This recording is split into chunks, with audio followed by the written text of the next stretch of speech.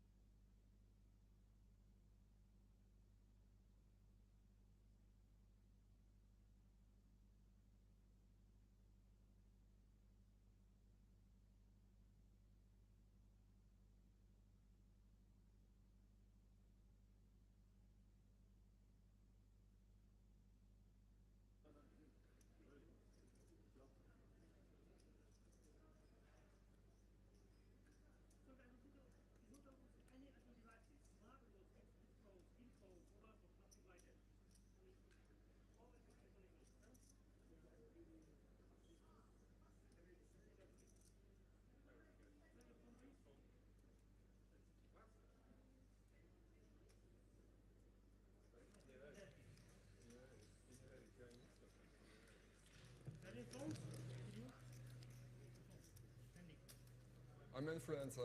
I need one phone at least. No, I don't have. Don't worry. I already gave it to the floor. Yes. Tickets, guys? We played 3 more hands after that one. I think I was asking if you raise code from Kadon.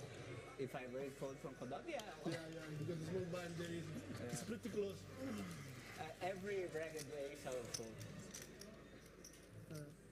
So how much to play for? 4.2. 4.3. Yeah, 11.5. 11.5. Ladies and gentlemen, a warm welcome to the World Series of Poker event number 1, the 350 Euro Opener. Someone took almost all my ships with 1,400 jacks against entries, kings. or hopefuls, And then I came back with 2 or 3 flips. owning out the 350. Like today. These guys from these positions, because there is nobody throw the cards, Golden Table's big, bracelet. so I can touch. 5,000 euros in cash, Also as cheap. well as a ticket You can help me. into the WSOP Europe main event. My name's Henry Kilbane. You need my help. I'm calling the action for the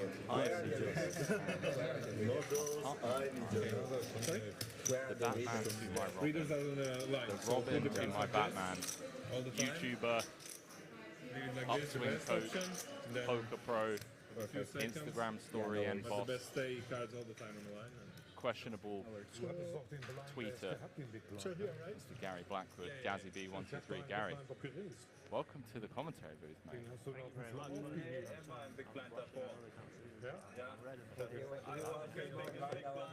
Honestly, mate, I'm good. I had like the 2 days, kind of just hanging around, getting stuff done, easing into it, and an opener with more than 2,000 runners.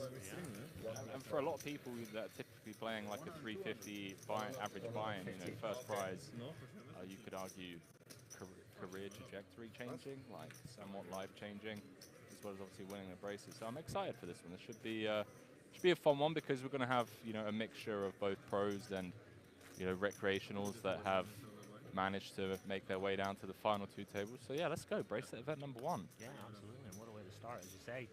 Hefty chunk of money up top, as well as that, the gold bracelet, and as well as that, a ticket into the main event. That's pretty cool. Yeah, I believe there are 6 tickets into the main event. So the top 6 are going to be playing that 10K.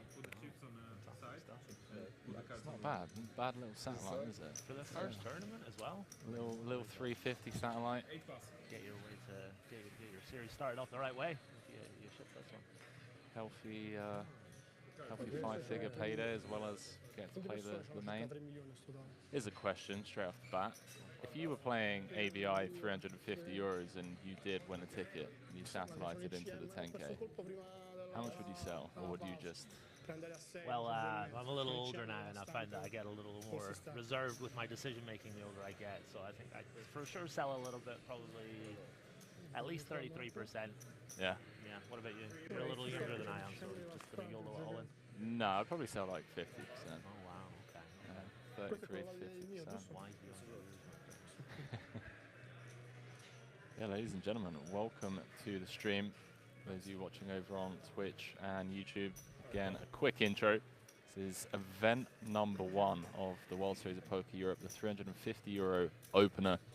Henry Kilbane alongside Gary Blackwood, and first hand of the day, a little domination nation for Flugel. Opening the button. Looks like we're pretty shallow here as well. Just scanning around the table, Gazzy. It's ace-5 defend, ace-0 defend versus a button open off of, what, 14? Start of the hand? Yeah, absolutely. Want to be putting chips in the pot either way. Wouldn't have been surprised to see an all-in, but obviously he'll be happy he didn't when he sees this back, as he was getting snap-called. Flugel obviously with a better ace. And I think we'll see this go c-bet fold very, very often. 850,000 in there. I wouldn't be surprised to see a bet for around about 250,000 or so.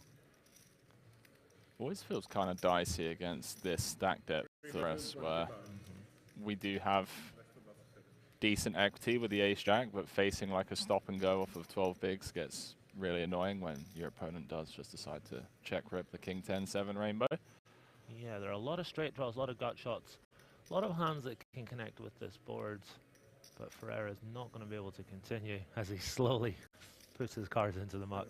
And it's good to see these players smiling at the final table. We want to see these guys having some fun, joking around, enjoying the occasion. So good to see it's not all serious and hoodies and tanking and all that jazz. Hey, hang on. We got 2 weeks. We got plenty of time for that, mate. This is it, yes. Absolutely. It's still early. And just not looking to correct you on air, but final 2 tables down to the final 13. We're going to be going on break once we get down to the final table for obviously the final table redraw.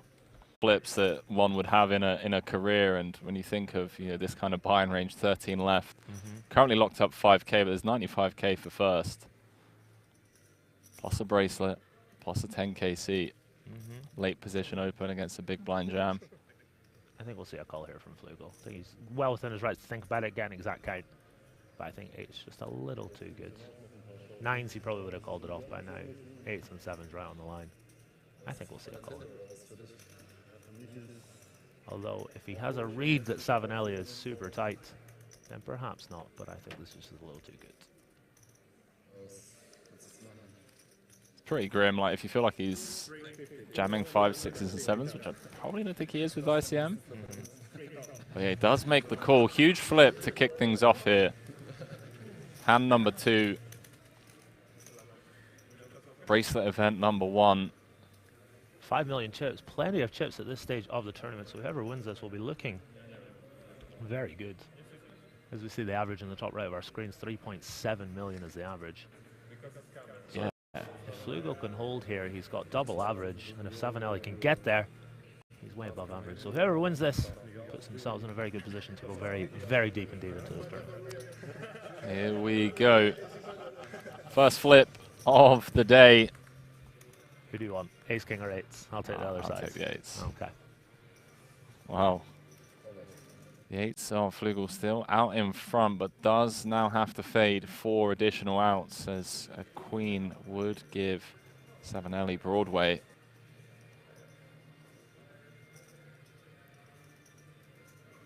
I like that sweater. King of clubs on the turn. Aye. Flugel drawing to 2 outs.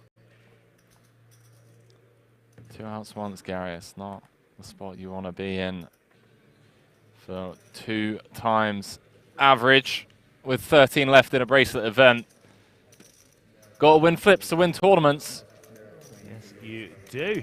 Should we do a little running tally, all the flips that we see? I'll take one side, you take the other. We'll tally them up over the next couple of weeks. Sure. How do you want to do it? Like we prop betting or? I don't know. Well, I'm one up now, so Yeah. it'd be unethical to suggest we play for money or something like that. So, but what do you mean? So, like one of us always takes the pair and the other one always takes the two overs? No. So whatever one you're feeling at the time, you take, and I'll take the other one. Okay. Sure. I'm just going to always take the pair. That's fine. That's fine. That's okay.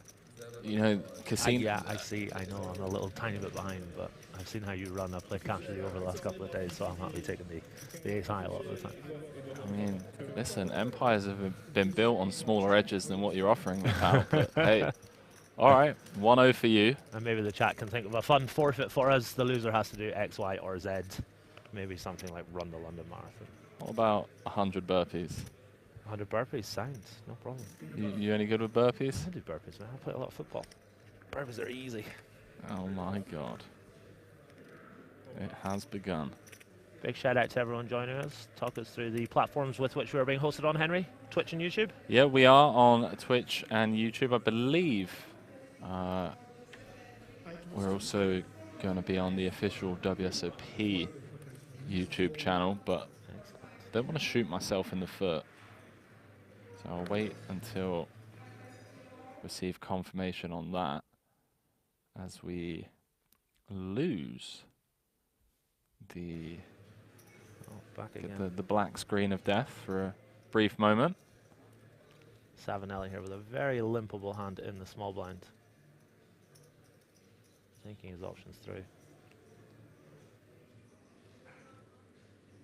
This is, of course, a relatively recent trend in tournaments. I say recent, probably in the last 2-3 years, people starting to limp the small blind very definitively. Yeah, I think against the short stack and with ICM considerations in play, I like just going somewhere like 2.2x against the 11 big blind stack. Actually, sub 10, I do apologize. But definitely with this blind structure where the small blind is 100, big blind's 150. So we only have to complete for an additional 50k. Getting extremely good odds. And our opponent, of course, cannot shove light due to ICM implications.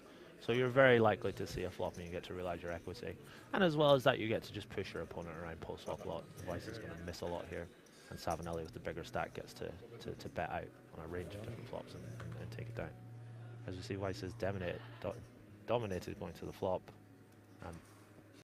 Oh, Weiss may now be in trouble, Gary. Indeed. Savinelli flopping top and bottom. Weiss with the hand that he's most likely going to want to continue for at least one street. 6 of diamonds to boot as well. Very tempting for Savinelli to check here, but I think I really like a bet. There are a lot of gut shots, a lot of one pair hands. If he has, you know, Jack 5 on something like Jack 5 deuce, rainbow, where there's a lot less going on, maybe more incentivized to check. But like I say, a lot of continues here for Weiss, and he does, of course, have a pair, but decides to let it go. What do you think of that, Henry? A little surprised? Yeah, discipline lay down. Guys, hands at the future table take longer. If you guys can speed up, it would be better for us. We see more hands, otherwise we see twice as left-handed the other As we're hearing the players being asked to speed it up. Because it takes longer here at the future table. If you can play fast, it's better for us. Oh, it's another player at the table. Okay, I thought it was the tournament director. Imagine if the tournament director just comes over and says, hey guys, can you speed up play? Well, for those that follow me on social media, they would know I would be all for that. I detest slow play. So I'm really happy to see a fellow player at the table asking the players to just play a little faster. And I think the pace of play, I mean, very limited first 5 minutes. What we've seen, it's been reasonable so far. But I think it's a trend that's creeping into live tournaments. People tend to play extremely slowly, and it's infuriating a lot of the time. But to each their own. Shout out to all the viewers joining us over on Twitch and YouTube. Numbers slowly starting to increase as you let your grandparents know and your next door neighbors know. We're live. World Series of Poker Europe, bracelets up for grabs, millions of euros to be won over the next couple of weeks. Let us know whereabouts in you are tuning in from, and Also, if you're grinding online alongside the stream, any runs, do love a good old Twitch chat or YouTube chat. Get those hometowns in the chat, guys. I want to see all those weird and wonderful places we're all from. Where are we all tuning in from? Holland. That's not town, buddy. Whereabouts in Holland? Flow and Poker. I did say let us know what countries you're tuning in from. I said what town? Your hometown.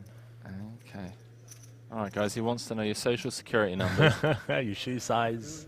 your exact address.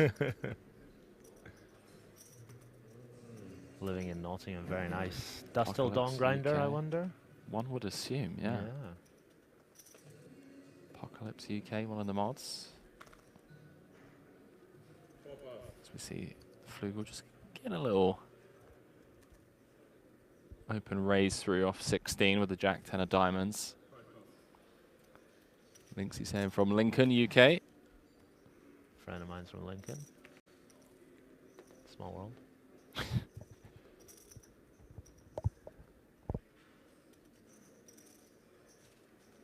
Great start to this live stream for Savinelli. And that huge double up, ace king against eights, king on the turn. And how do you find, Henry, if you're on the losing end of that flip? Obviously, you're still in the tournament. You've got to compose yourself very quickly. You know, you've got to just accept it. It is inevitable. You are going to lose flips at frustrating stages of tournaments. I'm honestly not sure how I feel about the spot in general for 16. I know it's late position against big blind, but I just think a 16 big blind rejam range is, I don't think there's going to be many 5s, 6s or 7s in there. Look, if this is like a 10K and it's Makita, Mateos and, you know, a bunch of crushers behind, sure, probably beat them to the pot, like, yeah, cool, let's go. But I don't think, you know, people are going to be finding, you know, like the king queens, the queen jacks, the ace fives of the world as often as they would be in some of the high roller events. So I'm not sure how I'd want to adjust. But yeah, to answer your question about mindset and whatnot, I'm just trying to stay composed. You know, you still have chips. Yes, you lost the pot, but there's still 95K up top and a bracelet. On to the next hand. Absolutely. As we see the limp from Wilk in the small blind and a raise here from Flugel in the big blind. This might look a little loose and aggressive to most of us watching, but the limited experience I have, you know, deep studying into tournaments, obviously done a little bit of studying here and there, but the big blind raising range after a small blind limp is supposed to be really quite polarized. So you see a lot of trashy hands like this, so a very nice raise there. From the big blind with the 8-3 offsuit, just happy to take it down, of course, dragging in those extra chips. Yeah, especially with the big blind ante. So currently 6-handed on this feature table, 7 players, I apologize, 12 players now left in the field as we've lost someone on the outer table. It's a beautiful feature table we have here, Henry. The setup, etc. It's really wonderful to see in the flesh. 3 days and 20 hours it took to set it all up. Wow. As you see, ace queen for Savinelli, off to a fantastic start here in this tournament, getting the double up with the ace king versus eights, and now has the better ace here against Ferreira's. Wondering if he's going to flat here or 3-bet. Let's find out. Yeah, 3-bet to call off against Ferreras and then fold against the chip leader that's behind. I think I think that's completely fine, yeah. Something like, you don't even have to go that big with ICM, like 750, 775. Something like that. Just enough to isolate your opponent. Deter other people from calling behind, of course. I think we'll see the 3-bet here.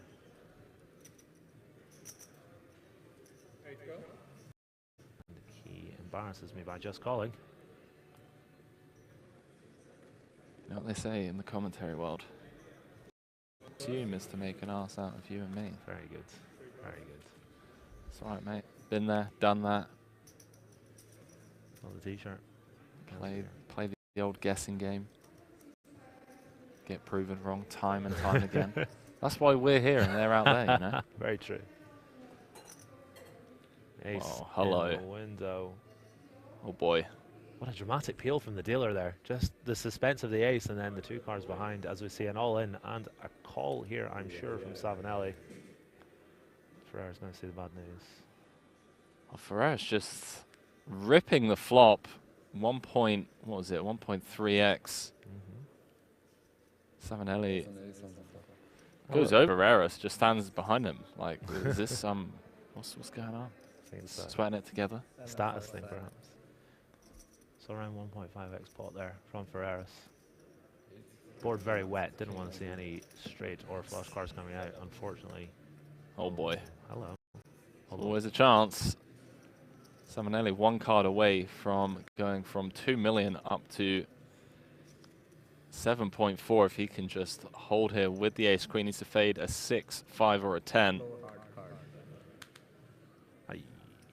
Does exactly that. Fist bumps between the two. Out in 12th, just shy of making a WSOP final table.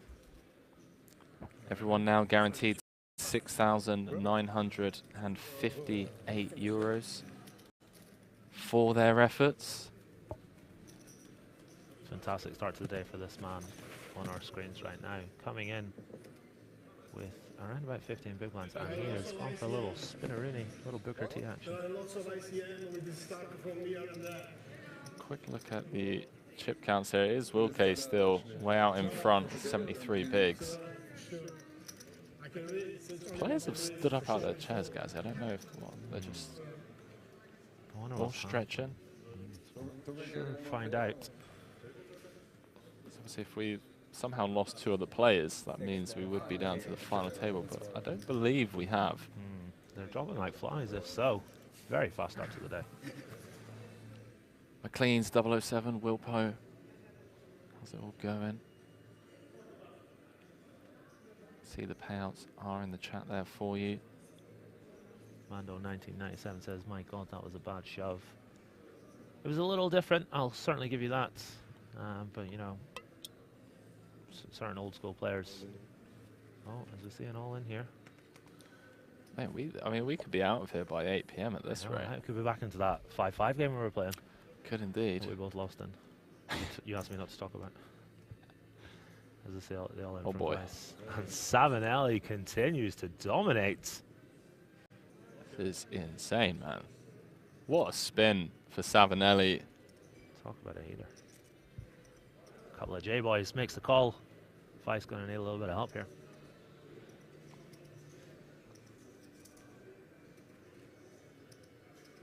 Chat, we are 5 cards away from being on the final table bubble. Well, Aye. how about that for a flop? Jack 10-8, top set for the Italian, open-ender for the German. Oh boy. There she is. Gary. Mamacita. In the window. In the window? On the turn, pal. That's just what we say when the Mamacita comes out. Savinelli needs the board to pair. Oh my word. Just quads. No big deal. The run continues. Savinelli, Rivers, quads, and we are down to the final 10 players in, what, sub 25 minutes. What a flop. What a turn. What a river. Action. It's like online poker, isn't it?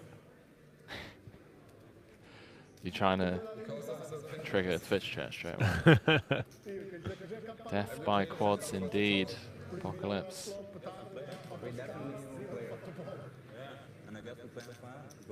My money's on Savinelli to win this tournament, the way he's running so far. I see in the space, less than 2 orbits. Indeed. Goes from, is it 2.3 million up to 9 million or so now. A wall of chips. Absolutely. In front of him. Beautiful chips here at the World Series of Poker Europe. As we have 4 players on our feature table. And I'm sure we have a redraw of some sort coming. Yeah, final table. Final table looming, Henry. That was fast. Yeah, it sounds like You are in the final table now? Better. I like that.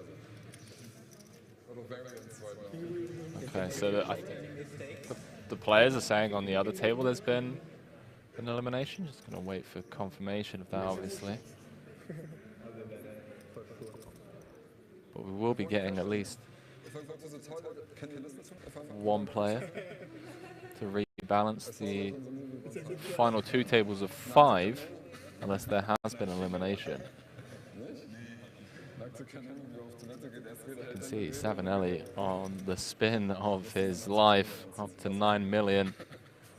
Is there a time you want to run insanely hot? Definitely final 2 tables of a bracelet event. Going to be one of the chip leaders in this tournament with 10 left. You drew, right? So we're just getting confirmation from the players, ladies and gents. That there will be a redraw for the FT. We'll be down to the final 9 playing it out for that hefty first place prize, plus some tournament tickets for the World Series of Poker Europe main event, which is coming up very soon. Very excited for that one, Henry. The main event. We'll have all the big stars in town to play. Is your brother going to make it? 15 gold bracelets. We're going on break, so chat, we will catch you later on. 12 million euros guaranteed. Will the aces hold? They will!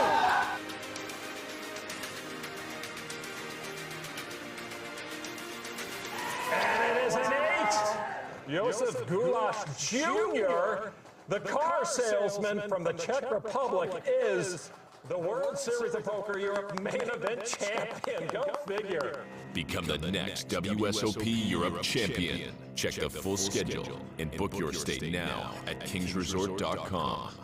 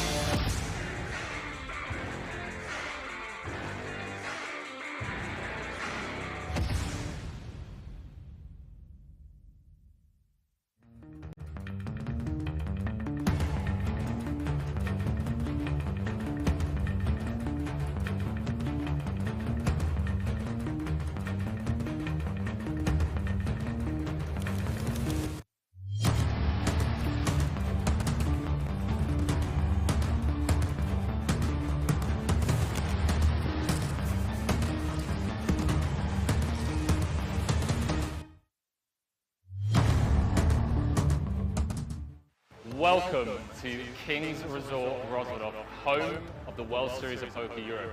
With this year's festival expected to smash all previous records, we wanted to take you on a journey through WSOP Europe history. Follow me.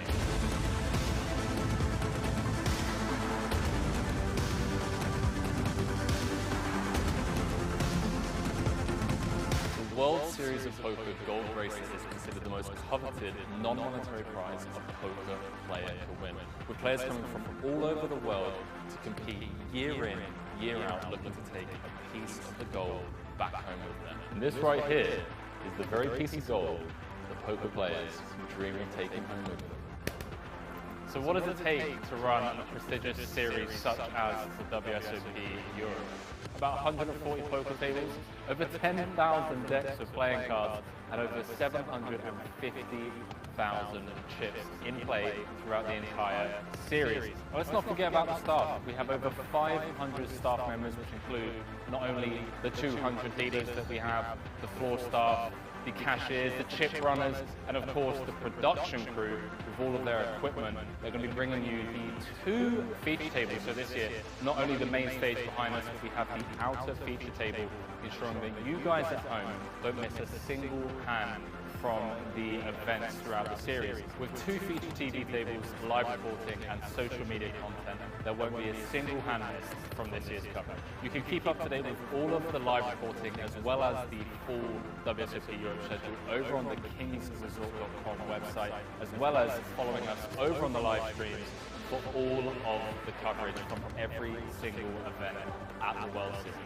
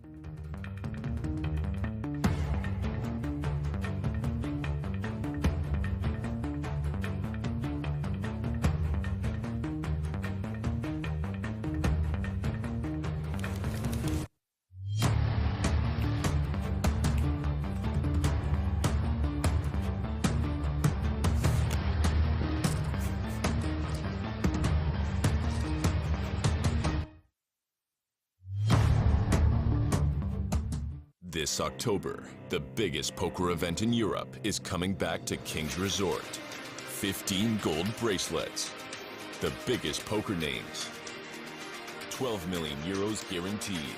Will the aces hold? They will!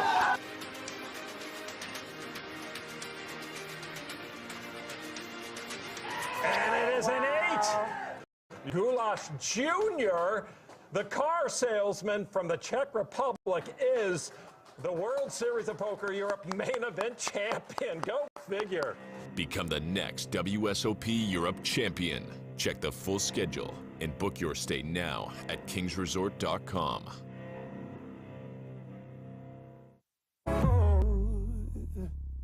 I'm bad, as bad can be, so bad that it's hard to believe what they say about me.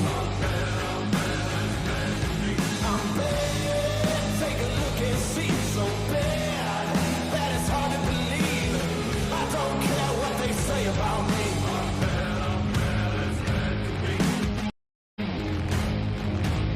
I watched an empire fall. I stormed the gate and scared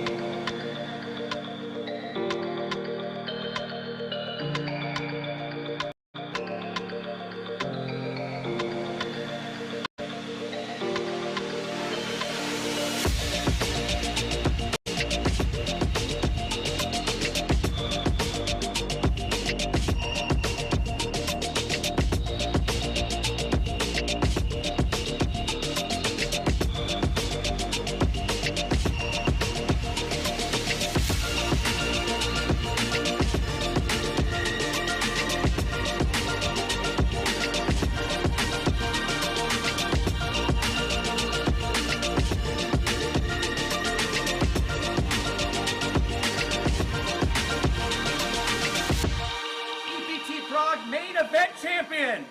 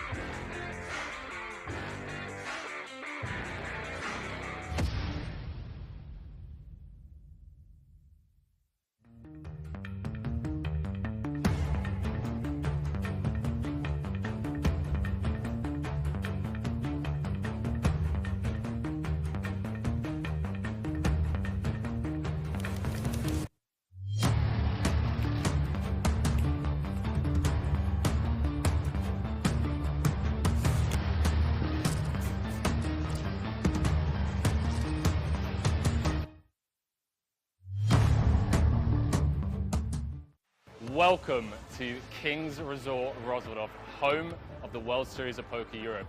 With this year's festival expected to smash all previous records, we wanted to take you on a journey through WSOP Europe history. Follow me.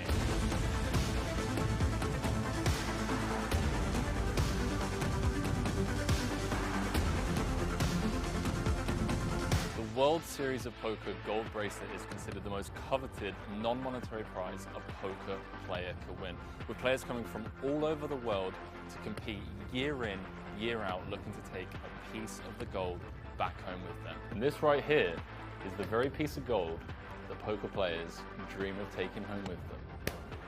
So what does it take to run a prestigious series such as the WSOP Europe?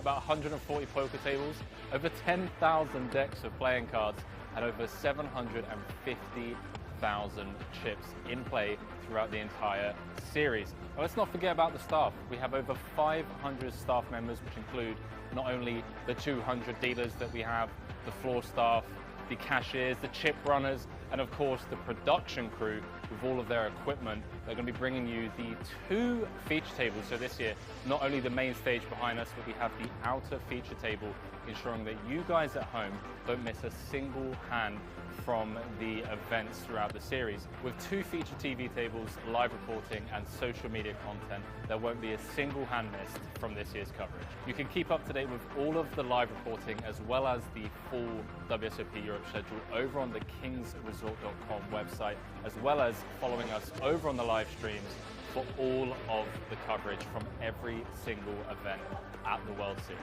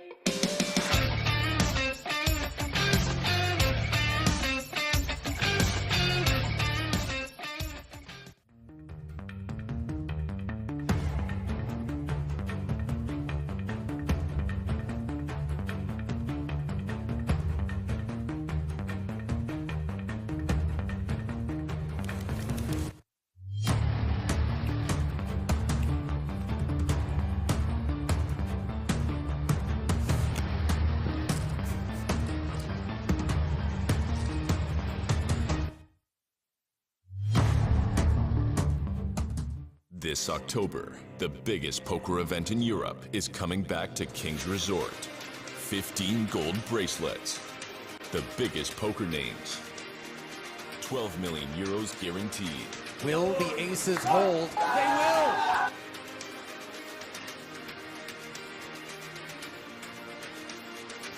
And it is an 8! Josef Gulash Jr., the car salesman from the Czech Republic, is the World Series of Poker Europe main event champion. Go figure. Become the next WSOP Europe champion. Check the full schedule and book your stay now at kingsresort.com.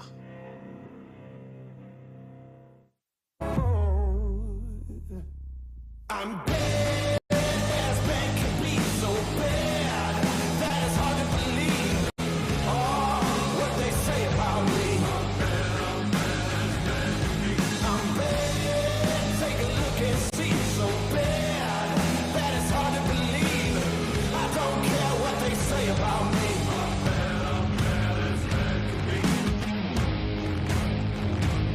I watched an empire fall. I stormed the gate and scaled the walls. They wouldn't share, so I took it all. I watched an empire fall.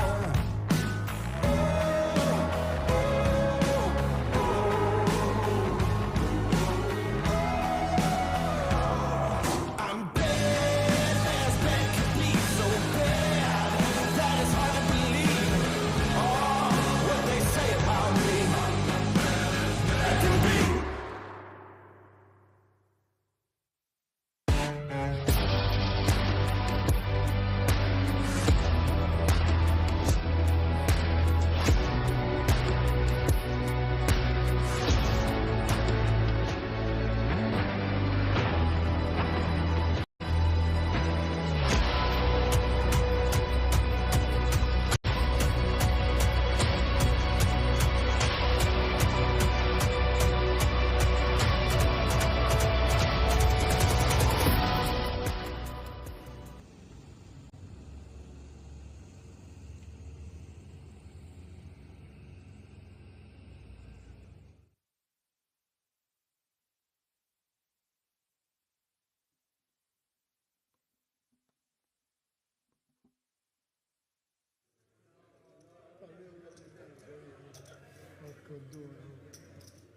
Ladies and gentlemen, a warm welcome back to King's Resort in Rozvadov. We have our first final table of the World Series of Poker Europe. It is event number 1, the €350 opener. It's our man from Germany. Okay. With the chip lead, 95,000 for first, plus a 10K seat into WSOP Europe main event, as well as the coveted WSOP gold bracelet.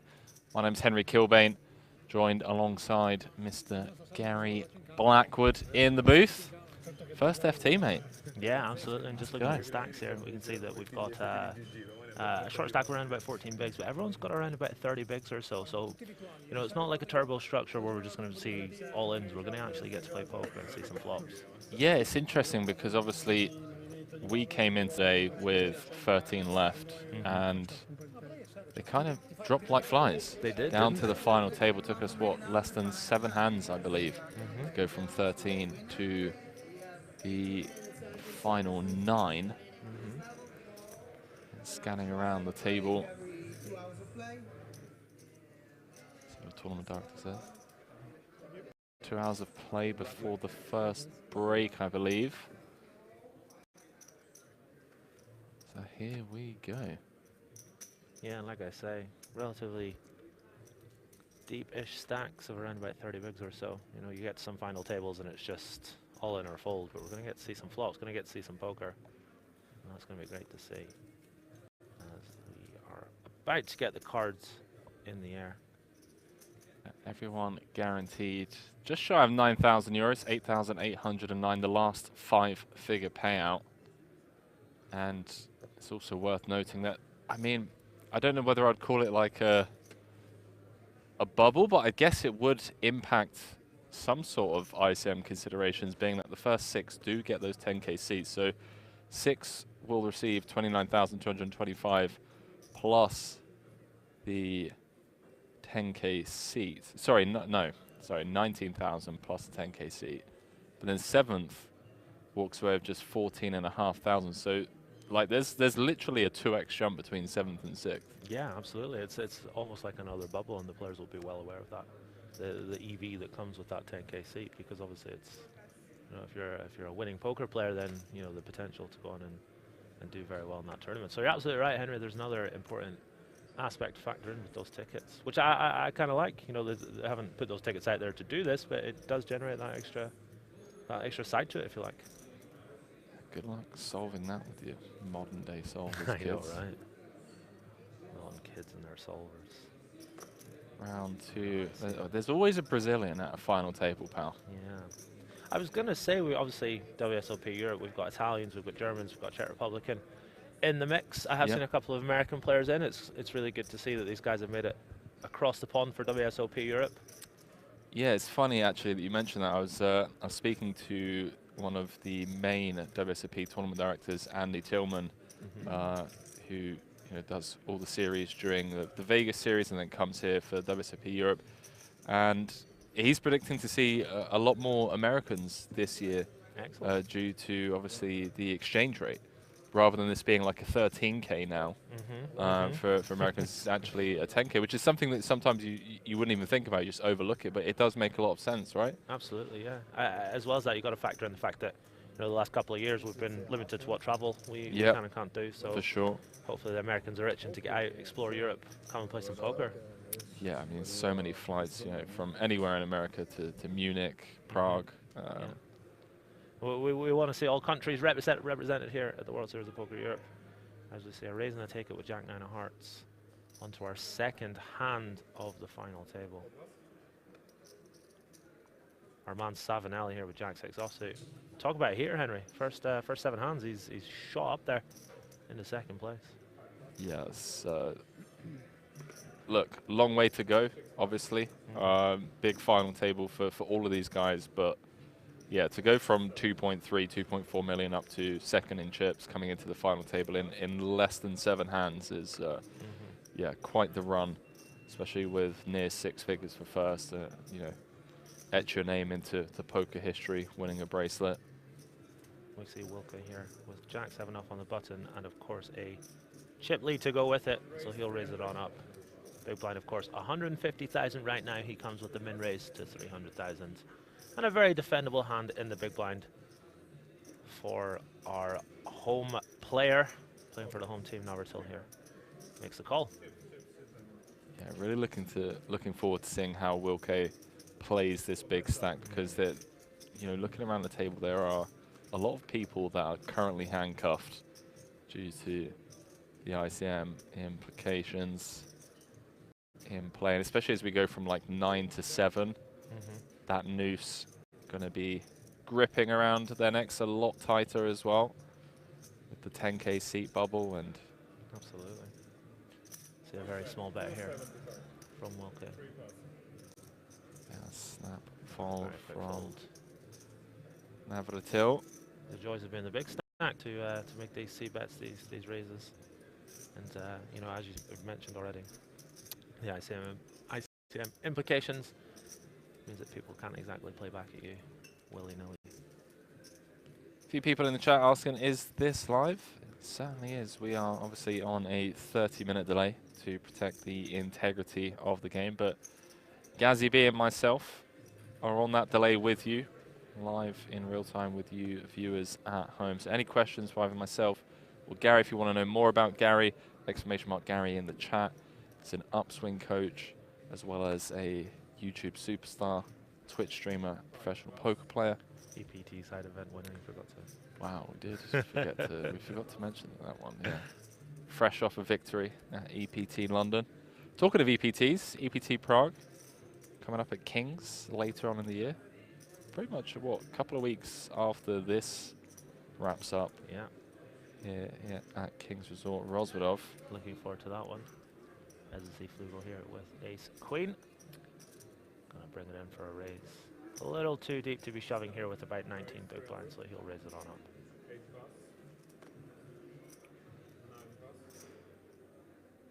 Is that like the Italian Chance Corner third? I didn't quite grab his name.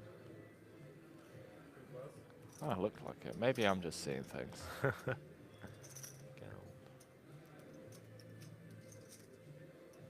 As you see the action fold round to the big blind. Jack 5 suited for Prussia from Italy. Looks like he is considering his options. I think we'll see a call here. Pretty defendable hand. He does also have his opponent covered. Quite some distance. Open from +2, min open off NT. I don't know, Gary. Don't want to assume, but he does let it go. Lets it go. Disciplined laydown. Yeah. Tempting to peel there with the Jack 5 suited, but decides against it. Think for chips, you know. Think for chips is fine. You not think with ICM that?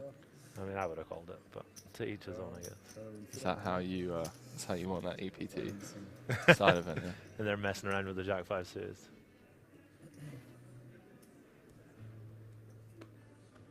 As we see our numbers creeping up. Thank you very much to everyone that's tuned in on Twitch and on YouTube. In here for a couple of weeks, calling the action at WSOP Europe. I'm excited, Henry. You looking forward to the next couple of weeks?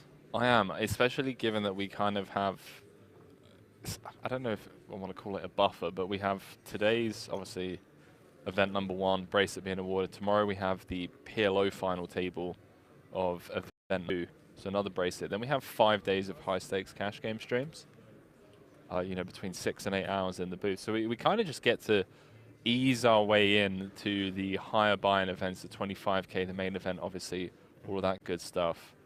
With some high stakes cash and, you know, a PLO bracelet and a no limit hold'em bracelet. So yeah, I'm really the way this has kind of been structured, schedule wise for commentary. Really looking forward to that high stakes cash, as you say. A couple of very familiar faces will be in the mix over the next few days. As we see a raise here from Mr. Vogt with the pocket 10s. No, we don't. We see Mr. Wilke coming in with a raise with the pocket 10s. It's okay, Pat. Go on. You dig yourself out of it. Go on. As we see Mr. Wilt coming in with a raise with a Queen-9 offsuit. And the 3-bet from Mr. Vogt. I think I've got your glasses on. I couldn't see anything for a second there. Savinelli with a playable hand, but not going to be able to put money into the pot. Although he is thinking about it, thinking about his options. Cold 4-bet would be sick, but pretty clean. Yeah. In a horrible spot. Hijack v cutoff v big blind. Now, one of the great things is that these guys have been playing with each other for a little bit of time now, so they'll know who's getting light, who's knitting it up. Some leveling aspect involved as well, and you know, Vok knows that Wilk's going to be opening super wide as the chip leader, therefore one would assume that maybe his 3-betting range is a few pips wide. Obviously we can see here that he does have pocket 10s, but a cold 4 would really put the pressure on the Germans' pocket pair if the Italian was to make it. I mean, typically, how do you construct a 4-betting range in terms of size? Because obviously it's a lot smaller than a 3-bet size. Yeah, absolutely. And you've got to factor in stack sizes and whatnot. I think if he does elect to call 4-bet, he doesn't need to go particularly massive. He is going to let it go. I think we would have seen something in the region of about 1.5, 1.6. Yeah. Big enough to get the job done, as we see Volk get out the way as well. A little bit sweaty there for Volk, as you've got a player behind tanking. The cold 4-bet is always going to be pretty strong. Would have put him into a pretty horrible spot with his pocket 10s. He'll be somewhat relieved to see 2 folds there, Henry, don't you think? Yeah, Wilk with the snap fold, no messing around. He's, you know, he knows that he's allowed to open wide, and he knows he can just snap fold. He's going to be up to no good. Decent amount of time, just really leveraging his position at the table as things stand. But yeah, you sat there with 10s, it's gone open, you 3-bet, the big blind's tanking for a minute and a half. Sweat beads dripping down the back of the neck for sure. Indeed. And what do you do if the 4-bet comes in? Do you call? Do you 5-bet? Do you fold? Ooh. Tough spot. Probably end up folding 10s. Feels very close, especially when you factor in those 6 tickets. They really do add a second bubble to this tournament. Because you've got to factor in these players all at the table will be very likely to play that event anyway, so if they can free roll themselves into it, then that's absolutely massive. As we see Prussia here. A very playable hand on the button. King of Spades and Jack of Diamonds going to come in for the raise to 300,000. Seeing a lot of min raises, of course, very standard at this stage of the tournament. No Italy v oh well, hang on a minute. There's a 3-way Italian affair down that side, that stretch of the table. Italy corner, we'll call it. Making a showing here at the World Series of Poker Europe. So going to come in with the call. 30 big blinds, 32 big blinds effective as we head to this flop.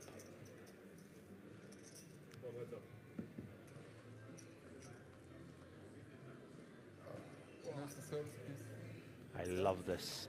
Oh, hello. Hello. How about flopping a boat when there's 95 bags up top and a bracelet? Does he look like a man that's just flopped a boat to you? If you're sitting there on the button, does he look like he's just flopped a boat? Looks like, it's a board that my opponent's going to see bet on. I'm just going to have to fold. But no. 850 in the middle. As I was saying there, I love the way the dealers, they peel out these flops. It's fun, right? It's a bit sweaty. Yeah, I like it. I like a little different. It creates suspense. As we'll see a C-bet here. Again, a small size, as you'd expect from Prussia. 175, very sweet. Coming with less than 1/3 pot. Way less than 1/3 pot. And the question is, Mr. Peluso, do you want to raise? Do you want to just call? Let's see what he comes with.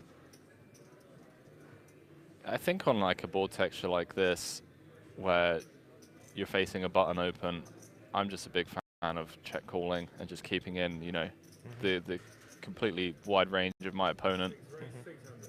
I feel like here, check raising on the Queen 5 is just, you know, going to fold out all of those bluffs.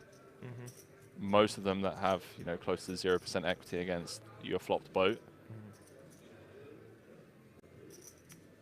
I think I would raise here sometimes because, yes, absolutely, there are going to be a lot of hands that Procha has to just go ahead and fold out. But at the end of the day, if your opponent can continue, you get to sort of bloat the pot. Because Procha's, you know, he's not just calling with a queen in his pocket pairs, he's going to be coming along with, you know, ace-jack of clubs and, you know, king-jack of hearts, all those types of hands as well, at a reasonable frequency. So I certainly don't mind the raise. I wouldn't always be calling, and I wouldn't always be raising. I do like the raise, I like the size. And Mr. Procha is going to continue with just a queen and his pocket pairs. For sure, yeah. And of course, you've got to factor in the fact these guys are 4.5 million chips deep. So if you just call, you can't stack your opponent. Whereas if you do raise sometimes, there are going to be some aspects, some times where you do get to win, you know, a full stack off your opponent, which is massive. You know, winning a 9 or 10 million chip pot is absolutely huge. So I certainly don't mind the raise at some frequency, as Procha is deep in the tank here. I wonder if we'll see a float here with the 3-card straight and the overcard as well. Yeah, blocking, I don't know if it's necessarily relevant button v big blind, but blocking queen, jack, king, queen suited as well. As we do see the call from Procha, and this is the beauty of Peluso's raise. You know, he's getting his opponent to continue extremely... wow. Dealer, how have you found that turn card? Any more queens left in the deck? Now, Peluso has gone from absolutely loving live to absolutely hating it. He is, of course, ahead of all those floats that we just mentioned, but he is behind so many hands now. All the 6s, the 7s, the 8s, the 9s, the 10s, the Queen X. Love that shot from the production crew, by the way. Little close up on both players as the turn peeled off. What are we thinking in the chat, guys? Dramatic turn cards. Now, do we see Procha start stabbing now? He elects to check back. Peluso with a quick check again. Do we think Procha will turn his hand into a bluff here? He gets shown the flopped boat. Yeah, and Peluso. So I think Procha makes the call there with the intention of perhaps bluffing on certain runouts, but when the queen hits the turn, he knows his opponent will have some 5x that's very unlikely to fold.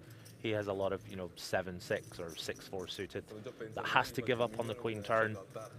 So he knows that he has some showdown value, and also his opponent is all the votes. So I think he just takes that showdown value on that specific runout.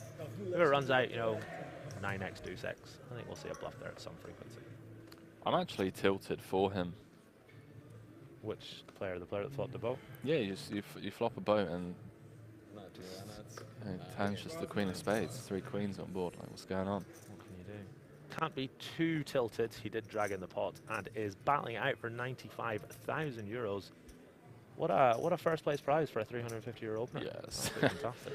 Little 300 behinds up top. 10k seat. Poker bracelet. Take home. Give to your parents. Stick it on the mantelpiece alongside your primary school and high school year photos. As we see the payouts in the chat. Thanks again, guys and girls, for joining us all across the world on YouTube and on Twitch. This, of course, as Henry mentioned earlier, the last 4-figure payout, and then we're jumping into the 5 figures. 8.8 for 9th place, 11.2 for 8th. As we see a 3-bet here from Navratil in the hijack. And Wilkie has a very pretty 10-9 of clubs. Is he going to be able to continue, however? We do see that Navratil start the hand with about 22 big blinds. Yeah, I don't know about you, Gary, but the thought is definitely going through my mind in Wilke's shoes. You know, hang on, am I the chip leader, or back-to-back 3 bets, one I've opened as the chip leader? Navratil not afraid to get in there with the 3-bet. Ace-jack. gets it done, gets it through. I think that's a pretty standard fault from Wilke. Maybe just taking a few seconds, making his opponent sweat, trying to deter him from doing that again. But I don't think that's a spot you can peel with versus a sub 25 big blind stack. Although it is tempting, and it's a very pretty hand he has. Yeah, that's when you just want to be 250 bigs deep in a cash game. 2 a.m. in Rosvedov on a Saturday morning. Let me see a flop dealer. Out position. Wilmar saying Henry on tilt, would love to see it. Hey, listen, pal. It doesn't take much. Doesn't take much. So you come down to Kings. Find me in the PLO streets. Have a very weird type of tilt, to be perfectly honest with you. Working on it.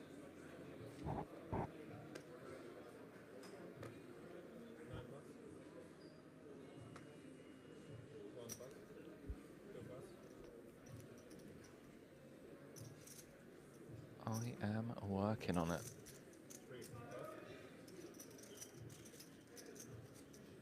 Welcome, one and all. Bracelet event #1. WSOP Europe. I tell you what. I've been looking forward to this one, chat. I don't know about you guys and gals at home. But this, for me, you know, the World Series in general. Bracelets up for grabs. It's what a lot of us dreamed of, you know, growing up. Stumbling across live streams, YouTube hands, people winning bracelets. Certainly one of the biggest motivators early in my career.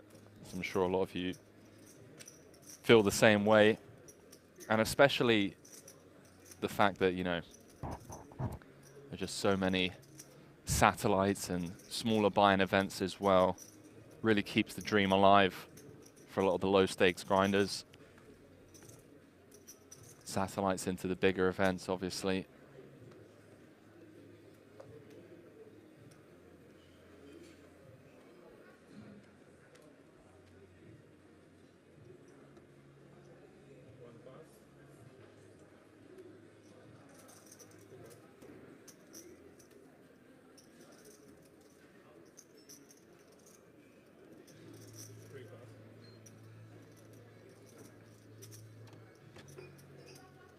What am I saying? Your tilt and my tilt are two different things? Do explain. Please do tell. So we welcome Gary B back into, but he's doing yoga. Yeah, out there doing a bit of meditation and yoga. A little stretching. He knows, so it's, you know, it's about longevity. Keeping those back muscles ample and supple. I was actually getting a battered fish from the buffet, but a battered fish. Have you not had the buffet yet? It's absolutely fantastic. It's fantastic. It's tough to stay healthy though over 2 weeks because you go in there, you know, commentary booth, you've been grinding, you see, you know, chicken nuggets and pizza and French fries, and they do have a wonderful selection of healthy foods as well. They do. They definitely do. And I was out for my walk this morning. I tried to walk to Germany today. That's super easy. It's like left my phone on charge, got lost. Okay. It's like a kilometre up the road. Can't do that in London. As we see the battle of the Queen Highs. Neither player loving life on this flop. 5-3 deuce, all hearts. Yeah, in all seriousness, the scenery around this place is absolutely beautiful. Yeah. Wonderful day, lovely colour in the trees and the grass. Really nice stuff. Yeah, it's that time of year. You lived here for 6 months. I did. I'm sure you saw everything. Yeah, I mean, it was a pretty busy time for Kings. They're like really taking the live streams to, you know, up in the game to the next level. And yeah, like I said earlier on, it didn't make sense to fly back and forth from wherever I was in Europe at the time. So I was spending a lot of time in like Vienna and Prague. And then just coming here for, you know, a week at a time, sometimes 2 weeks. Fantastic stuff. I'm very jealous indeed. Because I don't want to say too much, but the action here, I've played 2 cash sessions. The action it's been a lot of fun. It's been a lot of fun. That's all I want to say. You've converted into a PLO player. From I know. What I've heard. I've gone from 2 cards to 4 cards to 5 cards. In less than 24 hours. Indeed. 5 cards was a lot of fun today. As a man who struggles to fold 2 cards, giving me 5 cards was nigh on impossible. I think I had a 4-figure VPIP at one point. It was excellent. Gotta fold rivers. Well, I made 1 very bad call and won, and then made 1 very bad call and lost. So I'm 1 for 2 on bad calls. And being right. Yeah. Nice. Although the second call was for twice as much as the first call. So as we see an all-in here from Mr. Bolero. What is this, 15? Ooh. Mr. Brasilia. I'm folding. Versus blinds. 14.5 big blinds. This is close for Mr. Wilk. What are we doing, chat? If we've got the pocket threes, are we making the call? Are we letting it go as the chip leader? Let us know in the chat.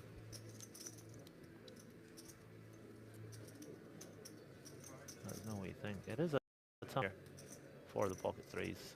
Flipping at best, almost always. As he makes the call, and we are flipping again. Who do you want, ace 9 or pocket threes?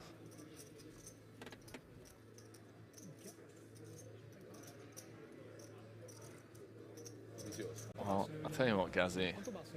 You let me pick?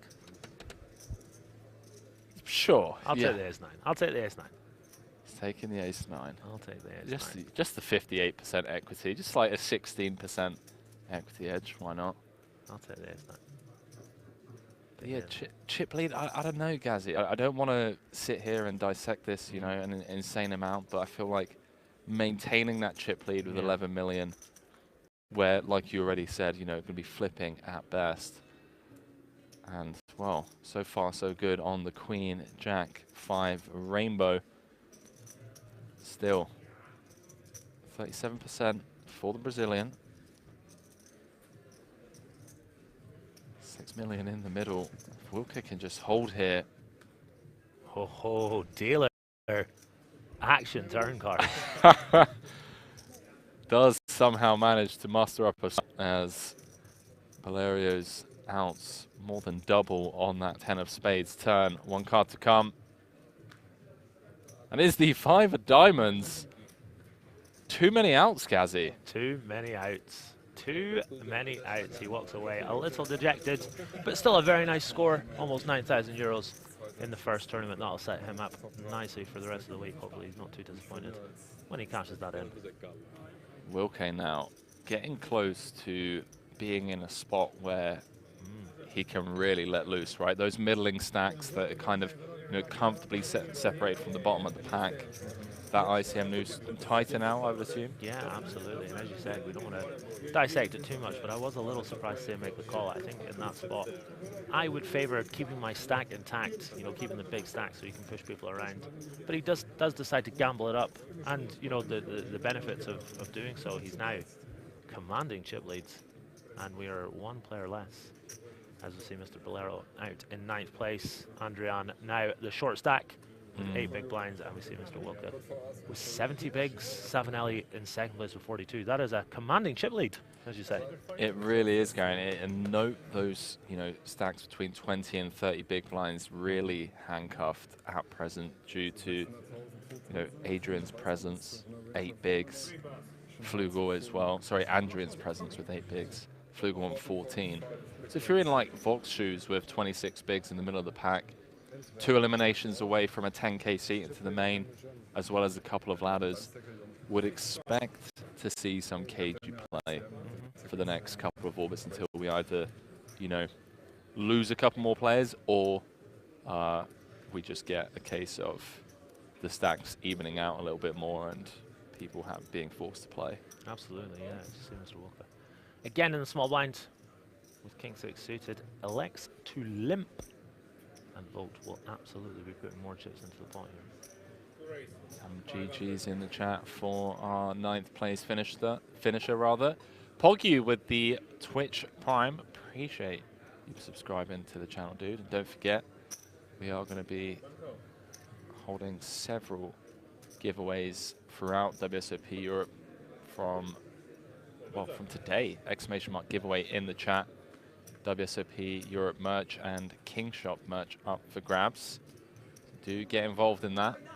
Let us know if you have any questions as we dive back in. Gary, take us away, blind v blind. Yeah, a limp from Mr. Wilke.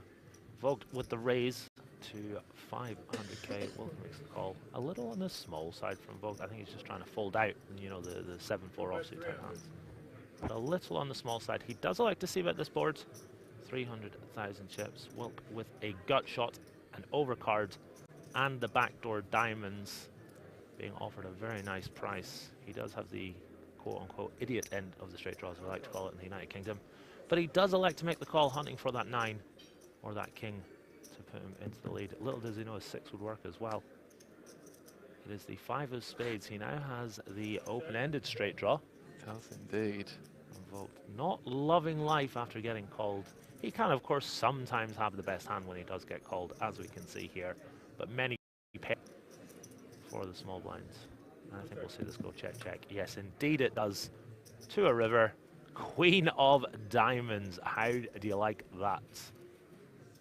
Yeah, talk about drilling the river. I was just about to say, you know, if it does go check, check on the turn, will we ever see Wilke probe a river for, you know, like 1/3, 40%, try and get a cheap bluff through? I think so. I think he can target the ace highs. The question is now, we'll see Vogt throw out a bet here. Is Wilke going to turn his hand into a bluff? It would be a very nice spot to check shove or check raise.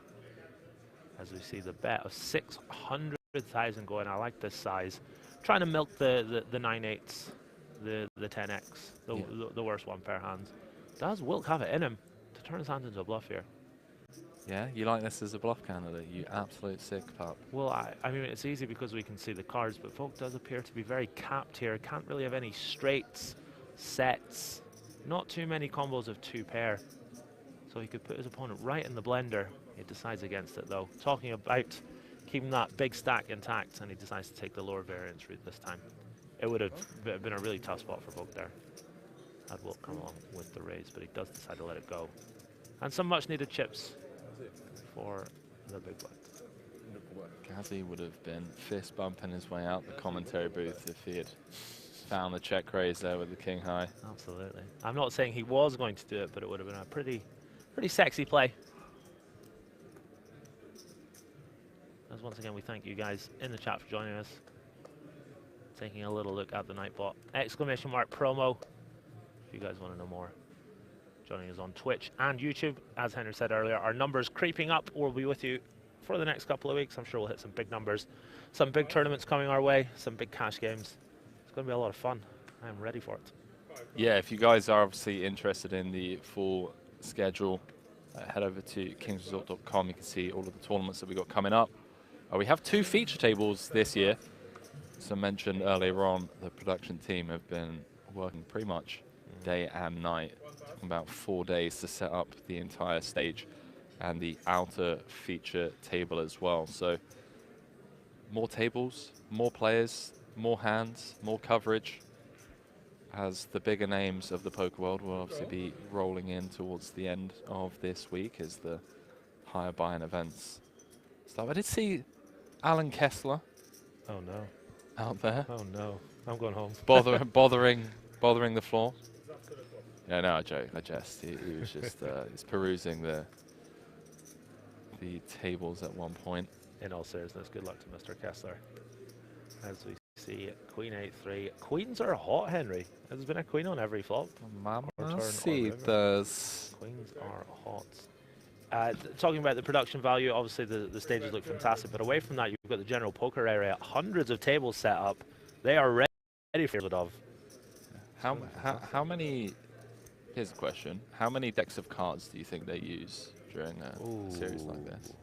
Oh. I know the answer, by the way. So. Ooh, that's a good one. I don't know. Chat, what do you think? 14 bracelet events. We have 140 tables to give you a little bit of help. Give you guys a couple of minutes to get some guesstimates in the chat. But how many decks of cards you think get used throughout the entire WSOP Europe. This is an interesting hand here. We see Volk check call the turn. Navratil turning his ace high into a bluff. He does know that's the ace of diamonds and not the ace of hearts, doesn't he? Sometimes you just have to pray. Yes, indeed. I love the heart. No nits about here as he turns his hand right to a bluff, betting 600,000, putting the queen six of clubs in the blender. We've seen Volt get there on the last one. Does he feel like his opponent has just gotten there, and is he going to let it go? Or is he going to make the call? He's got chips in hand. It would be a bit of a ballsy call here to call with just top pair on the 4 flush board. With the 4th hearts hitting the river. Navratil looking strong here. I'm not much for live tells, but if I was to look at this man, I'd say he has it. Blind v blind. It's the big blind of Navratil as well, so yeah, 100% range, right? Lots of jack 4 with the 4 of hearts, 10-3 with the 10 of hearts, those types of hands, which are going to stab the turn at some frequency. And a lot of them can go for this thin value on the river. You name it, he's got it. Is Volt going to make the call? He's got chips in hand. Not a believer. Every decision crucial at this point. You don't want to be making the wrong choices. I certainly wouldn't begrudge him for folding given the actual board. It does flick in the call. But this man is here to play. Making the call with just top pair on the 4 flush board. What a play. I like the play from both players here. I really respect the heart of the bluff from the big blind. Wow. Wow. Talk about a morale boost. Fog just flicking in the call on the river, and he's done a great job of kind of separating himself from the middle of the pack. And with that, Navratil kind of now down there alongside Andrian. That sub 15. Oh, I believe he's actually down to 12 bigs now. Vogt is 2 for 2 in the last hands. That is fantastic. A little bit of momentum in these tournaments, so you can get yourself right up there among the bigger chip stacks. With just 8 left, every pot is important. Seeing a few guesses in the chat as to how many decks of cards. What was your final guess? You got a number for us? I don't know. I really can't even think, to be honest with you. I don't know. Throw a number out there between 1 and 20,000. See, I would have said something like 2,000, but you're making it sound like it's massive. I'm going to say 4,000 decks of cards. Okay, so Gazzy's going with 4. Wilmar saying 750. DJ saying 1,500. A few guesses in here.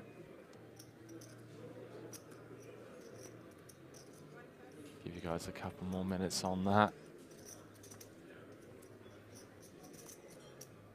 Apologies for the lack of table sound. I don't know if you guys can just hear myself and Gary at the moment. We're currently without table sound.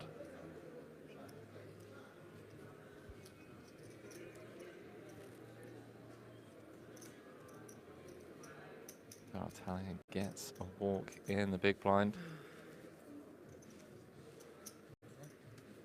Okay, so you can hear the chips. Okay, that's interesting. Excellent, good stuff. Something has happened on our end. Can you hear them talk when they talk?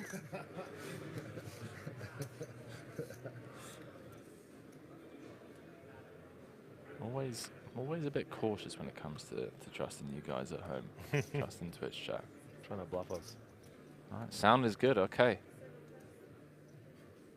Well, me and Gazzy will go silent into the night. Indeed. The official answer from tournament director Andy Tillman, when I asked him how many decks of cards they used for a series like this, he said somewhere between 8 to 10 decks of cards. That's insane. It's pretty wild, right? 52 cards each. That's many individual cards. That is running out of fingers and toes here. I got them all. Almost 52,000 individual cards, man. No. Recyclable, I hope.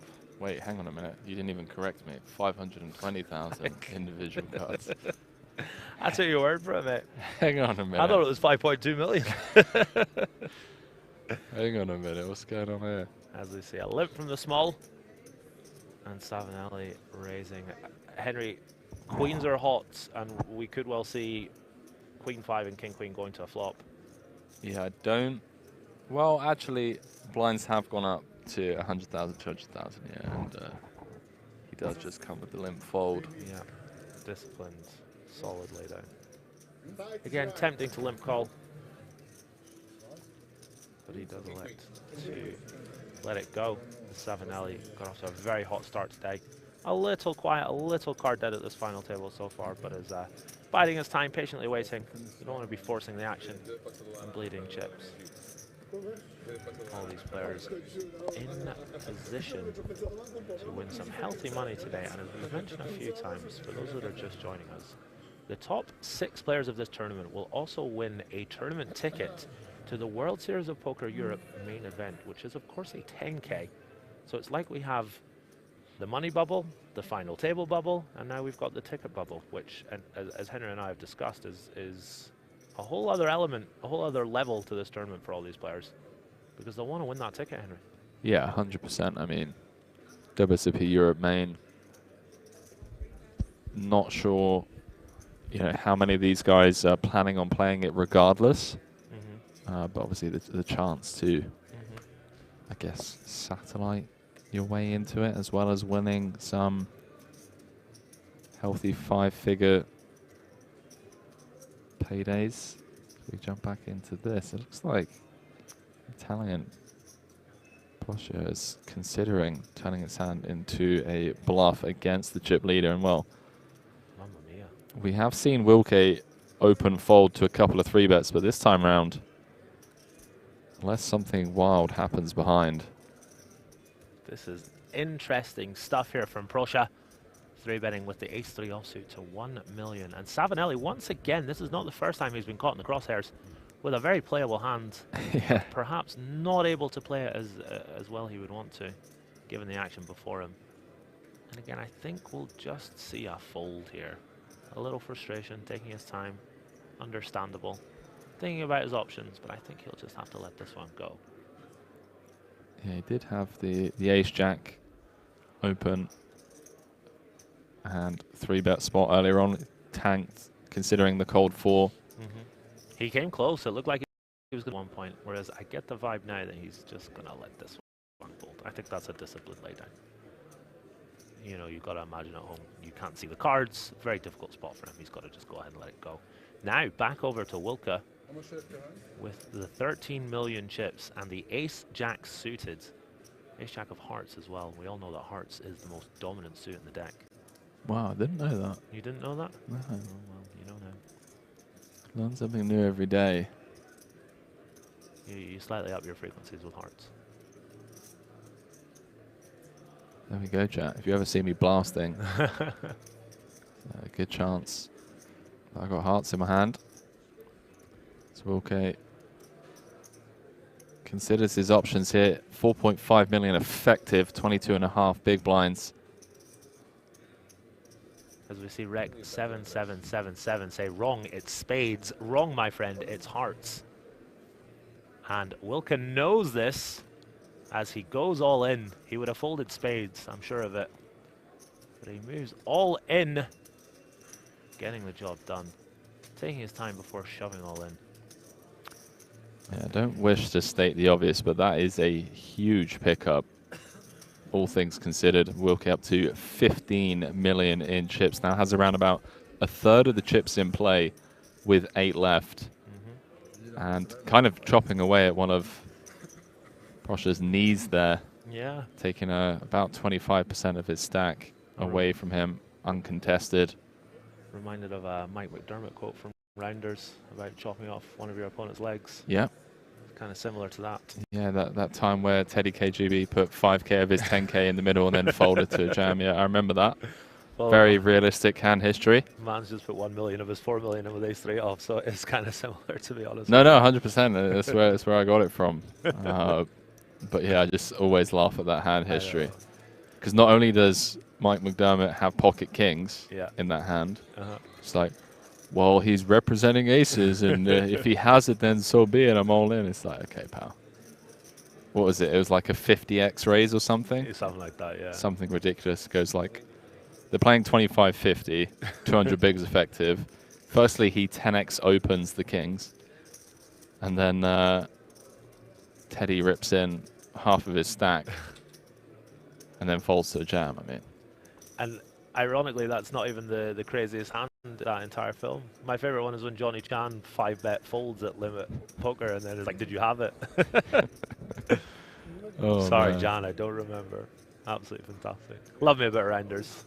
Yeah. Haven't seen it in a while. It's my go-to first date night movie. Really? Yeah. Wow. Because you just get asked all the time. They're like, "What do you do?" And I'm like, "Okay, I can't explain to you. So let me just." So, you think I'm joking as well? I'm not even joking. Like, are you single, Henry? I am. There may be a reason here, Gary. I see what you're onto. There might be something going on. Aye, aye, aye. I mean, what? How else am I? I'm not going to just like pull up poker streams. They're just gonna lose interest straight away. They don't understand it. Very recently met a young lady off of one of these dating apps, and she said, "What do you do?" And like yourself, I was a little nervous about it. I told her I was a professional poker player. She told me she used to watch poker after dark as a teenager. Wow. Talk about run goods. That's my top 1%. Just put a ring on it, mate. Yeah. Marriage material right there. Just talking about 7 deuce and stuff before it even met her. Wow. Absolutely fantastic. What life. As we see the call here from Andran. In the big blind with the Jack 3 suited. We saw Jack 5 suited fold earlier. Andrian very shallow here, looking for any help, and he gets it in the form of bottom pair and a backdoor flush draw. And with the SPR being 1, that stacked pot ratio, 1.1 million in the pot, 1.1 million the effective stack. What are we going to see here? Yeah, I really like the check jam over just lead jamming, because we get to, 250k here from 10 high. Absolutely. I'm going to get a lot of stabs on this board that are just going to have to bet fold. There are advantages and disadvantages to both options, as we see the raise coming in from Andrew with bottom pair. Love this. But as Henry says, absolutely. He extracts an extra 250,000. It's tempting, Henry, to just go ahead and lead jam. Just deny that 30% equity from the 10-8, but as you say, the C-bet's going to come in a lot of the time, and you get that extra 250k chips, which is massive when you're the short stack. Absolutely massive. Yeah, Andrian up to 2.5 milli with that pickup. No longer the shortest stack, I believe. Absolutely huge to get that through. Lots of hands there that can call with reasonable equity versus your check raise with bottom pair. But alas, he gets it through. Moves himself up and away from the bottom spot. I've been very impressed with the quality of play so far, Henry. I think everyone's playing very well, and sort of does tell that these players will be looking to play the main event, given the quality of play we've seen so far.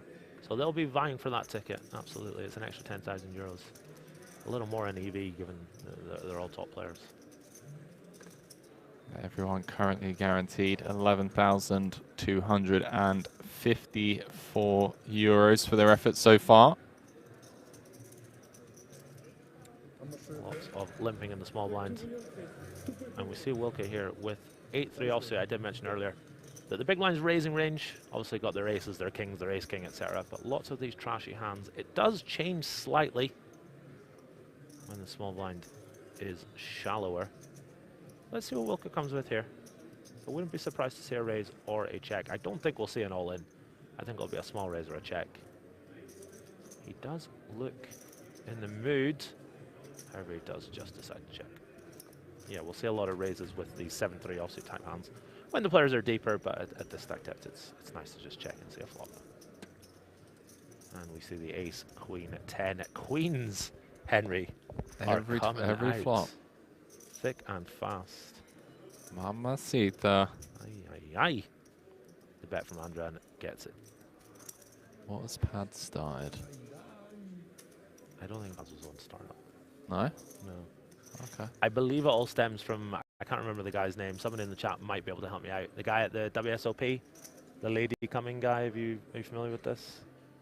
I think it's behind a paywall now, unfortunately, but it's one of the most epic Okay. archived WSOP clips of all time. What? And he just screams like he wants a mamacita, and then it just comes. Like he was. Is somebody in the chat? Find it for me. Not yet. But yeah, lady coming. I believe he was a Vietnamese player. He was very charming. Very funny guy.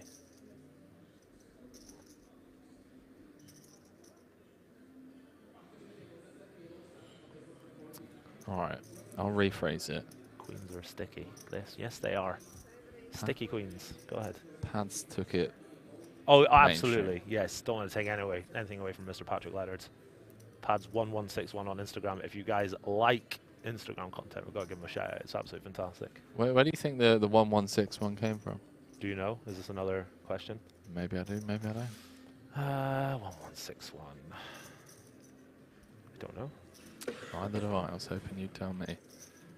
Yeah, his Instagram content. Playing online tournaments and essentially broadcasting them live on his phone.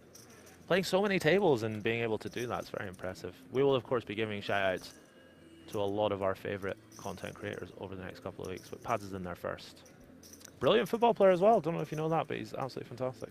Yeah, I was actually interested in trying to drum up some action on Pads'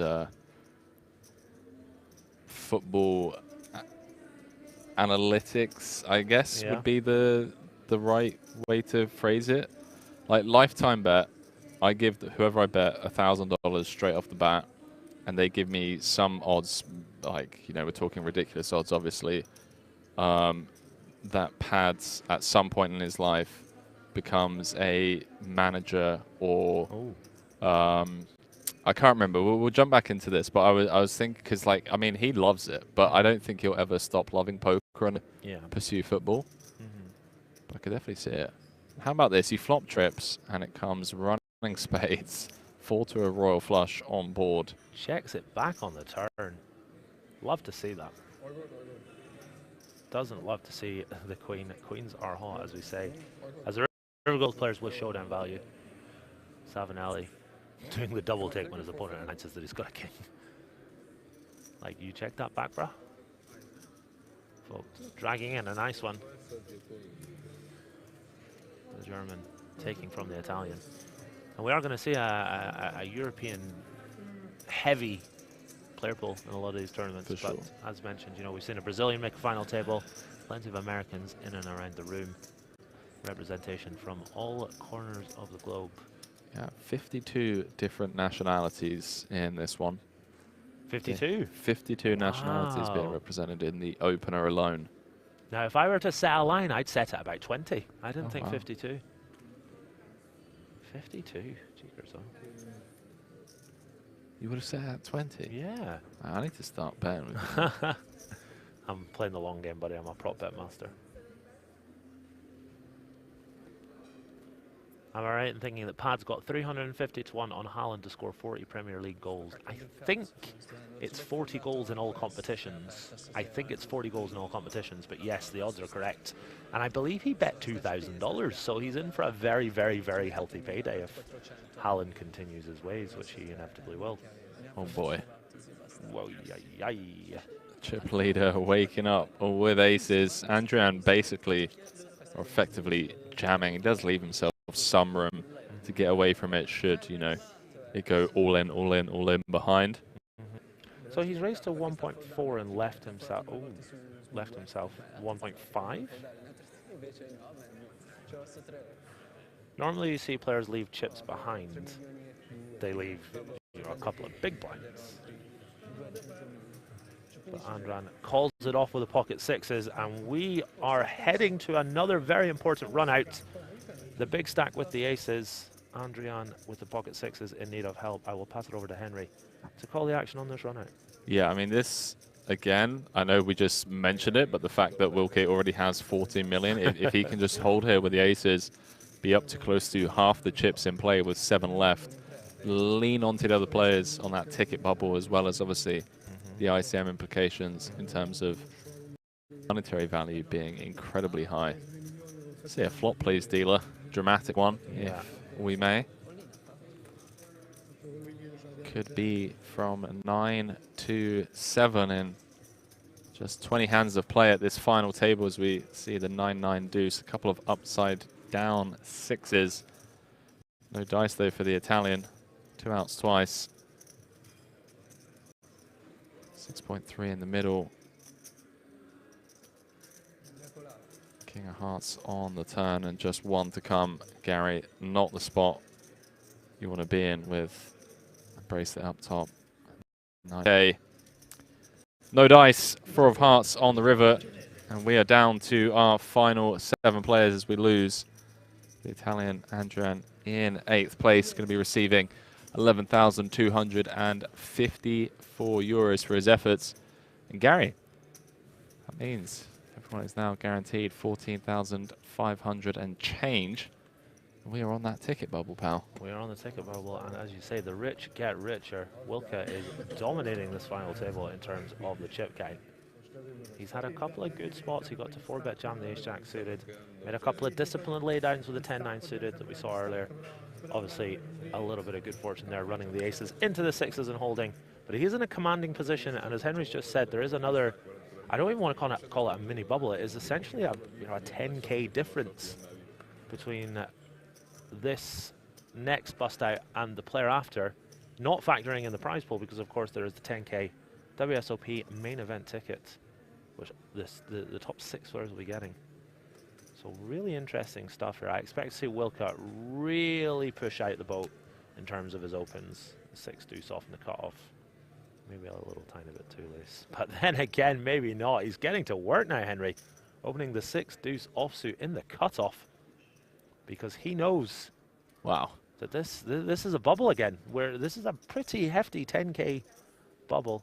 Yeah, and just getting this through with the 6 deuce, 500K to win 500K. This is pretty out of line. Absolutely. Proscia in the big, tanking with the 5-4. I think it's a case of like, he knows what Wilke's up to, but there's nothing he can do about it. He's just sat on 3.1 million. Somewhat, yeah. He did make the Jack 5 suited fold earlier, which I was a little surprised to see. I thought he could have defended that. Indeed, we saw Jack 3 suited defend from a player much shallower than he. But certainly no shame in folding the 5-4 offsuit, just letting it go. Letting the big blind and the anti-pass. You know, you're in the small blind next, and then you've got several free hands to pick up some cards.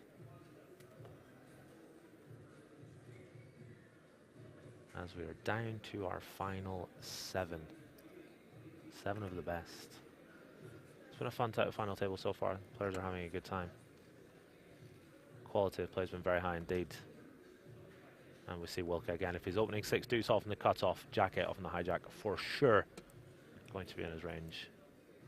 I'm reminded of main event winner Joe McKeehan. Okay. He had a phenomenal spot. 10 or 11 left. He had like half the chips in play or something ludicrous like that. With 10 or 11 left? Maybe not half the chip, but okay, I know what you mean, yeah. He absolutely insane spot. Massive, and just opening any 2 cards for an hour. And Wilke obviously in a very similar situation, but he is going to face resistance here, taking a stand with pocket 7s. This will of course get through. No tank from Wilke, just goes ahead and lets it go. He knows that the table knows what he's up to. He's not going to tank and try and save face. Yeah, of course. Just let it go. Which is good. I'm a big fan of fast poker. So if you're not calling, go ahead, click that fold button. Next hand dealer. Yeah, that's gets his to lose with this lead over everyone else. Second in chips with, what, 7.5, 8 million? So he has more than 2x second at the moment. On the note of fast poker and slow poker, Henry, I'm going to tell you a story with a question at the end of it. I will, of course, pause if we get any action at the table in front of us. So I was playing a live poker tournament last week. The big blind was 40,000. The button raised to 120,000 with 5,000 behind. Right. The big blind calls, the flop comes down, and the big blind leads all in. Okay. How long do you take before you call the clock on the button who starts the tank? And part B, I called after about 10 seconds of my outline for doing that. Depends on if there's a pay jump or not. Okay. If there's a pay jump, I think it's out of line because he has smartly put himself in a position to be able to use the clock to his advantage, which is his right, I believe, post-flop. By leaving himself 5k behind, he's put himself in a good spot to, you know, potentially ladder or get a pay jump. If there's no pay jump, though, let's say we're like 7 spots away and it's a live tournament, then I think 10 seconds is absolutely fine. Okay. Yeah. I think even if there's a pay jump, I think... yeah? Well, he's never folding. He's just never Of course folding. not. No. So let's just get on with it. That's my 2 cents. All right. Although I am happy to be told I'm wrong. But... yeah, if I recall correctly, there was like pay jump every like 3 players or something like that, with like 20 players left. But yeah, I'm a very grumpy old man when it comes to slow poker, so I promptly called clock. The whole table was outraged. Even the dealer told me I was out of line, and the guy said F it and called it off and lost. Good times. Even the dealer told you you were out of line. The dealer was like, no, you can't do that. I was like, oh, watch me. Clock. Floor. I don't mind people taking their time when they've got legitimate decisions, but I mean, if you're just... it irks me somewhat that this has become an acceptable thing to raise and leave yourself like 1/8 of a big blind behind just so you... It's an angle. In my opinion, it might be controversial, it might be a bit out there, but it's an angle. You're bending the rules without breaking the rules. That is the definition of an angle. But it's also... it's not just so that you can tank though, right? You know the game theory behind it. Oh yeah, of course, yeah. But in that scenario, you know, post-flop where the guy has led and you're tanking, right? In my opinion, that is where the angle is. Raising and leaving yourself 1 chip is not an angle, but leading, but you know, tanking with 1/8 of a big blind when you're just never going to fold. In my humble opinion, that's the angle. Happy to hear from the chat though if they think that that's not quite right. Did anyone notable weigh in on that? Anyone get back to you and give you a mixed opinion or a different opinion? Not yet. Not just yet. As we see, an all-in from Flugel with the pockets. And Wilke has got a spot here with ace-3 suited for 9 big blinds. This looks strong from Flugel, shoving the 9 big blind stack from the big blind versus under the gun versus the chip leader. So Wilke might decide to just respect that, or he might just shrug his shoulders and click that call button.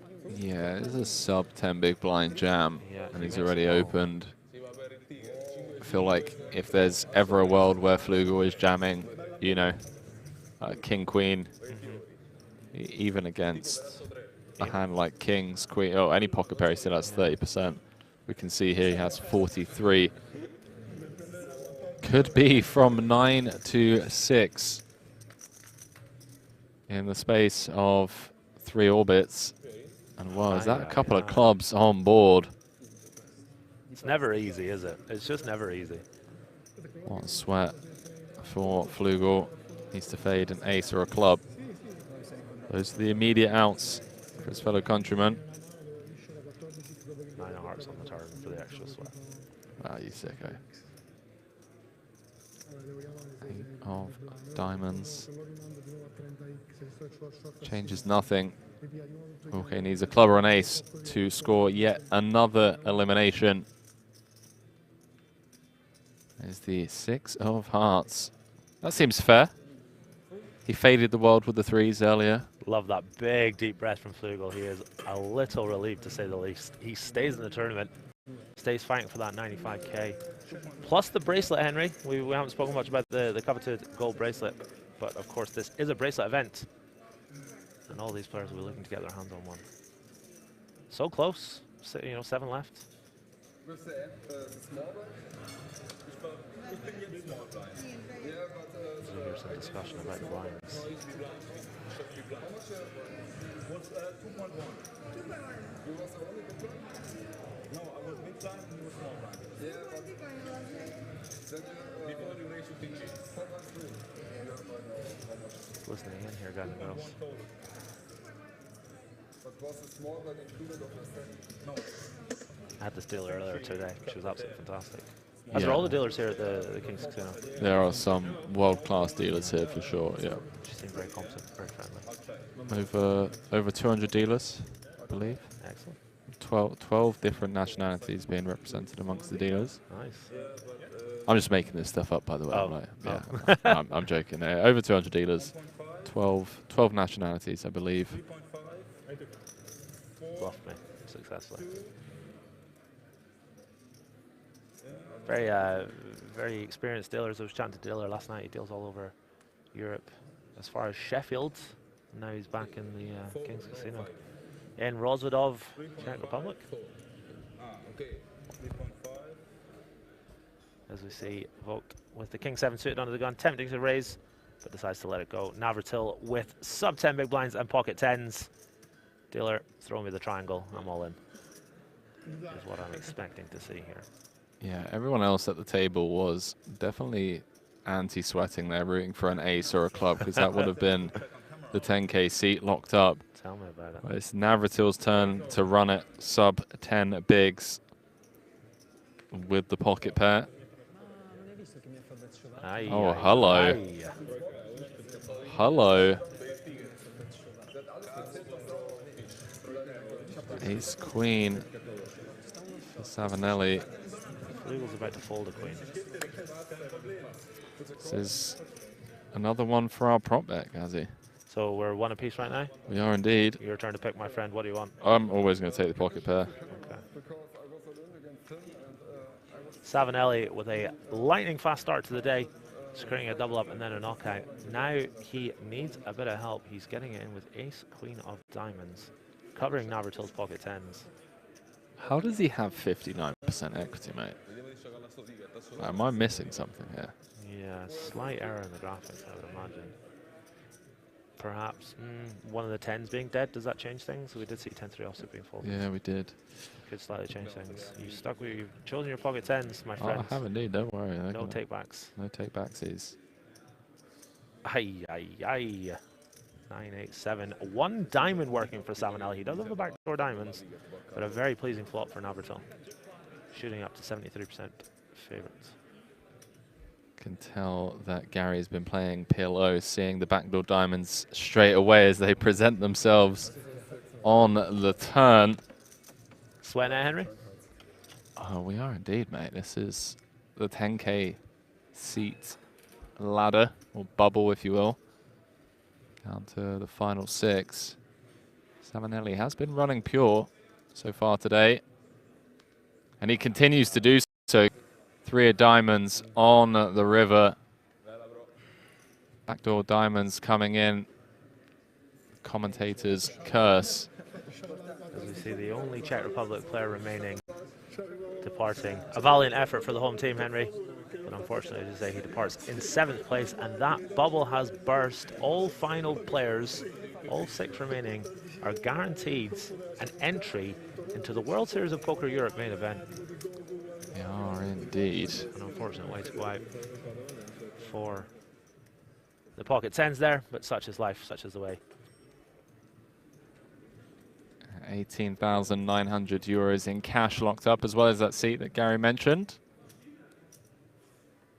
It's going to be one of the biggest 10Ks of the year. Absolutely. Outside of the States.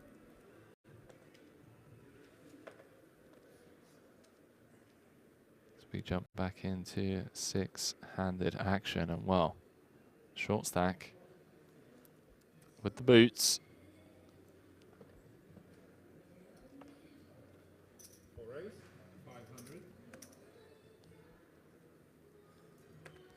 Savinelli with a hand and a decision.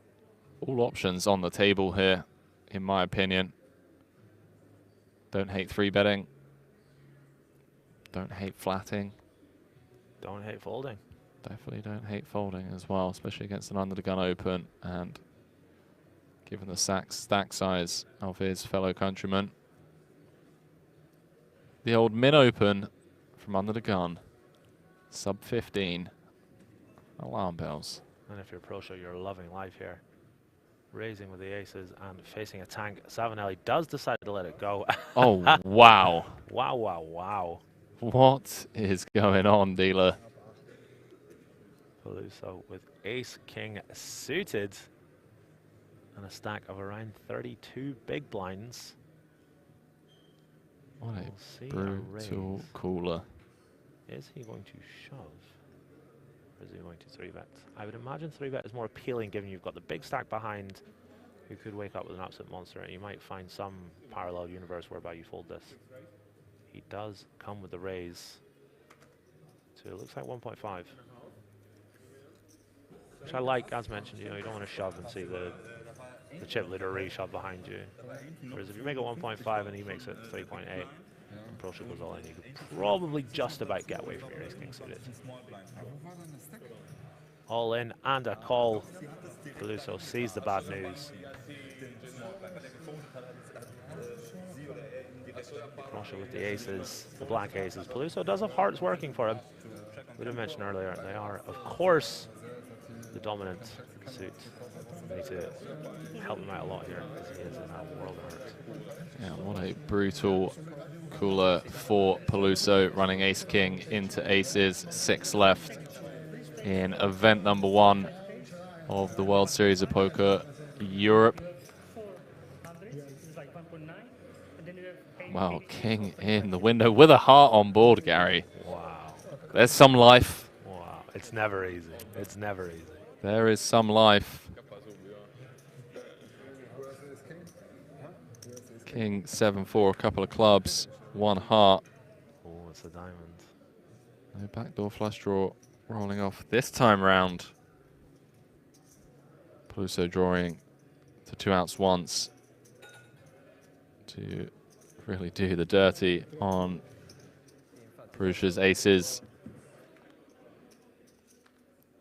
Oh my word, dealer. King of diamonds, corner pocket, Gary Blackwood.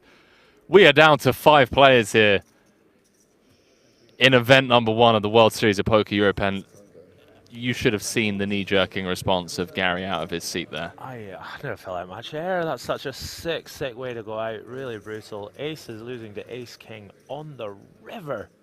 He's taking it like a champ, though. Humble in defeat is Gennaro Proscia, finishing in 6th place. What a way to go, Henry. Indeed, really taking it on the chin like a champ. Wow. Just smiled, tapped the table, fist bumps all around. One of the really brutal things about that is that he's had a couple of situations where he could have made extremely marginal defense from the big blind, and he elected not to preserve the size of his stack, so that in the event that he does double up, he's doubling up to a bigger stack. So, you know, he's done really well to preserve his stack. And he would have had a very healthy 7.5 there or thereabouts. Wow. But unfortunately, the dealer had other ideas. King on the river. Wow. Brutal. Brutal game. Silver lining being that we're going to be seeing him in the 10K main. Absolutely. Did manage to survive that seat bubble. So hopefully get the chance to see him showcase some more of his talents. Unfortunately, aces into ace-king, king high flop, king on the river, sending him home in 6th for just shy of 19,000 in cash and that 10K seat. Gary, I mean, we've been in the booth for, what, less than 2 hours? We're down to the final 5 players in this bracelet event. At this rate, we'll be back out there in the Pillow Cash Game streets in space of 2 hours, man. Absolutely, buddy. Quick stop off at the buffet for some dinner, and we'll be straight back in there in the 5-5-5 card streets. There we go. Messing around with all the other punters. I can't go over that king on the river. I just didn't think it was coming. Yeah, when diamonds rolls off, okay, yeah, no backdoor this time. Dealer just slapped it down there like ain't no thing. Incredible stuff. Down to the final 5. We are here in the first event of the World Series of Poker Europe. €350 buy-in, 95K plus a 10K ticket, plus the coveted gold bracelet for first. And we are down to the final 5. We have Mr. Wilke here, still in the chip lead with 15 million. A couple of 7-ish, 8-ish, 9-ish million stacks. Savinelli here in the small blind with King 7 suited. Will certainly be putting chips in the pot. He is electing to call the extra 125k. And Peluso with Jack 5 of diamonds will check his option. And we'll go heads up to a flop. See Cat Mama coming in the chat. The exclamation mark Henry, exclamation mark Gary. It's myself, Henry Kilbane, alongside Gary Gazzy123 Blackwood in the commentary booth. Gonna be the action from not only the bracelet events of this series, but also the high stakes PLO and no limit hold'em cash games that we have coming up this week. You can see in the chat there, Gary is not only an upswing poker coach, but he's a YouTuber, as well as obviously a professional poker player. You can follow him on Instagram and YouTube. An exclamation mark upswing to find out more about Gary's course, what he gets up to. You got any secrets, anything you can leak about stuff that you got coming up? You've been in talks maybe about adding to your course. I know you sometimes do the upswing poker takeover on Instagram, where you kind of, the followers over there get to spend the day through your eyes, if you will. So obviously if I'm ever playing live poker, I broadcast that all over Instagram, and sometimes Upswing Poker, they let me take over their Instagram page, do the same thing, just adding polls. What would you do in this spot? What's your bet size, etc. In terms of the Upswing work, I've been with them now for 18 months. I have released 4 modules, plenty of live play videos, lots of interaction in the chat, etc. I'm coming to the end of my second deal, and I don't want to say too much, but talks are ongoing for round number 3. Round number 3. Round number 3, yeah. Gary Blackwood, an upswing. Indeed. Oi, oi. I shall remain tight-lipped. But in all seriousness, it's a fantastic site. If you're ever interested in taking a game to the next level, and yeah, not just myself, but other classic coaches, and Ryan Risk, very accomplished cash player, from obviously Doug Polk himself, a couple of other wonderful guys in there too. David Yan in particular, fantastic. Yeah, really happy to be part of the team. Couldn't agree more. You can see Nightbot with the special Twitch giveaway command in the chat as well. So today we're giving away one special €100 Stream King hoodie for free. All you need to do is type WSOPE into the chat when we get down to the final 5 players, which we are. If you're a Twitch subscriber, you have a 3x bigger chance to win. So get involved in that chat. Type in WSOP Europe. Free roll to win a hoodie, some WSOP Europe merch. I'm going to do it myself. I'm about to log into my phone and do it myself as well. €100 hoodie. Let's do it. I'm doing it. Be fantastic. Currently have over 1,500 viewers across the board as well with us here for this coverage. So shout out to all of you at home, wherever you may be in the world. Absolutely. We're very grateful for you guys tuning in. And this is just the beginning of a very, very interesting couple of weeks ahead. Lots of big tournaments, big names will be in town. And as Henry mentioned, we have some wonderful cash games coming your way with some very familiar faces.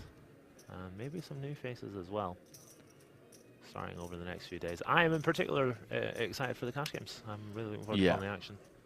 Yeah, it's been a while since I've got to call the action on a high-stakes cash game. Excellent, excellent. Looking forward to that as we see the battle of the blinds. Great. Both players catching a piece. Modern day cooler, Gary. Absolutely, yes. We're going to see a lot of these blind versus blind battles, if you like, as we get down to the final 5. Deuce of clubs rolls off on the turn. No help to either player. I think we'll see a bet go in from Flugel here with his top pair. He is reaching something in the region of around about 350 to 400. He goes a little bigger. 500k is the size of the bet. Wilke, of course, not going to be going anywhere with second pair here. Glancing on over at his opponent. We know he's only got second pair, but that is going to be good a lot of the time here. Just taking his time before making the call. 13% equity. He needs a jack to take the lead.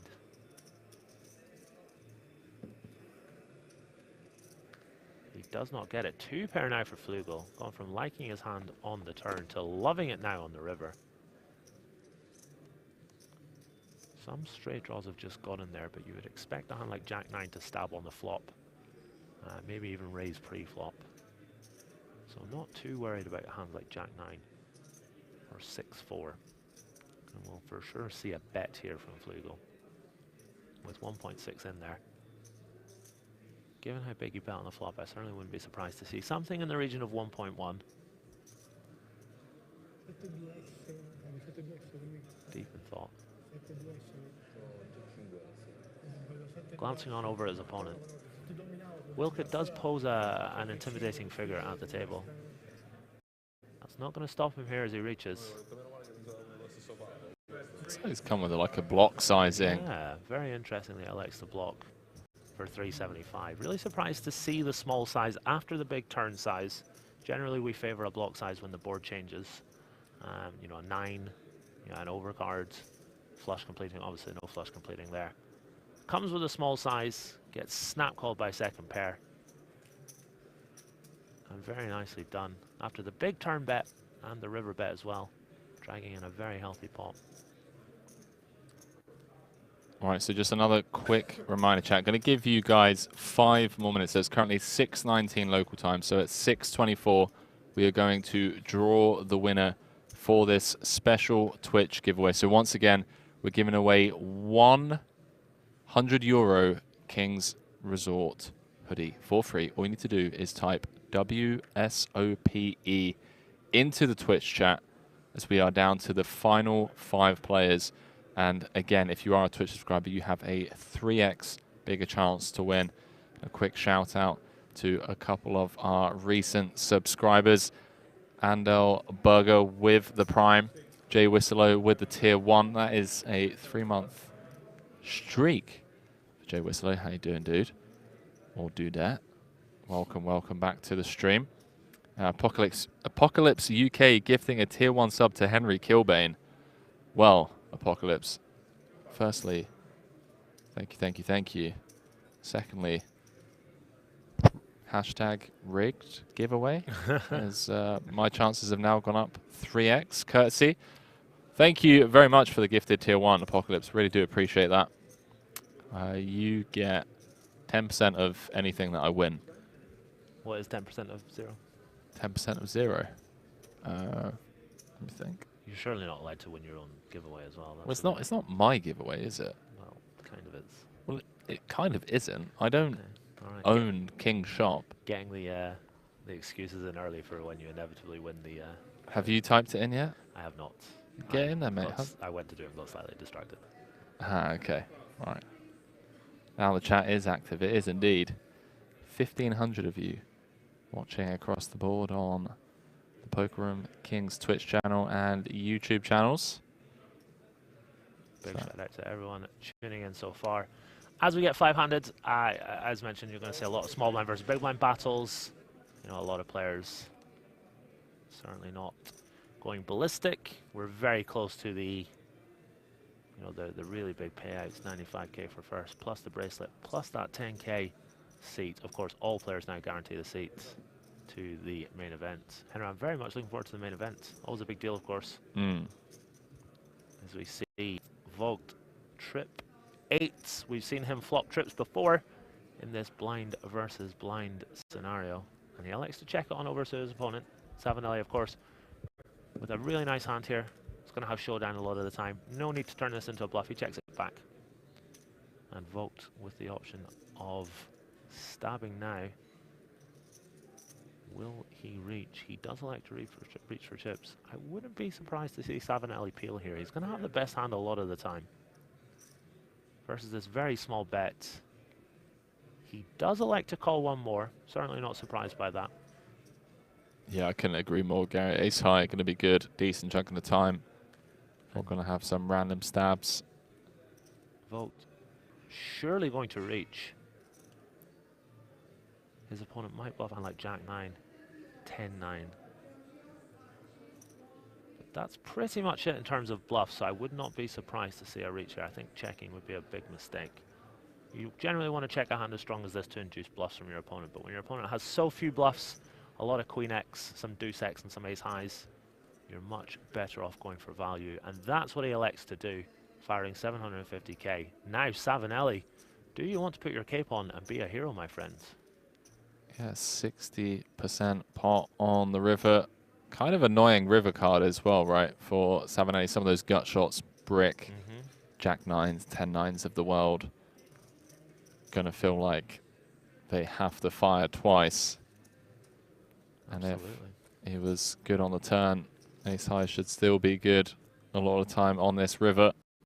Have we seen Vogt get out of line? Have we seen him be active? Have we seen him bluffing and fighting for pots?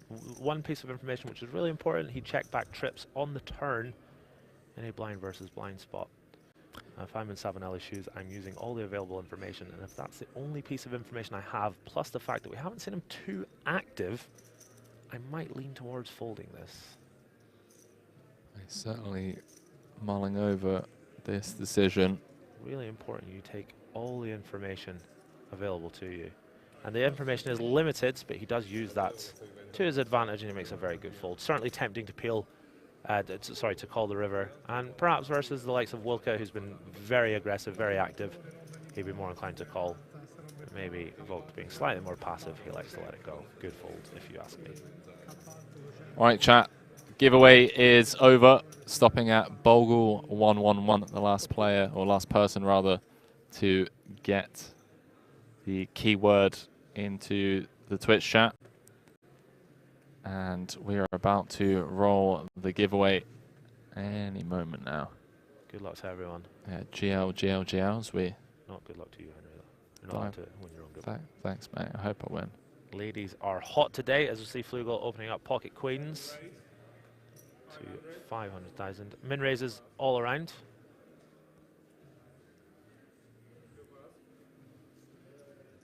Savanelli with ace-5 off would probably peel this in the big, but I don't think he'll be able to continue in the small blind here.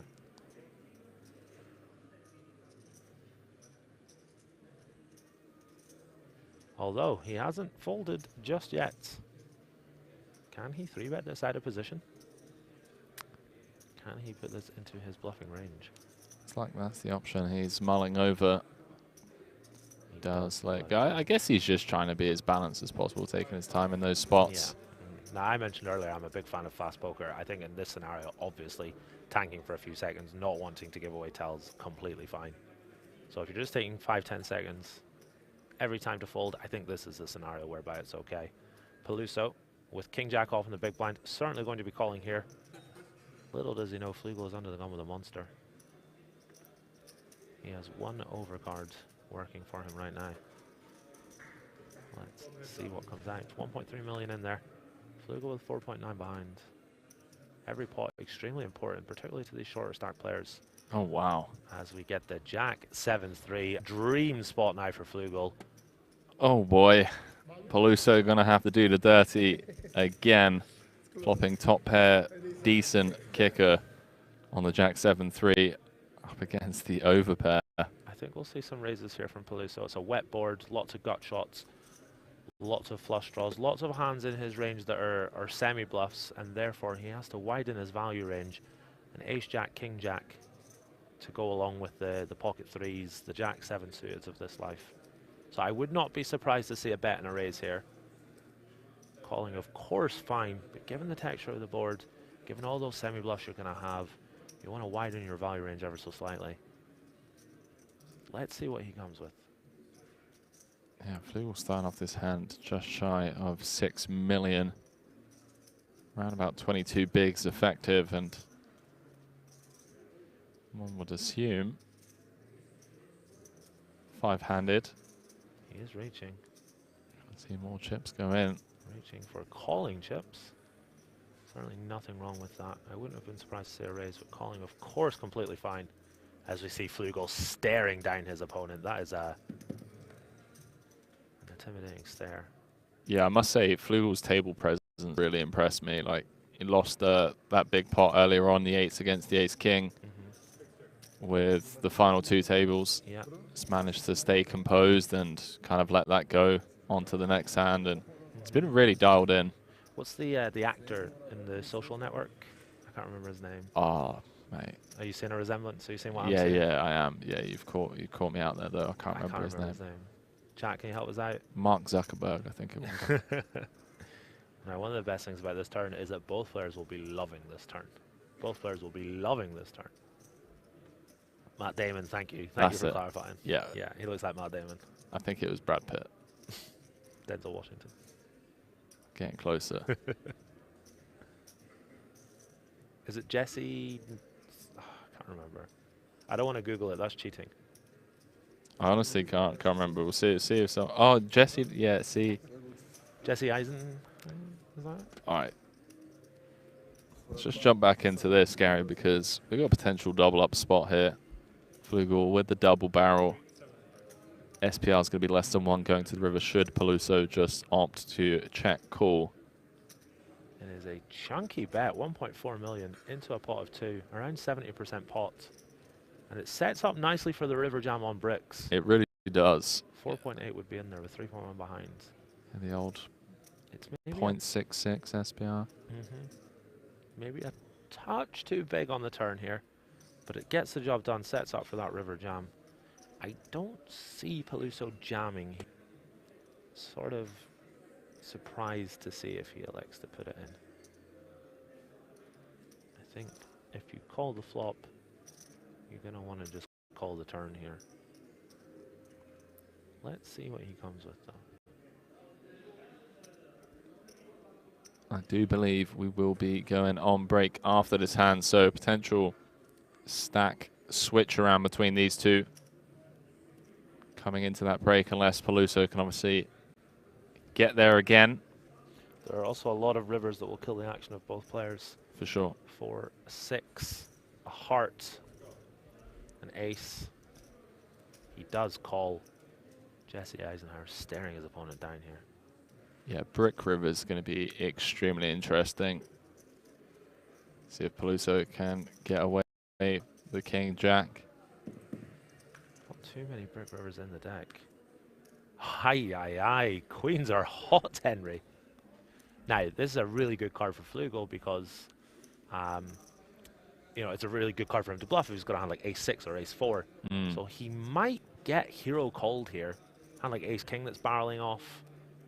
Obviously, it's not ideal. We can see that it kills his action, but it's not a disastrous card in terms of it being the overcard.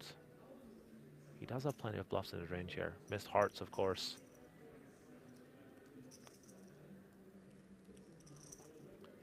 Peluso going to be put in the blender here.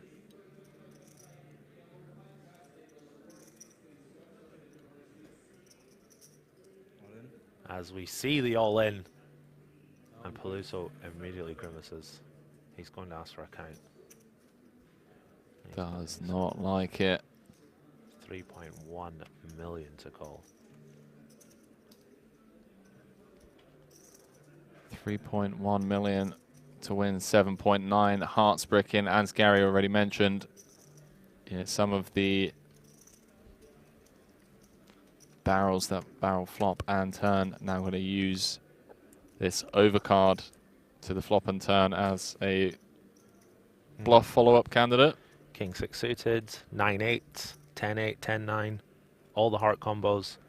Really quite a wide range of bluffs. Of course, a lot of those bluffs are going to check the turn at some frequency, but a lot of hands here, a lot of missed draws, a lot of nice candidates to triple off on this overcard river. I wouldn't be surprised to see Peluso make the call here. King 6, ace 4, 10-9, 10-8 as we say. He is reaching. He's going to count out the 3.1. Yeah, Flugel doing backflips in his mind right now. Praying for a call. The best part is all the other players at the table are praying for a call as well. They want to just see maximum action. I've been there myself just last week. Peluso does call. Flugel will be up to 11 million chips, and we'll go into the first break of this final table, second in chips, 2 of 5. See if Peluso can sniff this one out. I really wouldn't be surprised to make the call. Wouldn't be surprised to see him make the call. As well as that, if you're Peluso, you've got to ask yourself, what's the worst hand my opponent's going to shove here? His value range is not too wide. Is he betting Queen Jack on the turn? Yeah, we're now losing to Queen Jack as well. So is he ever jamming Jack 10 for value? I don't think so. Absolutely not. 8s, 9s is the question. Somewhat satirical, I think. It's a dangerous road to walk down when you start calling out the hands that you beat. I feel like it leads to a lot of mistakes, at least when I've experimented with that thought process. It's like, oh, let's call out some hands that I beat and see if my opponent reacts to.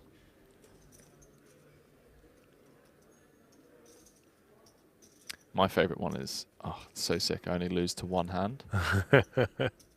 And see how they react. Peluso deep in the tank. It's tense here in the booth. What way is he going to go? Lots of money at stake. I think, judging by his body language, he looks like he's leaning towards a fold. He has counted out the chips. And his opponent does look very calm. Flugel looks very calm right now. I agree with this still shot, but he's also been extremely composed in every spot. Absolutely, yes. A big fan of his table presence and demeanor. Can tell he's an experienced player. We are also at the TV table as well, so there's that added EV of wanting to be a hero live on TV. The bracelet up top, 95K. Our 1,500 viewers putting on the pressure right now. There we go. Big thank you to everyone that's tuned in. He looks like he's going to fold. Odds on him folding? I think it's right down the middle, to be honest. No, I think 2-1 in favor of him folding. Sorry, guys. Apologizes for the tank. One of those spots where you can kind of forgive him for taking his time here. Absolutely. He's not even close to the line yet, in my opinion. I have mentioned a few times I don't like slow poker. This is not one of those times. He has a very big decision on his hands. And if you're in that spot, take your time. If you're taking 20 seconds to look at your cards before the flop, you need to speed up. Tournament defining moment for the Italian. If he calls and is right, he is going to take the chip lead. If he calls and he's wrong, he's down towards the bottom of the pack. Big, big spot for Peluso. Let us know in the chat. Do you think he's going to call? Do you think he's going to fold? Do we have a tank time? Must be about 4 minutes or so. Yeah, it's getting close to the 5-minute mark for sure. Still, like I say, I don't think this is too long at all. I think this is completely standard. He's well within his rights.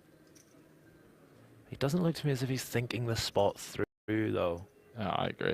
It doesn't look as if he's thinking, you know, what hand's my opponent going to shove for value? What bluffs can he have? What's he more likely to do on the turn with this, that, and the other? Looks as if he's just caught up in the moment a little too much. I felt like that when he was asking his opponent, you know, pocket 9s, pocket 10s. Got to use this time to really think the spot through. Yeah, I couldn't agree more with you on that read, mate. I really couldn't. I do feel like it's just like, how did I get here? Yeah. Yep, that's me. Like if I'm going to take this time, I'm going to think about it. I'm going to be staring my opponent down, trying to, you know, something, you know, asking questions. It looks as if he's deep in thought now. The eyebrows are furrowed. Oh boy, he does make the call. Get shown top set. And Flugel is up to 11 million chips. Moves into second in chips. I believe we will get confirmation on the chip counts after a 5-minute tank. Mr. Flugel getting paid. Now, Henry, one of the first hands of the day we saw was him losing that flip. And I asked you, you know, how do you compose yourself in this spot? He's obviously an expert on it. He's done very well. He hasn't panicked. He hasn't tilted. He hasn't been too wide. He's just been patiently waiting. He's found his spot, and all of a sudden, he is right up there. Must be in second place now with 11 million chips. Believe so, and I believe we are going into break. I just heard the blinds going up to 150,000, 300,000. Oh, it sounds like I'm wrong. I did get... Okay, so last hand and it's a break. No? These guys are confusing. They're playing. Oh, right. They were playing the sit-down game. Last player to sit down has to pay the big blind ante for an orbit. Okay. Okay. increasing the stakes here. I like it. Who was it? Wasn't Wilco, was it? I don't think it was, no. You can afford it, though, I guess. Yeah, so Wilco on 14 mil.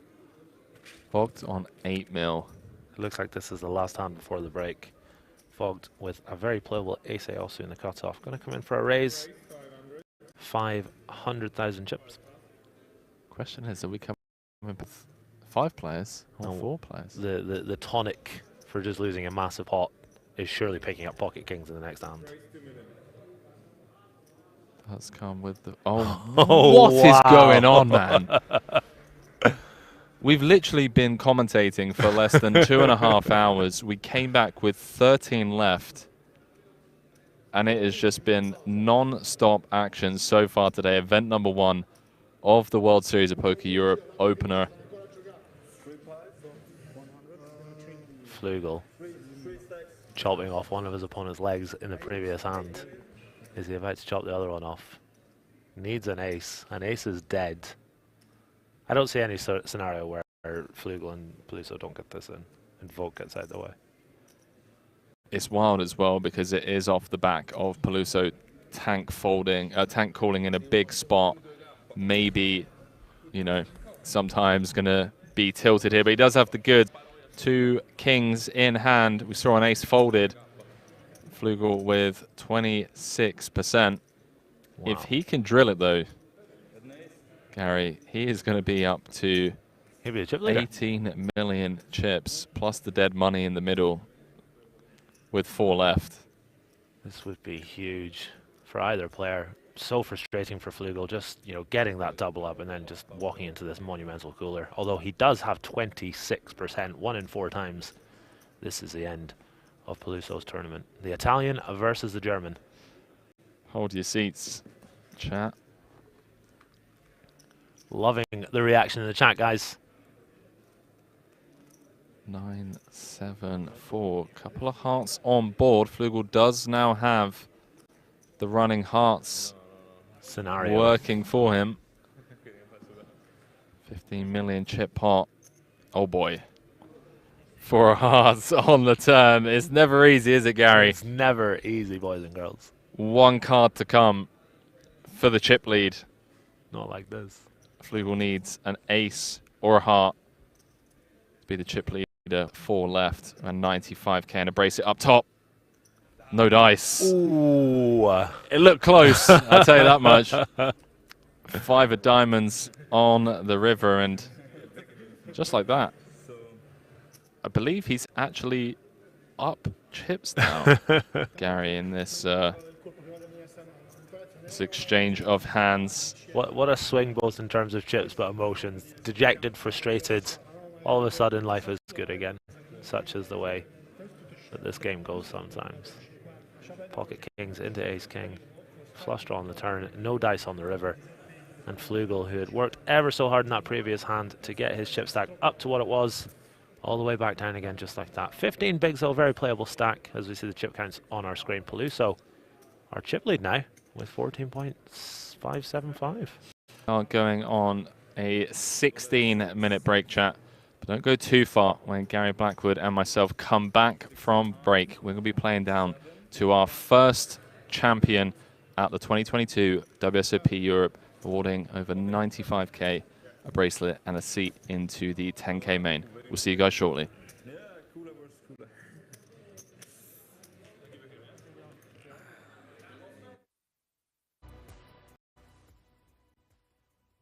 This October, the biggest poker event in Europe is coming back to King's Resort. 15 gold bracelets. The biggest poker name. 12 million euros guaranteed. Will the aces hold? They will!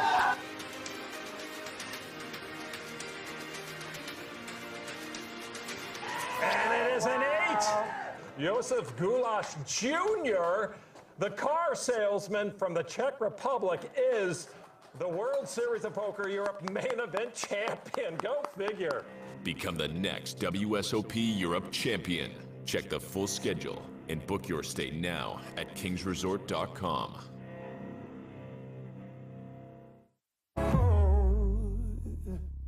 I'm bad, as bad can be, so bad that it's hard to believe.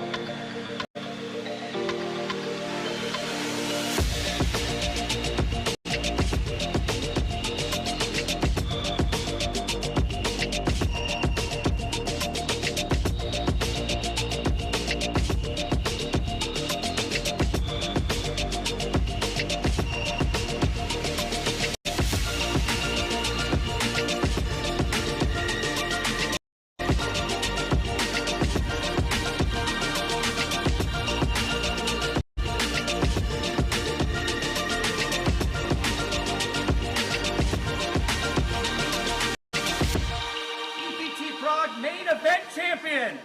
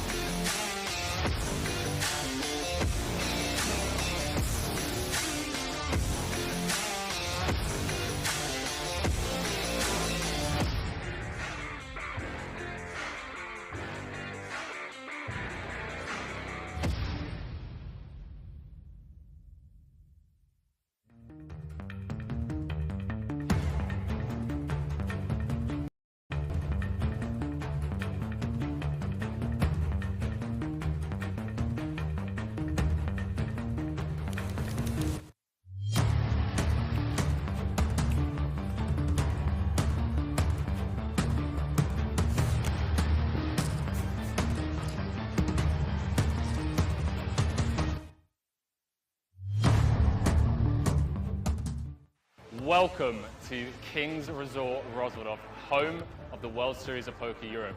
With this year's festival expected to smash all previous records, we wanted to take you on a journey through WSOP Europe history. Follow me.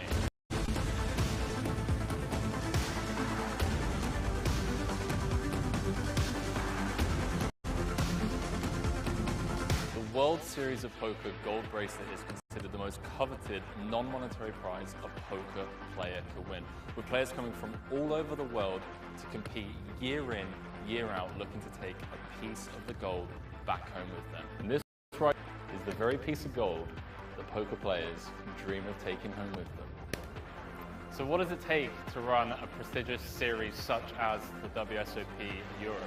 About 140 poker tables, over 10,000 decks of playing cards, and over 750,000 chips in play throughout the entire series. Now, let's not forget about the staff. We have over 500 staff members, which include not only the 200 dealers that we have, the floor staff, the cashiers, the chip runners, and of course the production crew with all of their equipment. They're going to be bringing you the 2 feature tables. So this year, not only the main stage behind us, but we have the outer feature table, ensuring that you guys at home don't miss a single hand from the events throughout the series. With 2 feature TV tables, live reporting, and social media content, there won't be a single hand missed from this year's coverage. You can keep up to date with all of the live reporting as well as the full WSOP Europe schedule over on the kingsresort.com website, as well as following us over on the live streams for all of the coverage from every single event at the World Series.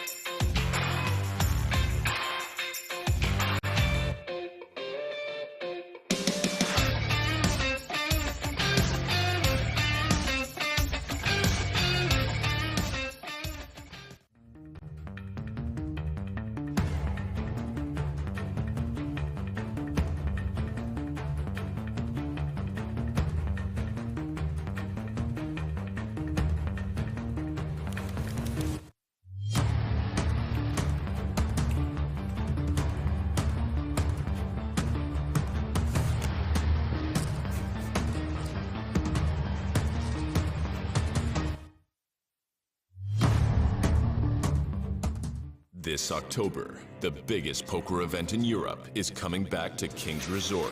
15 gold bracelets. The biggest poker name. 12 million euros guaranteed. Will the aces hold? They will!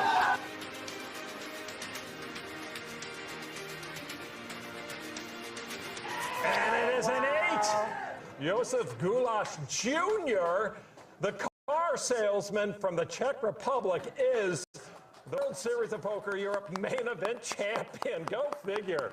Become the next WSOP Europe champion. Check the full schedule and book your stay now at kingsresort.com.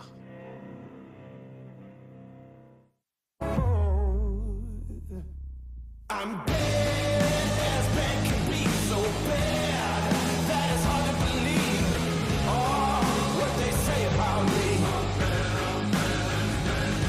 I'm bad, take a look and see. So bad that it's hard to believe. I don't care what they say about me.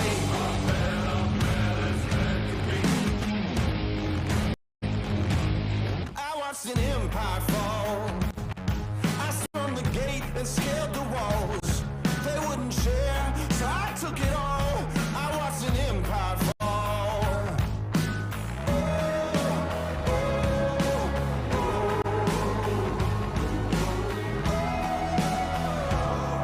I'm bad as bad can be, so bad that it's hard to believe. Oh, what they say about me. I can be.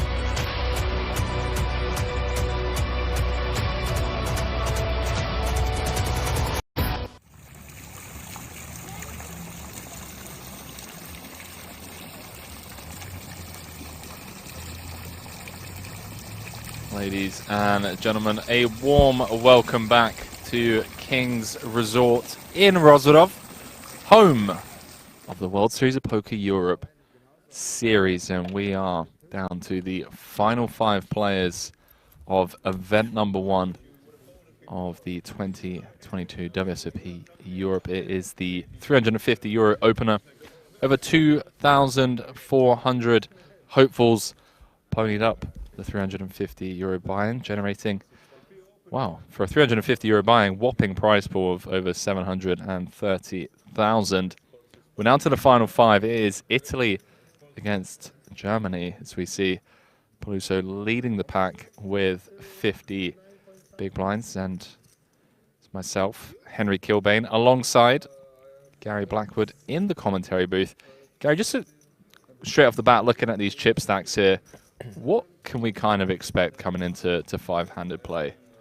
Well, there's a lot of playability for a lot of the stacks. You know, we see, you know, at the same time, the biggest stack is not massive. It's only 50 big blinds.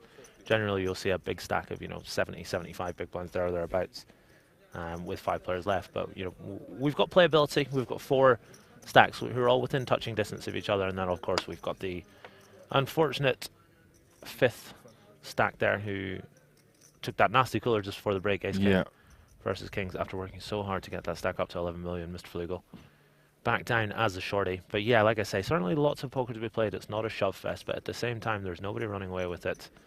You've got to be careful that you're not bleeding chips, but at the same time, you don't want to be getting run over. You've got to take a stand. You've got to be aggressive wherever possible. Yeah, it was a brutal cooler just before the break. Everyone currently guaranteed €25,000 cash for their efforts thus far, plus that 10K WSOP Europe main event ticket. And talking of winning prizes, shout out to Classy Lampy, who just before the break won our first giveaway of the series, €100 WSOP Europe hoodie directly from the King shop. Congratulations to him, €100 hoodie. Absolutely fantastic. Bit of merch. Why not? It's absolutely beautiful. Yeah, there's a lot of new hoodies in that King shop in preparation for this series. Once again, this is WSOP Europe Opener, event number 1. Tomorrow we'll be bringing you coverage from the PLO bracelet event. Yes, I just saw the field there. It looks like a very fun tournament and a very healthy payout for first place as well. I haven't had the chance to take a quick sneak peek at the field, see if I spot anyone. But I'm definitely looking forward to some 4-card bracelet action, that's for sure. Absolutely. As we see Wilke here picking up the Ace King suited.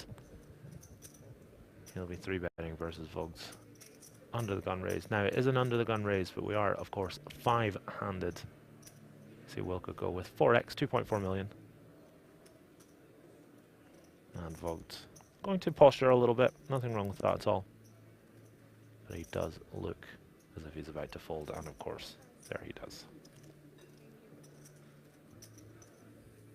Yeah, so 5-handed, as Gary already mentioned. A lot of playability in these stacks. Wouldn't be surprised if we stay 5-handed for a couple of levels or so. Unless, obviously, the deck presents a cooler, which we've had plenty of today so far. Had the aces cracked by Ace King. Had a lot of flip situations as well. Ace Queen against the 10s on the 10K seat bubble. Yes, of course, running diamonds. What a nasty way to go. Yeah, the local man, Miroslav Navratil, falling victim to the old backdoor Bangkok. It's all right, chat, don't worry. That's not a gorilla in the booth. That's just Gary B. Gary B? Gazzy B? Gazzy B, thank you. Gary B? Doesn't sound quite right, does it? I mean, it does. Gary B. Henry K. HK. HK. Good old Hong Kong next to me in the booth here. calling the action. Yeah, a couple of people are confused that Peluso has 15 million after losing the last hand before break. That was not the last hand before break. That was the penultimate hand before break. We did, of course, have a massive cooler for those of us that stepped away just before the actual last hand. Ace King versus Pocket Kings. Peluso's Kings holding despite a very sweaty turn card, giving his opponent King High flush draw. But alas, he was able to hold. And flippity flop, all the way down, all the way back up. Gotta just embrace the swings.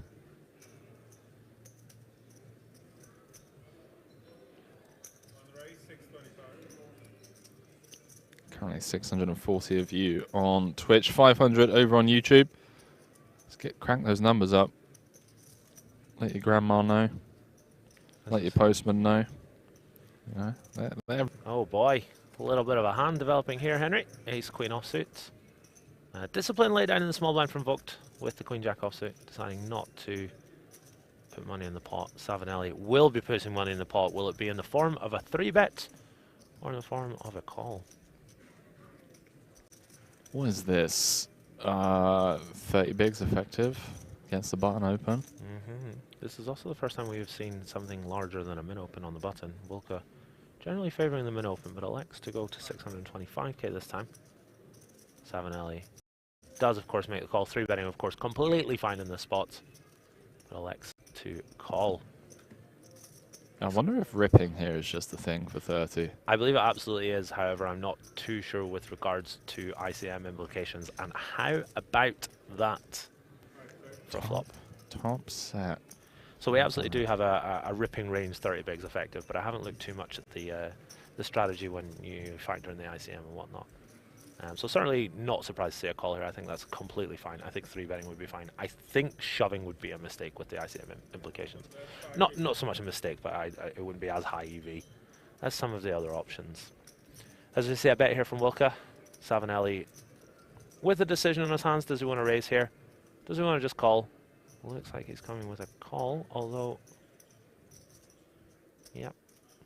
We're seeing these pink chips in play now. 9 of diamonds. Shout out to Ben Abadby if you're watching. How many people viewing at home do you reckon will understand that reference? The 9 of diamonds one. Do you understand it? Yeah, and the shout out to Ben Abadby. I'm saying like sub 0.1% of viewers. Well, Ben might be watching, so... That would still be sub 1%. 9 of hearts on the river. Interesting spot here for Savinelli. We'll come back to the 9 of diamonds reference in just a moment. He boats up. He does. I really like this check. I really like this check from Savinelli. So he'll value bet himself if he does, of course, have the flush. And also throw out a bluff.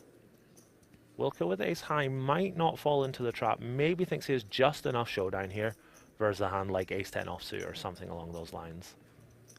Yeah, it does kind of feel like fake showdown value though, doesn't it? It absolutely does, but we do have a lot of worse hands here to bluff with. Hands like king, deuce of clubs, etc. Which make it in there before the ace queen. Just a smidge of showdown value. I certainly wouldn't be surprised to see a stab here from Wilka. He has been very aggressive and played very well at this final table. And indeed, he is reaching. There's a sizable bet. Comes close to pot. 2.5 million into 2.7, and he's going to get the bad news. Yeah, Savinelli. Oh, the old look back is salivating. This is a large bet. And it's a relatively quick shove. Frustrating for Wilka. I don't think he needed to go that big, to be honest with you. He's repping extremely strong there. I think more in the lines of 1.9 to 2 million. But as you said earlier, maybe that's why he's sitting there and I'm sitting here. I mean, typically I would agree with that, but you did well. Not only did you final table, sorry. Let me restart this. Took home the trophy, my friend. Did just 2 days ago. I know. Saturday, right? Yeah, Saturday. Yeah, Saturday. Took down an EPT side event for 500 euros. One more shout out coming. Shout out to Welsh Gaz who dragged me out the house to play. My main man Gareth Devereux Drag me out of the house to play. You have a swap ski, 5%? Swap 10, yeah. Swap 10? Yeah. Wow, what a life. We only went to play and to get very, very drunk. I was very drunk on the first day. I was blind raising under the gun, trying to get the table to agree to a round of blind raises. Was showing cards, doing shots of Baby Guinness. Wow. Yeah, was unbelievably hungover. And I rocked up to day 2 with 10 bigs and shipped it. How many left when you rocked up to day 2? 70, I think. Oh, wow. Thereabouts. Ran top 1%, got to be said. Oh, the absolute fair. Thought I played okay, but ran top 1%. As we have the battle of the King Highs here. Peluso with King 3 of clubs against the King Queen of Diamonds of Wilka, who's just lost that pretty chunky pot. Yeah, it was a sizable pot, yeah. Seven odd mil. King in the window. Both players happy with that. Could be blood here. 1.6 in the middle. Both players flopping top pair on a relatively dry board. King middle. Wilka reaching. Not going to be checking back this King High. If he wants to be checking some back, it'll be the King Deuce and the King Threes of this life, but King Queen very strong indeed, as we see. He has his opponent dominated right now. Throws out a bet. Around half pot. I like this size. Like this half pot kind of size here. Sort of does suggest that he doesn't want to bet his entire range. Wants to play some check backs, which I think is smart. So when you're not betting your entire range, you tend to size up ever so slightly, as he's done here. Quick call from Peluso to the turn. 4 of hearts. Pretty connected turn card. Some 5-3s and 8-5s get there. Some 6-4, 7-4 type hands. Lots of bad rivers now. Lots of straight completing, flush completing rivers. Wilka with a decision to make. I think we'll see him reach again here. Yeah, I couldn't agree more, Gary. It is still... His hand is still very strong. Yeah. But it does present some completed draws against the big blind range. 3 million in the middle, 9.4 effective. Just a little count there of the chips. Before deciding what to do. I like this. I think a lot of players out there who are watching who might be perhaps not as experienced as these players would be very tempted to check back here. But there's lots of value to be had. This comes with 2.5 million. Again, almost a pot-sized bet. Setting up for the river jam. He really does like the strength of his hand here. Peluso in a world of hurt here with just top pair, no kicker. He does have that gut shot working for him now. Yeah, and he just saw Wilke bomb river and then fold to a jam just, what, 1 hand ago. Yes, indeed. Not going anywhere with top pair, as you'd expect. Makes the call. All of a sudden, there's 8 million in the middle. Wilke with 6.9 behind. He's done a great job of setting up a very natural river SPR of sub 1. Should he want to jam on brick rivers, such as like a jack.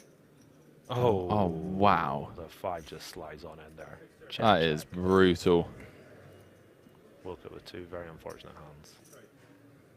Wow. And we see for the first time just a little bit of frustration there from Wilke. Understandable, he lost the last hand. He's just been rivered here. A little bit of frustration creeping in. He's got to get over that very quickly. Yeah, I can't say I blame him.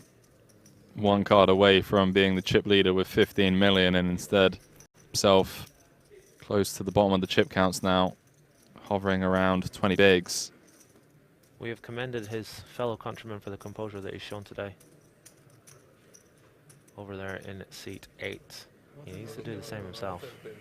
He needs to just gather his thoughts, get over it quickly. There's a bracelet to be won here, buddy. Easier said than done, though. We've all been there, getting a little frustrated. Very important to just take a breath, compose yourself, and get on with the game. Yeah, I mean, the reality is, you know, to get here in the first place, you have to have run insanely pure. Absolutely. 2,400 plus runners.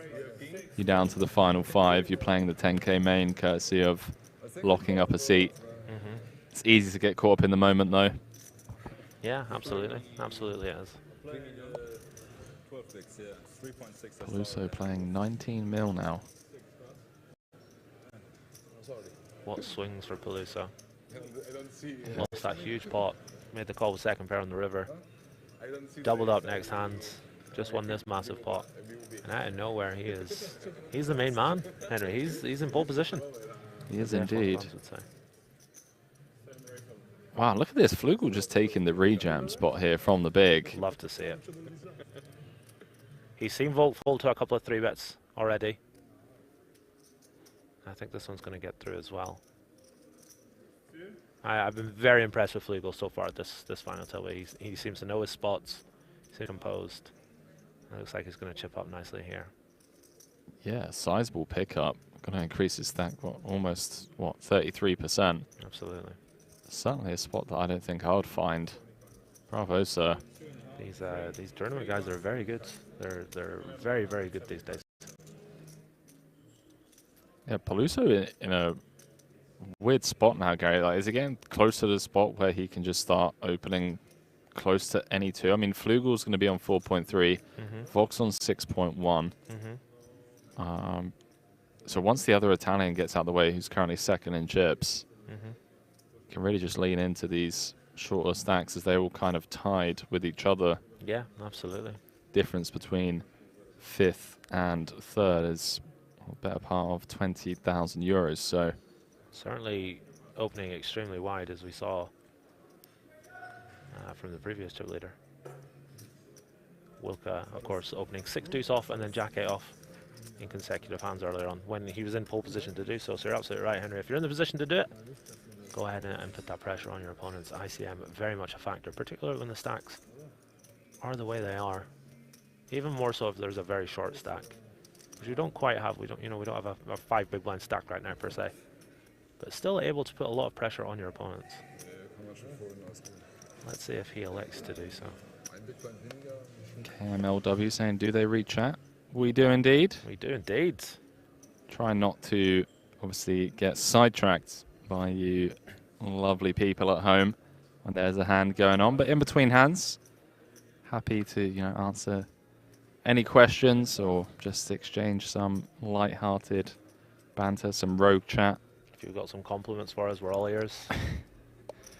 Early days for compliments in my opinion. I don't know. We got to warm them up, Gary. Speaking of things warming up, Peluso with a couple of 9s. I would have loved to see him limp barn. Very much a thing.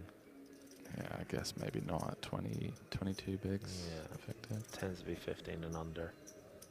As you see, Wilka with a very defendable king 8 offsuit. He'll be hoping for a king in the window.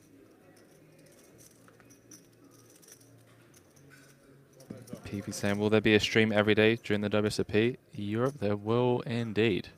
Every day, starting today until the 16th of November, where we will be crowning the WSOP Europe main event champion. Strap yourselves in if you haven't already. Hit that follow button. Receive notifications when we go live. Tomorrow we'll be streaming the PLO bracelet event. And then all week, starting Wednesday, high stakes, no limit hold'em and PLO cash games live from Kings. Then next week we got the high rollers, 25k, 50k, main event. It's all going on. Absolutely fantastic. I'm sure the big guns will be in town to see it. I think I asked you this earlier. Is main event winner Ulin going to be in town? Oh, who's that? Ulin Poker, you never heard of him? No, I've never heard of him, mate. No, me neither. Don't know who that is. Cool. Good one. Is he going to be in town? He is indeed. Yeah, Spin Jorstad, also known as Ulin Poker. Saw him at on the 6th of November, I believe. I saw him at EPT London, chatting away to everyone. When? At EPT London. No, when did I ask? Oh. Oh no. It started, chat. How long? Okay, over-unders until... Didn't realize I was co-commentating with a man-child. Okay, King Queen off, under the gun. Nah, in all seriousness, looking forward to 12 weeks in the booth. Lots of giveaways, lots of gimmicks. Chat loves it. Got him. We did. You should have seen Gazzy's face last night when he arrived. So, Henry, we drinking? I was like, sorry, mate, I don't drink. He let that one slide. Then he was like, you gonna play any table games? Some craps or anything like that? I was like, I'm really sorry, mate, but no, I don't really, play any of these. And as soon as I said it, I was like, man, This guy must be like, oh no, what have I signed myself up to for 2 weeks? Like, guy doesn't want to have a drink, doesn't want to play some like ultimate Texas Hold'em or something at 3 in the morning. But I did compromise. I said to Gazzy, when we get down to the main event, we'll spin it up on the craps for sure. We'll let him shoot some dice. That's not what he said, chat. He said he'd stand behind me and watch me shoot dice. That's not true. That's what he said. I did not. Did you not? No. Oh, okay. I will. Okay, yeah, sure. I'll stand behind you and watch you shoot dice. I've got a system, buddy. It's foolproof. Oh wow. It can't go wrong. Right, this is why I don't play this stuff. Good times. Good times indeed. So who's winning? Gimmick. 2-1 to you, I believe. No, it's 2-1 to you, mate. 2-1 to me. Believe. Oh yeah, I had ace queen, of course. Yeah. 2-1 to me. We'll keep a tally running throughout the entire series. But we do need to come up with a know forfeit. what we're playing for, yeah, because if it gets to like run away and then you're like, okay, 10 bucks. Yeah. Then all of a sudden it gets busy. Chat, what do you think? We're going to have a little running contest between now and the end of the series. Every time there's an all-in and a call, and it is a flip, Henry will take one hand, I will take the other, and we'll keep a tally of who's winning. What's the forfeit? Doesn't have to be for money. It can be something silly. Oh, why don't we do, if I win, you have to get my name tattooed on you. No. No? Okay. No. 100 burpees, 100 push-ups, 100 sit-ups. All right, fine. Something along those lines. Something like that, yeah. See what the chat comes up with. Yeah, come on, chat. Give us something good. Shave your hair off. My hair looks good. I don't think I could do that, to be honest. Exclamation mark Gary if you want to confirm whether or not Gary's hair looks good. Just got it cut.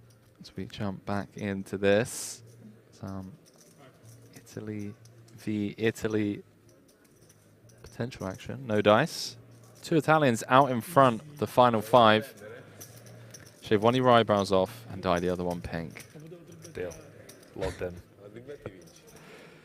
No. Okay. No. That is great, though. I just can't. I mean, it's great if I don't lose. That's the kind of thing we're looking for, chat. Get your suggestions in, please. I'm down for whatever. Anything really silly. Whatever you guys think.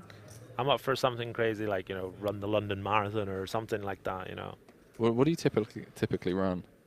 I play a lot of football, so I don't have much time for running, but I plan to do a bit of running out here because unfortunately there's no soccer pitches nearby, so got to get my cardio in somehow.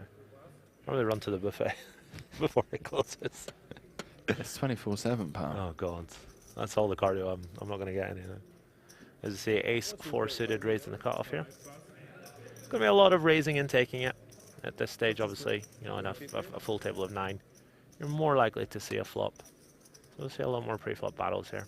I haven't seen anyone get too out of line. Not too many 3-bets, but then again, not too many opportunities for people to 3-bet so far. It's been very standard stuff from that aspect. We've seen a couple of light-ish 3-bets. One got punished with the ace-jack suited. 4-bet jamming over the top of the ace-3 offsuit 3-bets. I'm sure we'll see plenty of battling over the coming weeks. Plenty of suckouts as well. We've seen aces lose to ace-king. We're going to see a lot of bad river cards for a lot of players. It's going to be carnage over the next couple of weeks. Yeah, it's been... well, the fact that we went from 13 to 5 in the space of 2.5 hours was really ridiculous. Indeedly. It sounds like they're catching up with that ace-queen against 8's hands, as Will K just said something about getting check jammed on. Would assume that these guys are, stepping away to their rails or getting some sort of information, which makes sense. Very much so. I don't know about you, but when I went on break, I did one of these, looked away from the table. I didn't want to see how many players left. I want to be as shocked as everyone else at home when we see the king hit the river and so on and so forth. Yeah, can't agree more. Knowing spoilers in the commentary booth is just really depleting. Yeah. Oh, Flugel. I don't need a spoiler to tell you that this is going all in from Flugel. I'd be very surprised if he did anything else. Although, yeah. No, I think this is all in. 12 bigs. We've seen him shove ace-4 offsuit in a very similar position, pocket sevens. In it goes. Wilke trying to pick up the blinds and antes. Wilke just can't get anything going right now. I don't think he can call this here. He's going to be too dominated too often. He just can't seem to get anything going. He was the chip leader at one point. Yeah, runaway chip leader. It was up to 17 mil with, I believe, 8 left. A couple of things just not going his way, and absolutely. Any A's, any problem? Finds himself down at the bottom of the pack with his fellow Germans. Is the two Italians leading the way.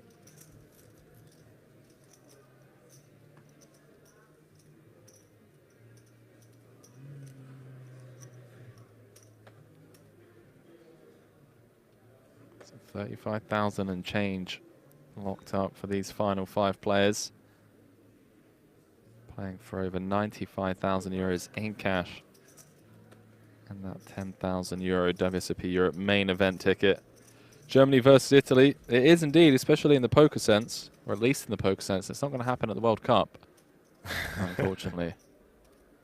And I say that with love. My mum is Italian, so no needle intended. Just can't believe that they didn't qualify. I know, Italy knocked out by North Macedonia. Fair play to the Macedonians. So as Scots, you know, we felt bad for Ukraine. We let them beat us. Wales couldn't do the same thing. You know, that's why we're not going to the World Cup. Oh, you didn't qualify. We had a qualifier against Ukraine. Let them win. Oh, yeah. Had nothing to do with the fact that they played us off the park for 90 minutes. But hey ho. Didn't even want to go to the World Cup anyway. Yeah, I was thinking about it. I was speaking to a couple of people because I mean, it's definitely on the bucket list. I personally don't follow football at all. But like a World Cup finals, that's a bucket list. Oh, absolutely, thing right there. yeah. Like, it has to be done. The only downside, of course, is that the World Cup's generally on when the World Series of Poker is on in America. That's true. So it's going to be tough. Although the World Cup's going to be hosted in Canada, America, and Mexico in a few years' time, so that'll be fantastic. Oh, okay. Yeah. Well, I didn't know that. There's going to be a couple of games in Los Angeles, if I recall correctly. So hopefully be able to take in a game or two. Let's get back to the action here as we see Wilke make the call with Jack-7 offsuit. Fogged with Queen-9 offsuit and the shorter stack. Tempting to shove this and take down the dead money, but he does elect to check. Hand just about not strong enough to shove. Plays really well post-flop. We've got two relatively decent hands here going to a flop. Generally, in these blind versus blind battles, you get a lot of 7-4 offsuit versus 8-3 suited type stuff. So two relatively decent hands going to the flop. What are you giggling at? You're right, yeah. I mean, like, the way that you explained it, rather than it being like 9 deuce against 7-4, it's like picture card against picture card. Yeah, absolutely. Modern day cooler in a limped pot, 5 blind. What has poker become? What has it become? Very standard stab here from Wilke. The ace high board favouring his range, as you'd expect Vogt to shove a lot of his ace-X, his ace-4 offsuit type hands. He's going to have some second pairs and third pairs, but not too many top pairs in his range. And really important pot for Wilke. It feels like nothing's going his way. Poker is a game of times, and he's been swinging down for the past hour or so. So really nice for him to just pick up a pot, be able to stem the flow, both in terms of his chips and mentally as well. Do you believe in momentum? In Absolutely, poker? yeah. I don't think it changes results. I don't think, if you've got momentum, it changes the outcome or anything like that. But in terms of your mindset, your attitude, etc., I am very much of the opinion that momentum is an important aspect. Yeah, I couldn't agree more, actually. I'm thinking of like prolonged periods of momentum where I've just been upswinging and going into sessions, having a great night, super positive, just feel like I'm playing my A game. Yeah. And then, the opposite to that, a few bad sessions and then kind of, losing the motivation to grind, etc. And kind of going into sessions with a losing player's mindset, if you will. I want to touch on one more thing on that aspect in just a moment. We've got a hand here. Savinelli certainly going to continue. Looks like he's going to come with the call. As we are going to a flop with two pretty strong hands here. 10-9 suited versus ace-10 offsuit. Ace-10-9 one-time dealer. Wow, you sicko. Why would you say that? Oh no. Oh no. Very close indeed. Ace 9-3, middle pair backdoor diamonds for Peluso. Savinelli with top pair, decent kicker, and the ace of spades to boot. By the way, so nut spade in hand with the 2 spades on board. If that had come down ace 10-9, I would have left the booth and gone for a roulette spin. As we see the bet of 650k coming in. Peluso. The second pair, backdoor flush draw. He's going to have the best hand sometimes here. There's a lot of, you know, gut shots, spade draws, worse pairs in Savinelli's range, so it's certainly fine to be betting this. Savinelli, of course, not going anywhere. 8 on the turn. It was to go check, check. 100 out of 100 times.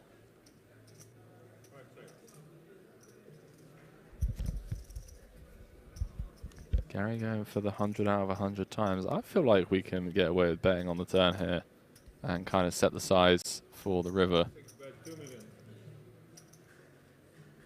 Give ourselves the chance to check back if Savinelli check calls this turn size. Deny some equity as well. Can also get some value from 9x hands.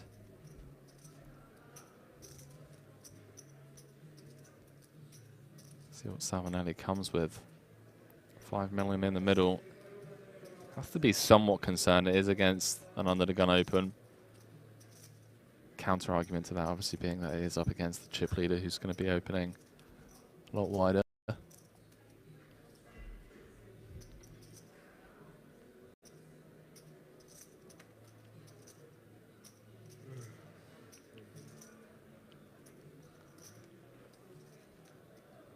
Savinelli has taken his time with a lot of these spots.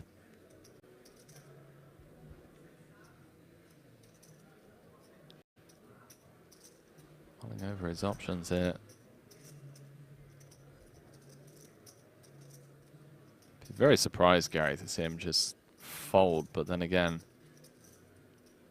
I don't think you can ever fold so many Jack 10, 10-7, 7-6, spades. Queen Jacks. Worse, Ace-X. Be astounded if he folds. But then again, I'm astounded that Peluso bet the turn. Very surprised to see that.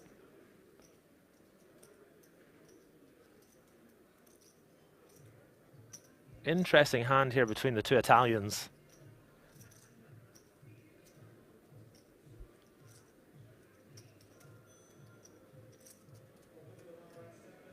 Savinelli really thinking about this. Could he be about to let this one go? Just maybe preserve his 12 million stack. Wow. Wow, wow, wow. Does lay it down, and Peluso, little does he know, I mean, he probably feels like he had the best hand there. Yeah. Maybe he thinks his opponent just folded a better 9. Little does he know, he's just got his opponent to fold top pair. And top pair with a relatively decent kicker. What do we make of that in the chat, boys and girls? Any thoughts on that? Saying a WTF straight off the bat in the chat. Triple X Brody. My thoughts exactly, my friend. A very interesting turn spot for both players. Fats or Lord says, when does the giveaway end? Unfortunately, it's finished, my friend. We have already selected a winner. Has indeed, but do you think that'll be the last giveaway, Henry, or do you think we'll have many every day for this person in question to get their hands on? Every day. Every day. Not sure about every day, but I do know we are going to be doing a lot of giveaways throughout the series. A ton of merchandise. And if you've been, you know, eyeing up merch without a giveaway necessary, you can use the code STREAM10 at checkout, get yourselves 10% off. I've been eyeing up a couple of hoodies, I'm not going to lie, but I must say I'm a bit stretched for space in my suitcase. So I don't know if I have room to add a couple more hoodies, to be honest. Once again, battle of the blinds. Two very good hands going to a flop. King 9 electing not to raise. You do want to have some strong-ish hands in your check-back range. Peluso deciding that King 9 is going to be his, and that is an action turn. Savinelli turning the flush draw. Peluso turning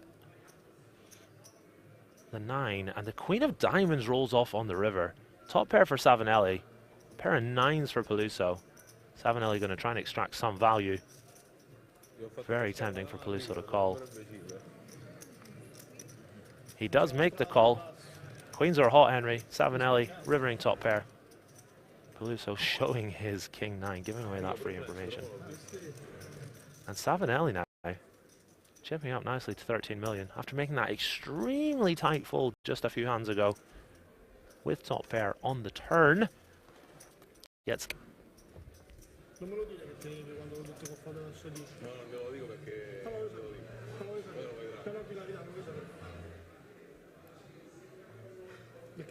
Oh, wow. Right, you really outdone yourself here. Gazi V. I mean, not sure how I feel about you just uploading a picture to social media without me. I mean, what's going on here, mate? You look good, mate. You look fantastic. You've also tagged the wrong casino. Oh, for goodness sake. But yeah, if you want to know what I'm talking about, chat, exclamation mark. Gary in the chat. If you could let us know if you think Henry's hot or not in that picture. I think he looks great, but he seems to be a little up so. I mean, I look like I just like I don't even know how to explain it, mate. You look good, buddy. You look like you're crying, but you look good. Yeah, it looks like I'm crying. It does look like I'm crying. Unibet Poker raiding with a party of 74. Shout out to Unibet Poker. Shout out to Unibet Poker indeed. How you guys doing?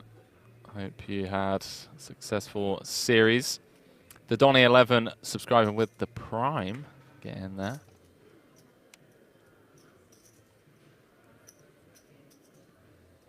Currently have over 1,600 viewers with us for event number 1 of the World Series of Poker Europe, and well, potential hand developing here depending on the size that goes for. It does go for larger than 3x. Cut off the button. Bit on the large size, I must say. Late position via late position. And Savinelli does just let go of the 6s. Let's go. Jacks? Fucking jacks.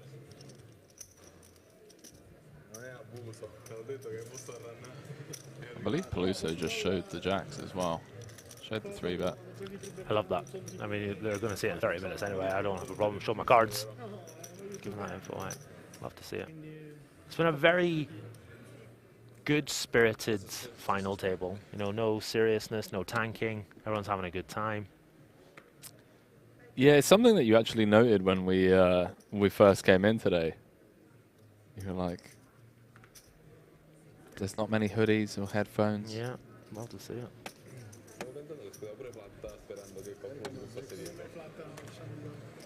Everyone was chatty, laughing. You know, 95k, 10k seat into the main, and a bracelet. It's all to play for, and they're playing it like it's a 1-2 home game on a Friday. Straight onto my parents' mantelpiece. Absolutely. Let's hope the rest of the festival is played as casually as this. It'll make our jobs very easy. Yeah, it certainly does help with table talk and some light-hearted banter between the players. Indeed it does, my friend. Indeed it does. As we see Peluso with the 4 deuce, lets it go. Flugel, one of our shortest stacks with 4.7. Wilka not too far ahead with 5.5. Queen Jack of Hearts on the button. Limps? 17 bigs. You're desperate for a limp. I am. I want to see how long it takes Unfortunately, through this series before we get a button limp. He gets the triangle, and Savinelli with ace-10 offsuit is going to ask for a count. Ace-10, his foe several hands ago. Going to be his friend this time. Here's a button jam for less than 20. Saw him pass up the double barrel after defending the big. Ace 10 on the ace 9, 3, 8, 2 spades, and kind of leans me towards the idea that maybe he's kind of locked up a little bit because of the shorter stacks, and potentially he's thinking about money jumps and whatnot, but this... I think Ace-Jack would be in there by now. Ace-9 he'd probably let go. This is, boys and girls, right on the line. Certainly within his rights to think about it for a few seconds. 5.5 million. Just under 18 big blinds.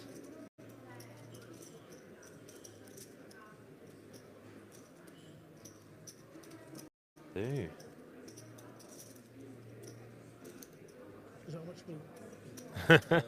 He's going to ask somebody else who's not in the hand how much they've got.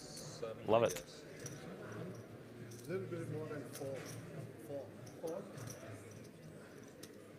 He's trying to figure out if he were to call and lose the hand,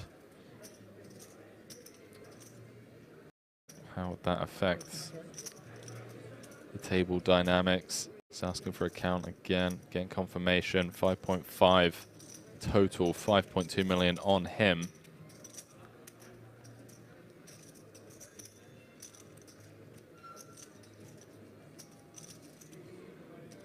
I think Wilke knows that Savinelli has a better hand after this tank.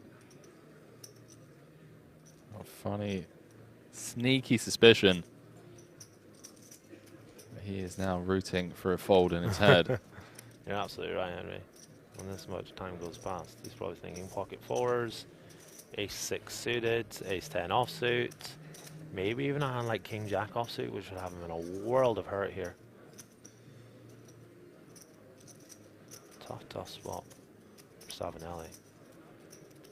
If he calls and wins, he will have about 18 million in chips.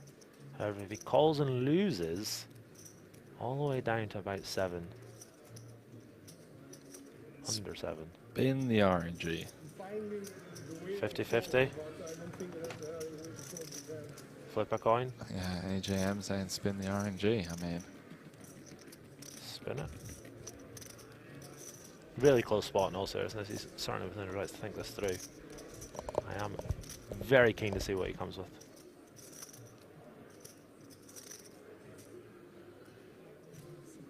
wow, he has the calling chips in his hand.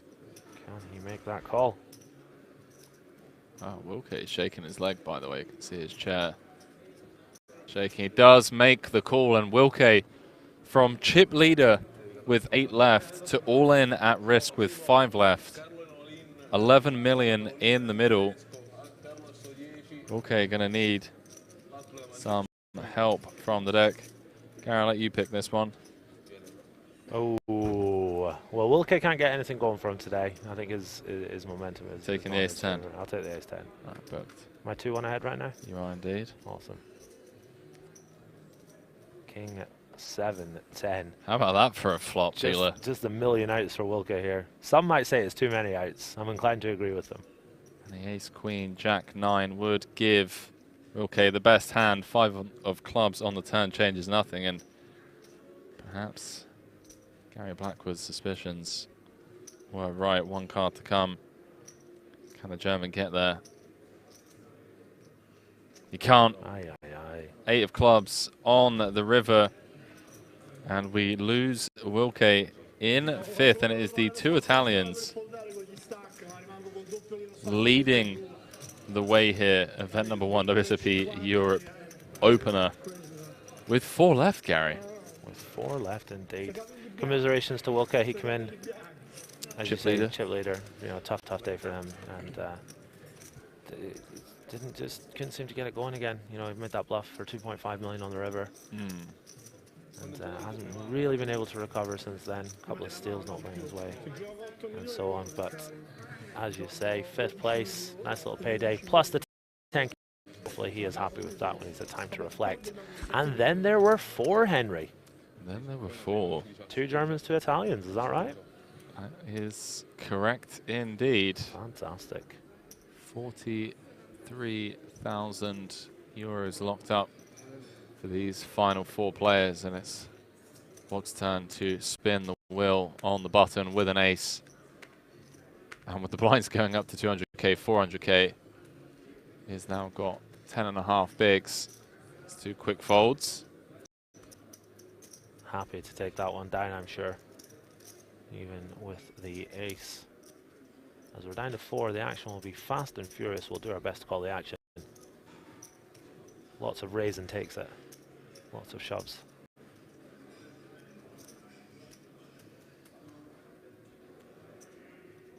As we seem to have 2 players who are the bigger stacks and 2 players who are the shorter stacks. Lots of ICM implications for all involved. Vogt, of course, with 5.2 million. There's around 13 bigs. He won't be playing the 9-3 offsuits. And then we have the 2 bigger stacks, Savinelli, currently with 18 million, and a very playable 10-9 of spades. He will be opening this one up on the button. Limp. Button limp. No limp. Oh, he's limped. He's limped the button, chat. He has limped the button. What is it? What has this poker become? Let's go. Short stack in the big blind. Don't want to raise fold 10-9 suited, do you? What, you want to limp fold it? No, you want to limp call like against like a 3x or something if the big blind lets you see a flop. I don't know. Just saying. Peluso in the small. The chip leader, although not by much, he elects to call. And wow. Flugel.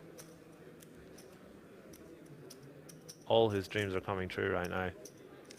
Great spot for him to shove the shortest stack at the final table with 4 left. I'll be astounded if he doesn't just put this in here. Do you not think he can like induce, like 4x induce? Not with 10 bigs. I feel like if you do that, get called, and it comes down Jack 5-4, you just hate your life. You're kind of happy to just shove it in. And if you take it down, so be it. You also get to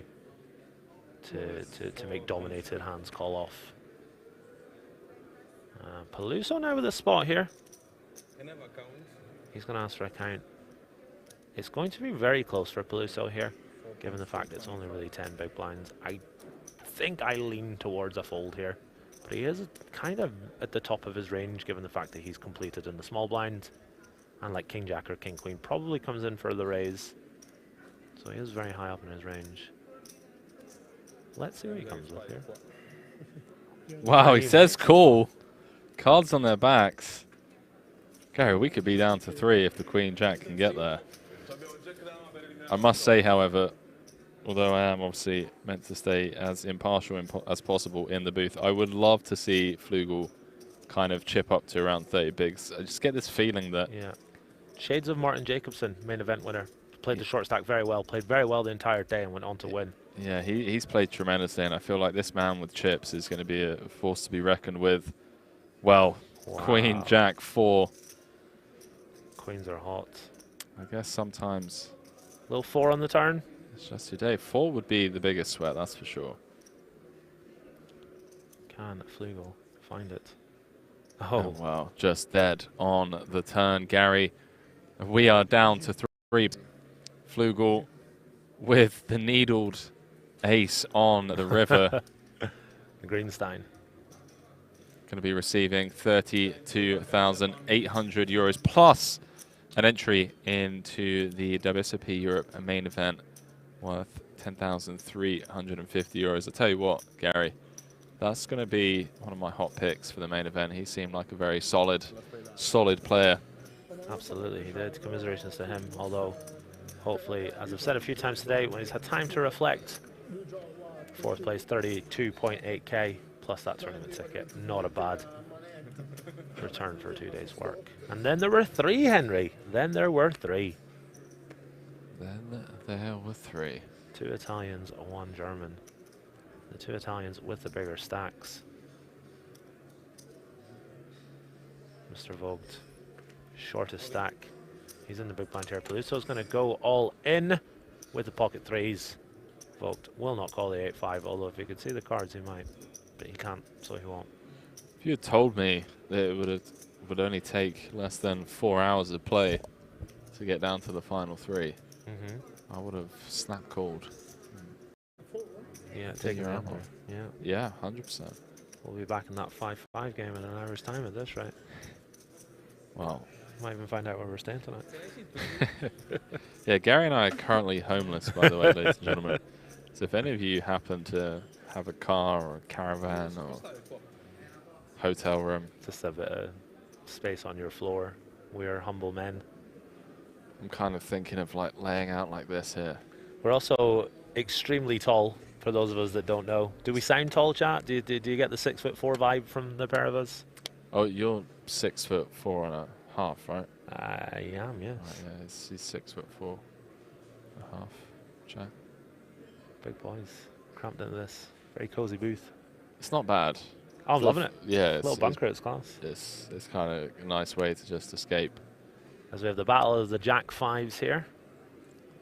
Vogt limping in the small blind. Savinelli going to think about it, and I think he will check, which indeed he does.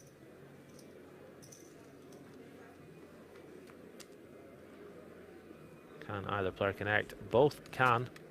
Jack is split up. Vogt with the backdoor hearts working for him. Check, check. Queen of diamond. This might just be checked down, although Vogt is reaching. Bets out. Looks like about 400k. He's going to be called by the third pair of Savinelli.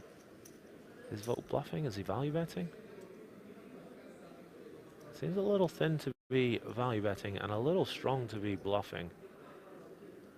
Extremely strong to be bluffing. Vogt needs to just think this through. What does he want to do here on the river? He's going to check. Savinelli's going to check back, and these guys are going to chop this one up. Right smile from Savinelli. At this point of the 1-2 game, somebody says, "Do you play that garbage?" Oh no! Oh, you've spent way too much time grinding that. I have. At least I didn't call myself Kill the Game Bane while I was grinding it too. It wasn't whilst I was grinding 1-2, pal. Oh, sorry. Did they have 1-1 back then? Oh man, it was good times. What's your other favorite things you hear people say when you're playing? Oh, there's so many, mate. My favorite one is like if you open and somebody folds like 8-3 off and they turn it around and say, "Can I double down dealer?" Like blackjack. I think that one's it's so cute. It's so charming.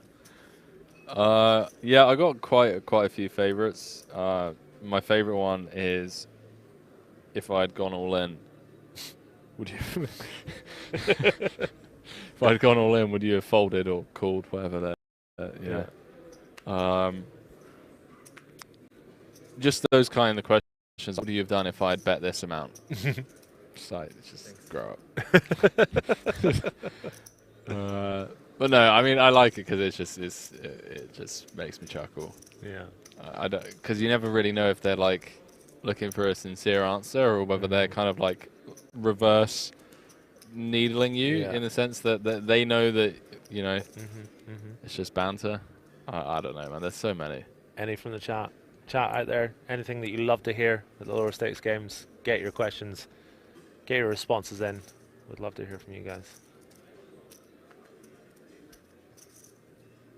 Yeah, that is a good point. What are your favorite things to overhear? Do you know what we'll call them at the poker table? 1-2 isms. What are your favorite 1-2 isms, chat? Your 1-2 isms. What do you hear at 1-2? Your local $30 rebuy tournament. Don't forget the classic guy who's lying, saying, "Oh, I would have flopped 2 pair," or Jack 6. I thought it seems to be every hand. It's like really convenient. Hate those guys. But at the same time, classic. I would have won if I'd called. That's a good one, mate. Come on. Like the classic. Oh, I had Jack 4. I was so close to putting 100 bigs in with King 7 suited. Would have made it flush. That seems pretty standard to me to put 100 bigs in with King 7 suited. Any 1-2 isms from the chat yet? No, crickets, mate. I'm sure they're all thinking about their favourites. Absolute crickets. Too many to choose from, I would imagine. Let's have a look on YouTube. Shout out to everyone joining us from both platforms. We're live on Twitch. We're live on YouTube. Hopefully you guys are enjoying the show. If you are enjoying that show, click that like button on YouTube. It takes 1 second to support the channel. We'd be very grateful. Get those numbers up. As I see Henry clicking the like button himself. Good man. So they all got involved for the giveaway, but no one wants to get involved with the 1-2-isms, mate. Tell you what, why don't we do a pretend giveaway? How about we just jump back into this quickly, as Vox going to get a spin here. Button open from Peluso, raising to 800k with the 10-6 suited. Vox taking the 9.5 big blind. Rejam from the small blind with the Mamacitas. And Savinelli in the big with ace, jack, O. What do we think? Think maybe a flat call? Yeah, I think flatting here makes sense. Absolutely. Oh, he's gone for the rejam. I imagine Peluso just has kings there. Just wins the tournament outright. He's gone for the rejam. That's indeed. Wants to just isolate. It's an interesting rejam there. Savinelli needs to find an ace, some clubs or some spades to get us heads up. Queens are hot, however, chat. Be an all-Italian affair. Fogged with the ladies. Cetas.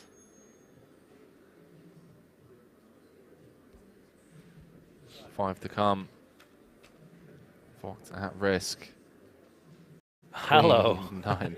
They are hot, I'll tell you that much. They are hot on their heels. What do we want? Do we want an open ender or a gut shot for a sweat? Let's take a gut shot. Yeah, let's take a gut shot. 8. 8? Please Ocho? Take an ocho. Oh. All right. Never easy. Little Kardashian on the turn there. 10 has been folded. Vogt is just thinking, not like this. 3 outs. Savinelli, I mean, he's been on an absolute tear today. If anyone's going to find it. 10 ball corner pocket. No dice. 4 clubs. Sits back down. Fogged up to 22 bigs. And now we got some poker on our hands, ladies and gentlemen, for this bracelet and the 95,000 euros. Back in the game, some might say. Back in the game.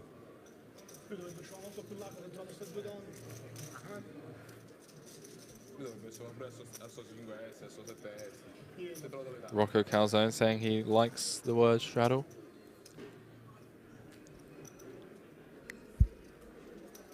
He likes the what, sorry? Yeah, the 1-2-ism straddle, when people say straddle at the 1-2 game. How's that a 1-2-ism though, when someone straddles? Listen, mate, don't shoot the messenger. I'm asking him or her to expand. Please clarify, my friend.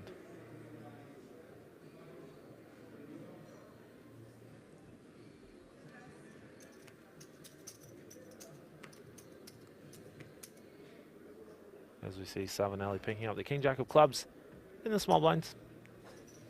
Now you guys and girls watching at home will have noticed that the fewer players remaining, the more blind versus blind battles we have, and obviously we're going to have quite a lot of these now. As we see Peluso with a very healthy chip lead here, 26 million to Savinelli's 12 million. And once again, not for the first time today, we're going to a flop, blind versus blind, in one of these limp pots with 2 pretty strong hands. Oh, wow. How about that? Gary, we could potentially have a new cheater here if a club rolls off. Oh my word. Peluso getting to work straight away. Throwing out the bet for 800,000. What a spot. Comes with 2/3 pot. We are impartial in the booth, but I almost want to see it. Just for a bit of blood. Comes with the call. 2.8 in the middle. 12 million behind. Club on the turn would be fireworks. Oh my word, Gary. Lord in heaven. Both players loving life, although Peluso is going to get some very, very bad news very soon. Strap yourselves in, ladies and gentlemen. No. We are 1 card away from a new chip leader, especially if the board doesn't pair. 2.5. That is a chunky bet. The club doesn't roll off. A quick bet as well. Not taking his time. Wow. 3-handed.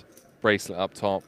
It's a bit awkward here for Savinelli because he might want to raise, but tough to find a size that isn't all in. He elects to just call lots of rivers that could kill his action here if the board pairs or if a club rolls off.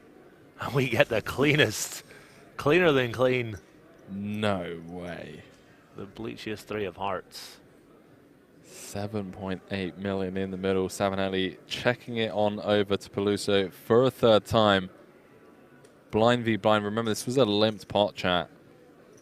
Let's just listen in to Peluso after he loses this pot, because he's not going to be a happy bunny. Savinelli is about to be the new chip leader, regardless of whether or not he's loading the gun. Peluso calls the check jam. The inevitable check jam, one would assume.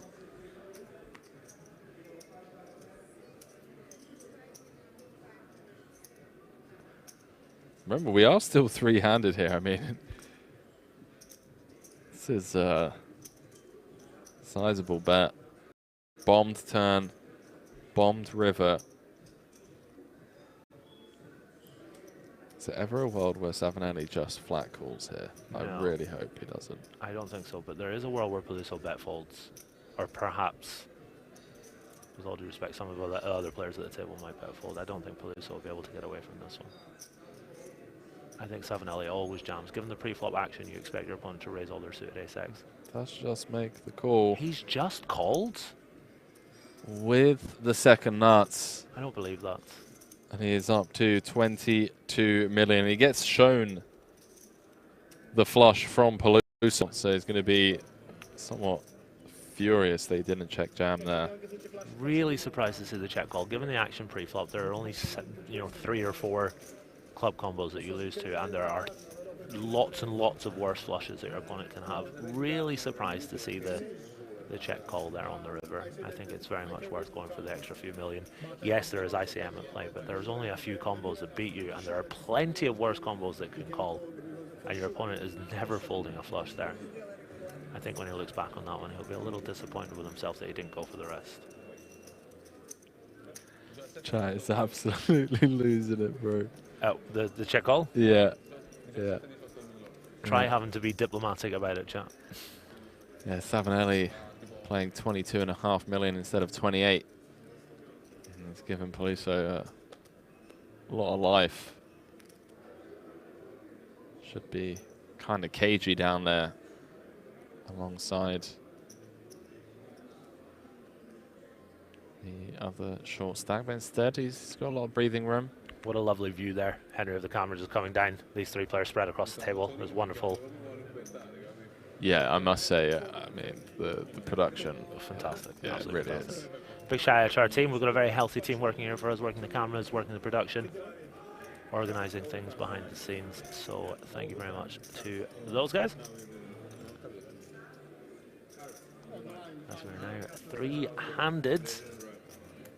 1 German, 2 Italians, vying it out for the first bracelet of the series. The opener, €350 buy-in, 95k plus the bracelet, plus a 10k seat for first. Kudos to these guys for making it this far. Out of 2,454 entrants, there's just 3 left. Peluso with 7-6 suited on the button. Gonna raise that to 800k. Focal guy the way with his 10-3 offsuits. And Savinelli just gonna fly aces here.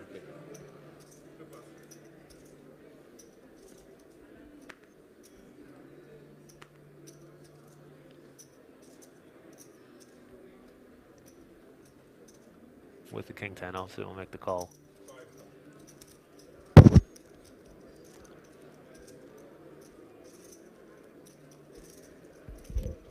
And these two are going to battle once more.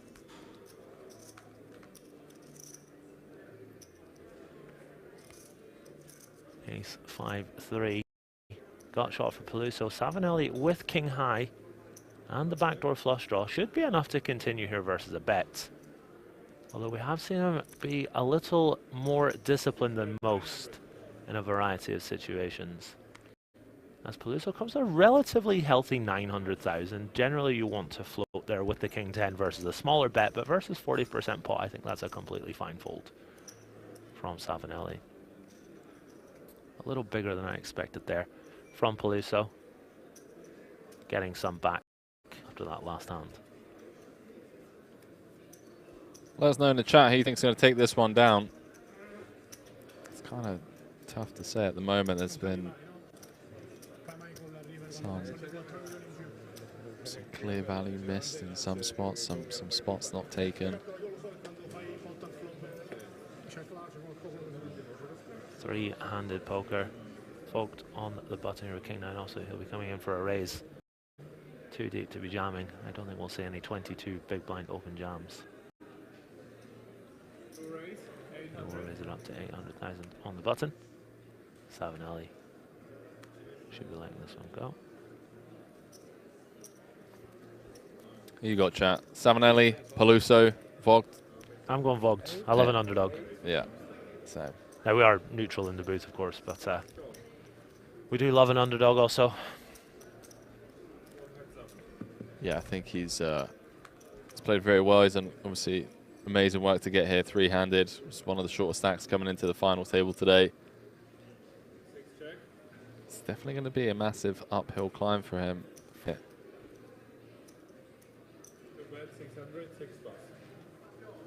I wouldn't be surprised to see him continue to play a pretty tight, aggressive style as we've seen him play thus far, especially given that the two Italians haven't minded at all about playing big pots against each other. And Absolutely. those are some of the adjustments you have to make when, you know, there are ICM considerations in effect, and especially when there are opponents at the table that don't seem to be, you know, as maybe ICM savvy as yourself.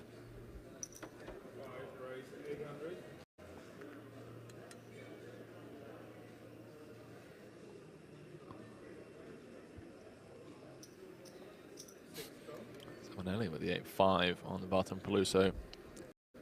The soothing sounds of Henry Cobain chugging down water. Oh, you could hear that, could you? My bad. Yeah. It's like an amaranth stream for a second there. Oh, what? An amaranth? What? Doesn't matter. You're alright, mate. You're losing it. Doesn't matter. Doesn't matter. TV Italy round 3. Queen 8-10. Peluso with the gut shot and the backdoor flush draw and the overcard. Savinelli with 8-5 of diamonds for bottom pair. No kicker, no backdoors. Takes a free turn card. Cass saying, please just don't start licking the mic. That's an Amaranth reference. What is... Amaranth is a streamer who right. makes noises into the microphone. Right. She's very successful. Maybe a career for me to look into at some point. And Savinelli does just relinquish the best hand. Understandable on that board texture. Yeah. Flat call from the small. Sizable turn probe from his fellow countryman. If I'm ever in this spot in a tournament and I open the button and my opponent flats in the small blind, I put them on exactly Queen Jack offsuit, which was doing pretty well on that flop, so certainly not surprised to see the fold. Exactly Queen Jack offsuit? Exactly Queen Jack offsuit. Wow. That's their flatting range. And it's always queen high. Queens are hot. Queens are hot. I can't even recall the last time we've had a flop without a queen on it. I don't think we've had a single flop without a queen on it. Peluso with the suited queen. Decides not to open, Henry. A little tight, do you think? Or happy with that? Feels incredibly tight, yeah. Glad it's not just me. Folked in the small. Folked play a strict limping strategy. Small blind v big blind. I think he wants to be limping close to the entirety of his range.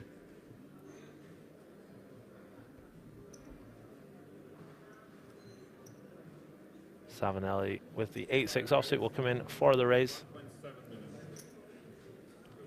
Raising to 1.7, just over 4x.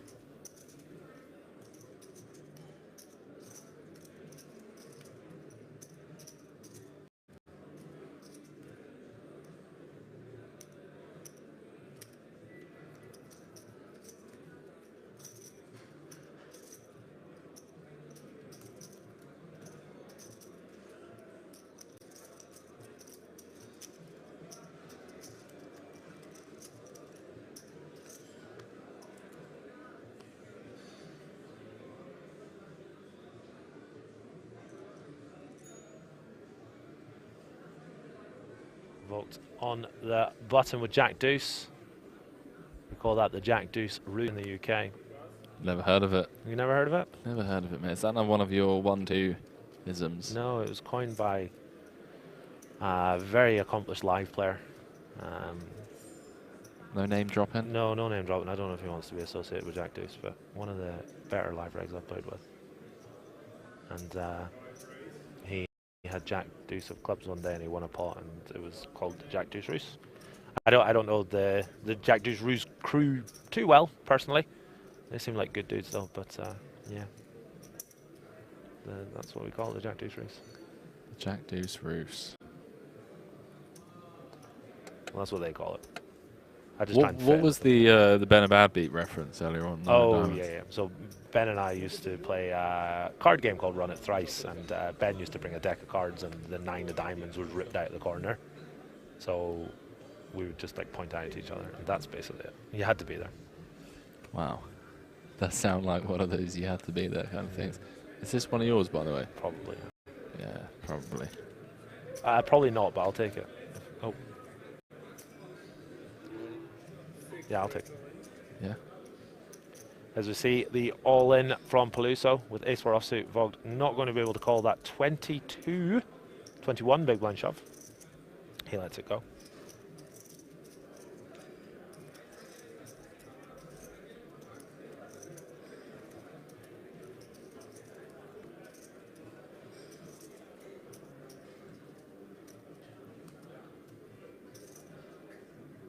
Man, I still can't get over that blind v blind hand. Yes, you said the chat was popping off. They're in agreement with us. Oh yeah, the chat was, yeah, popping off to say the least. Not sure how I feel about it overall, but I'm not one to judge. You know, this is the thing about a lot of these lower buy-in tournaments, right? Is you are going to get people making it, you know, deep, that are playing for amounts of money that they've never played for before. Absolutely. And, you know, it's very easy to fall into that money scared trap. All of us as poker players have experienced the first time of playing for an amount of money that you've never played for before. Sometimes more extreme than others, you know.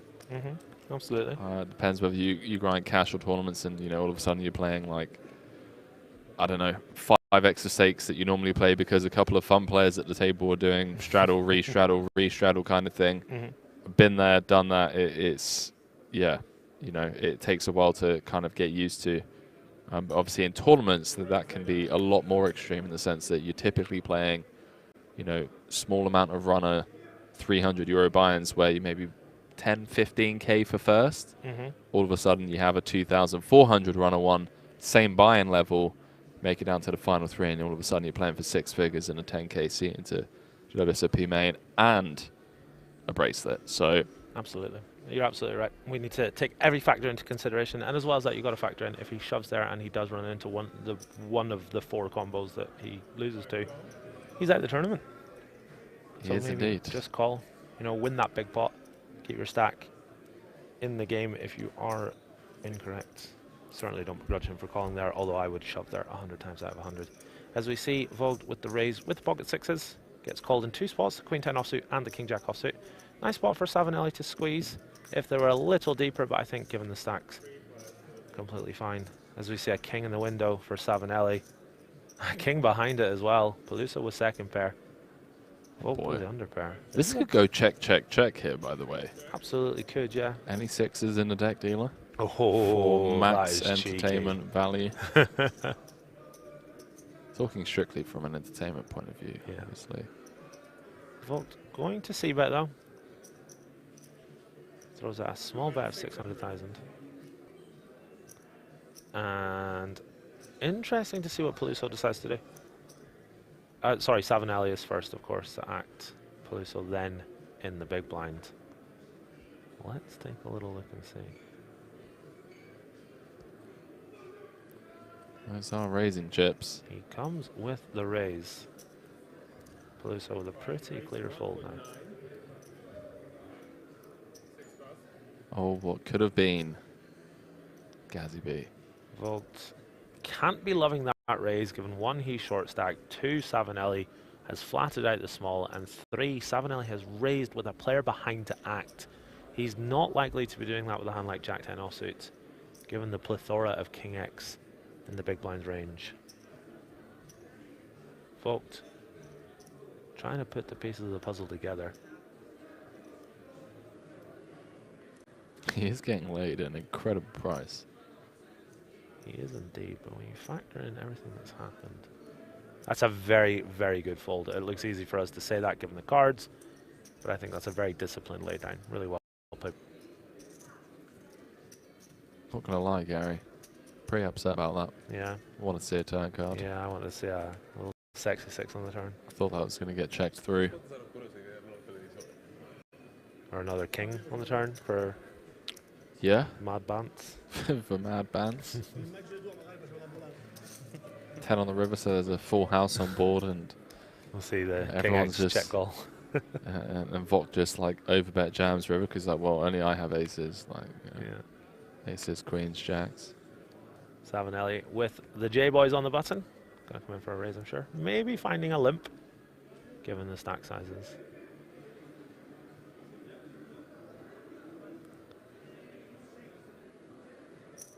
Does indeed come with a limp. Picked up 300k, went for a pink, then went back and picked up another grey chip, or brown chip. Oh, did he really? I missed that. He picked up raisin chips and then changed his mind. Let's see, a call from Peluso with a raising hand. A hand that could well be raised versus the limp.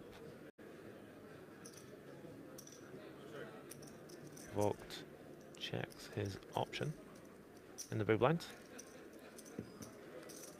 Let's see what comes out.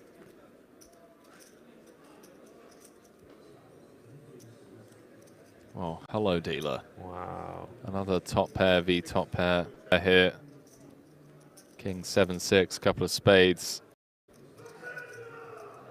The only saving grace for Vok is has a very weak kicker.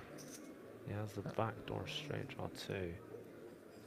But this could be all she wrote for him, depending on what happens. Savinelli with the bet into 2 players with the overcard out there. Lots of worse hands that can call, though. Certainly don't mind the bet.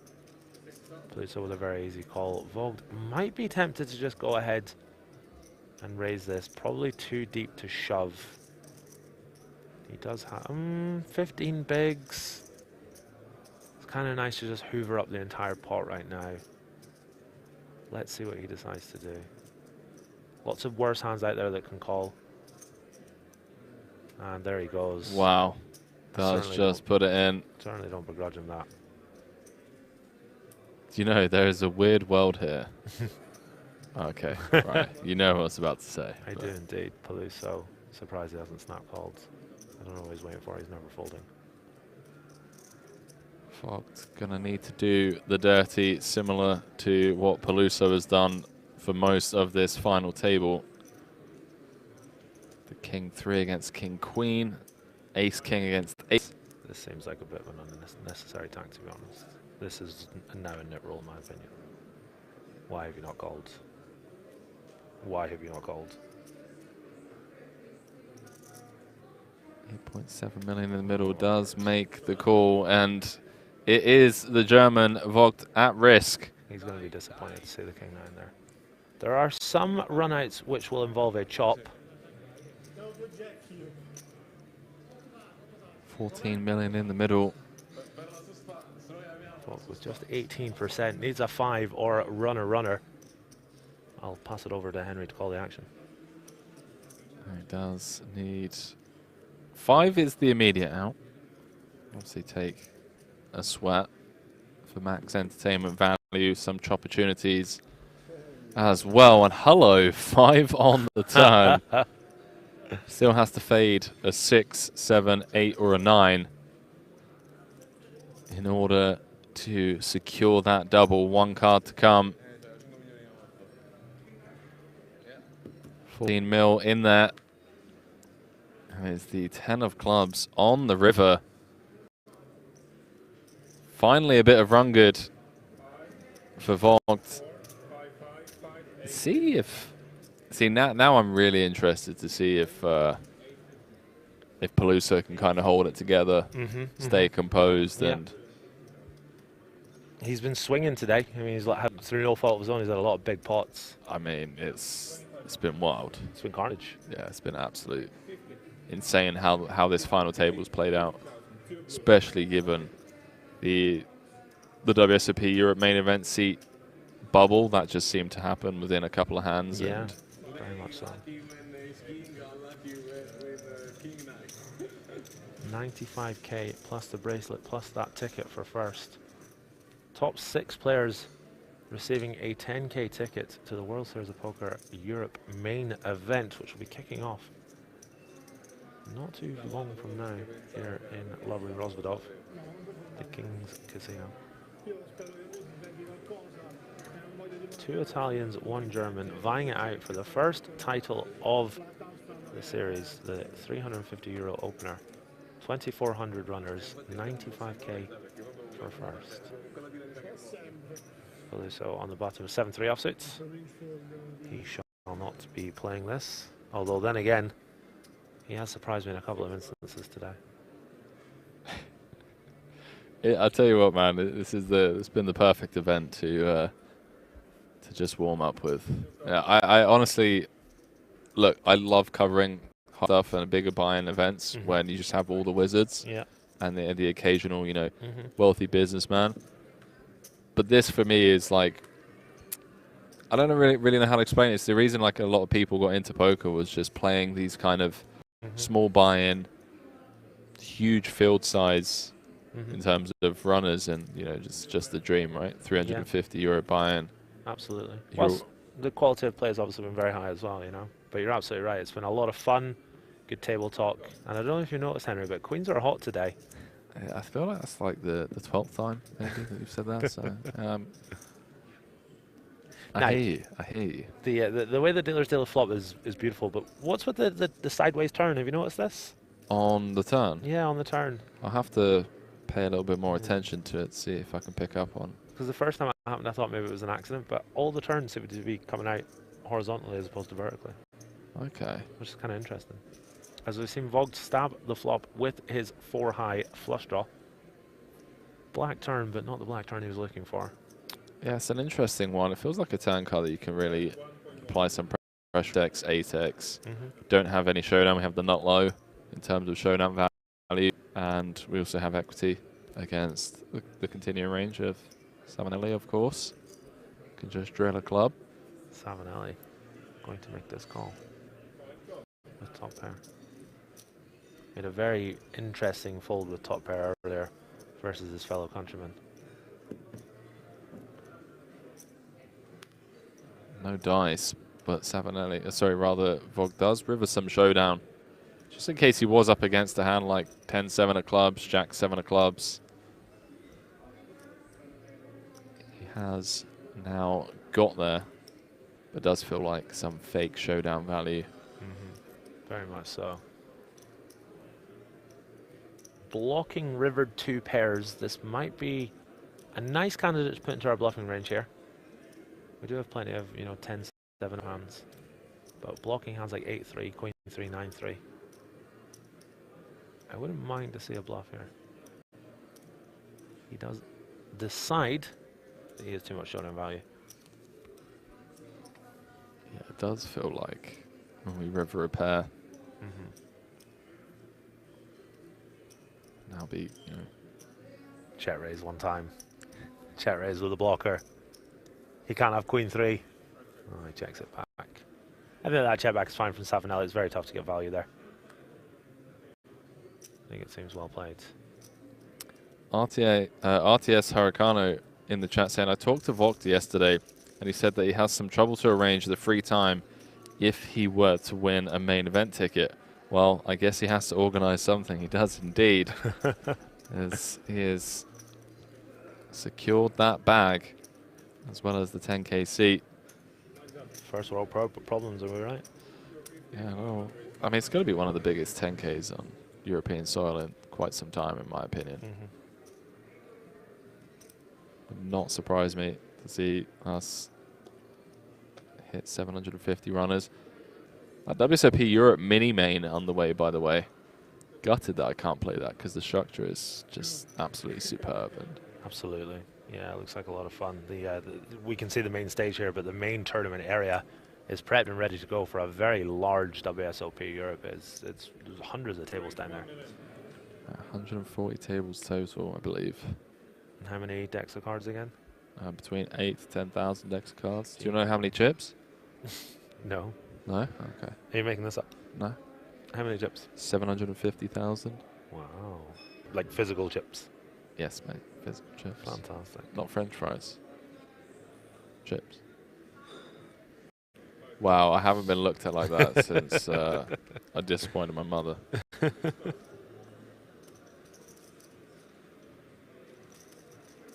As we see, another pot coming to Vogt. Pings that 5 on the turn to stay in the game. Chipping up nicely now. Battling these two Italian players.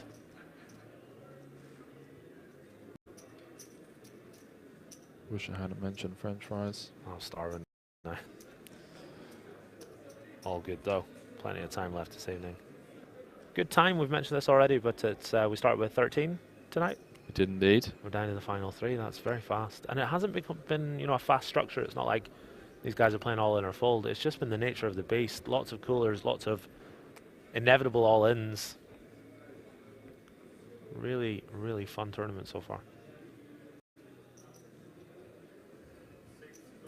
Yeah, I feel like we could still be here for a while. I mean, there's currently, what, 100 bigs in play, 50 million, thereabouts. There's 23.5 between these two. Ace, 6, deuce, a little bit of something for both players here. Vogt with second pair, Peluso with the nut shot to the guts. The gut shot to the nuts, I should say. 500k is the bet. 1 big blind. Vogt makes the call with that second pair. Peluso looking for a 3. Vogt looking for a 6 or a 7. And he finds a 2 pair. Peluso open-ended straight draw. I think we'll see a lot of barrels here from Peluso. He can make the 6x and the deuce x in a world of hurts if he does continue. Overcard to the 6x and deuce x as well. Again, gets to kind of lean into some of those. If folks sitting there with a hand like, Jack 6, for example, not only is it an overcard to the 6, but there are also a lot of really bad rivers now. A lot of straights get there, a lot of flushes get there, which de-incentivizes you to call with those 3rd and 4th pairs as Peluso loads the barrel, loads the gun, I should say, fires it off. Yeah, not only does he load it, I mean, he loves these ball turn barrels, doesn't he? Doesn't he just? From what we've seen. Vogt with a spot here. As you see Peluso stack. 8.1 after the 1.4 million. Vogt with the opportunity here to just call, or he could raise. Certainly don't begrudge him if he does elect to raise. Peluso is going to have a lot of hands with good equity here. Lots of straight draws, lots of flush draws, lots of top pairs as well.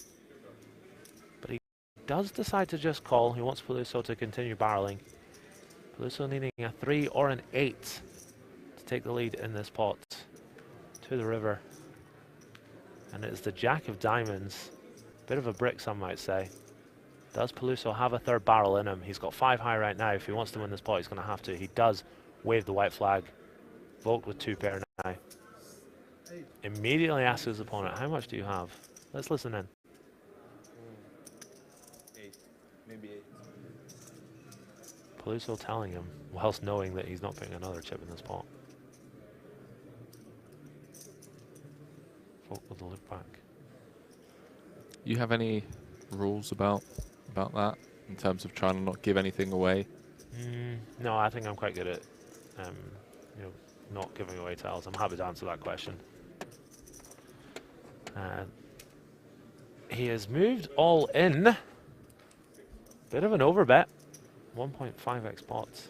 Gets the job done, of course. Peluso not calling it off with 5 high.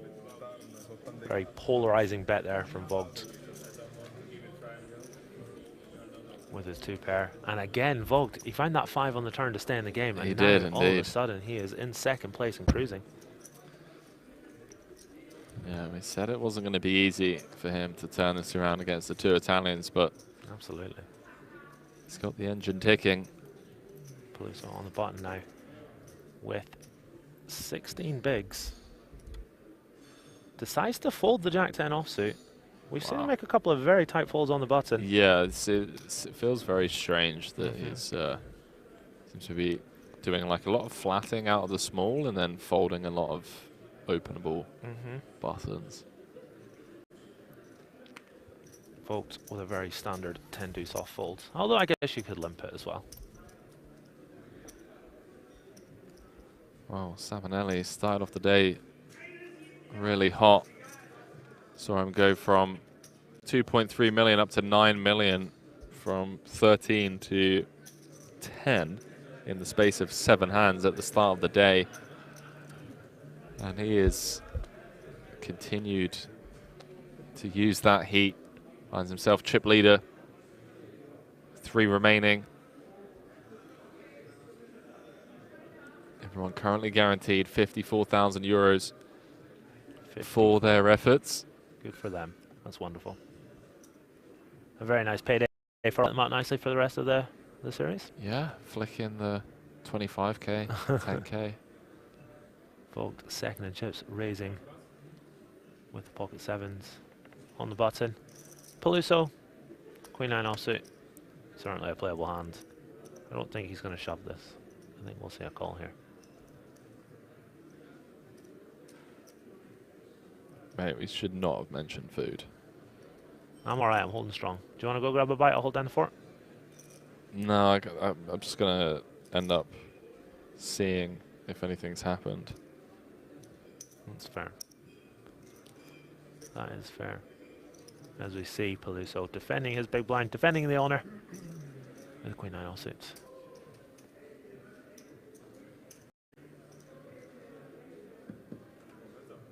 Any Queen 9-7 flops about, dealer? You just love the action, don't you, mate? You just want the sick flops. 10-10 deuce. Folks will be very happy with that flop. Be the Nightbot command. We're running a special promo just for the stream viewers. You can use the code STREAM10 to get 10% off your orders at kings.shop. And I must say, I've got my eye on a couple of pieces, not gonna lie.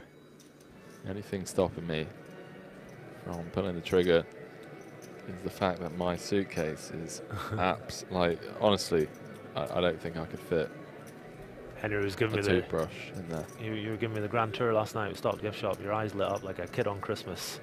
All the things you wanted to buy. Pointed out a couple of t-shirts that you were looking to purchase. Yeah. Let me know where you'll be over Christmas. Maybe I'll send one to you. I appreciate that, mate. I don't know where I'm going to be yet. What about you? God only knows, my friend. Hopefully back in London, in the house. It's been a busy old couple of months for Gazzy B. Spent a lot of time in LA. It was a lot of fun. Had a lot of good times. I love LA, mate. You just can't beat LA. Yeah. Tough games, but good action at the same time. You know, reggy games, but not nitty regs. And back to London for a week and a half. Don't know if I told you this, but I played a tournament while I was in London. Oh, what did you play? I don't think I heard that, mate. No, what did you play? I played a EPT side event. What was the buy-in for that? 250k. How many runners?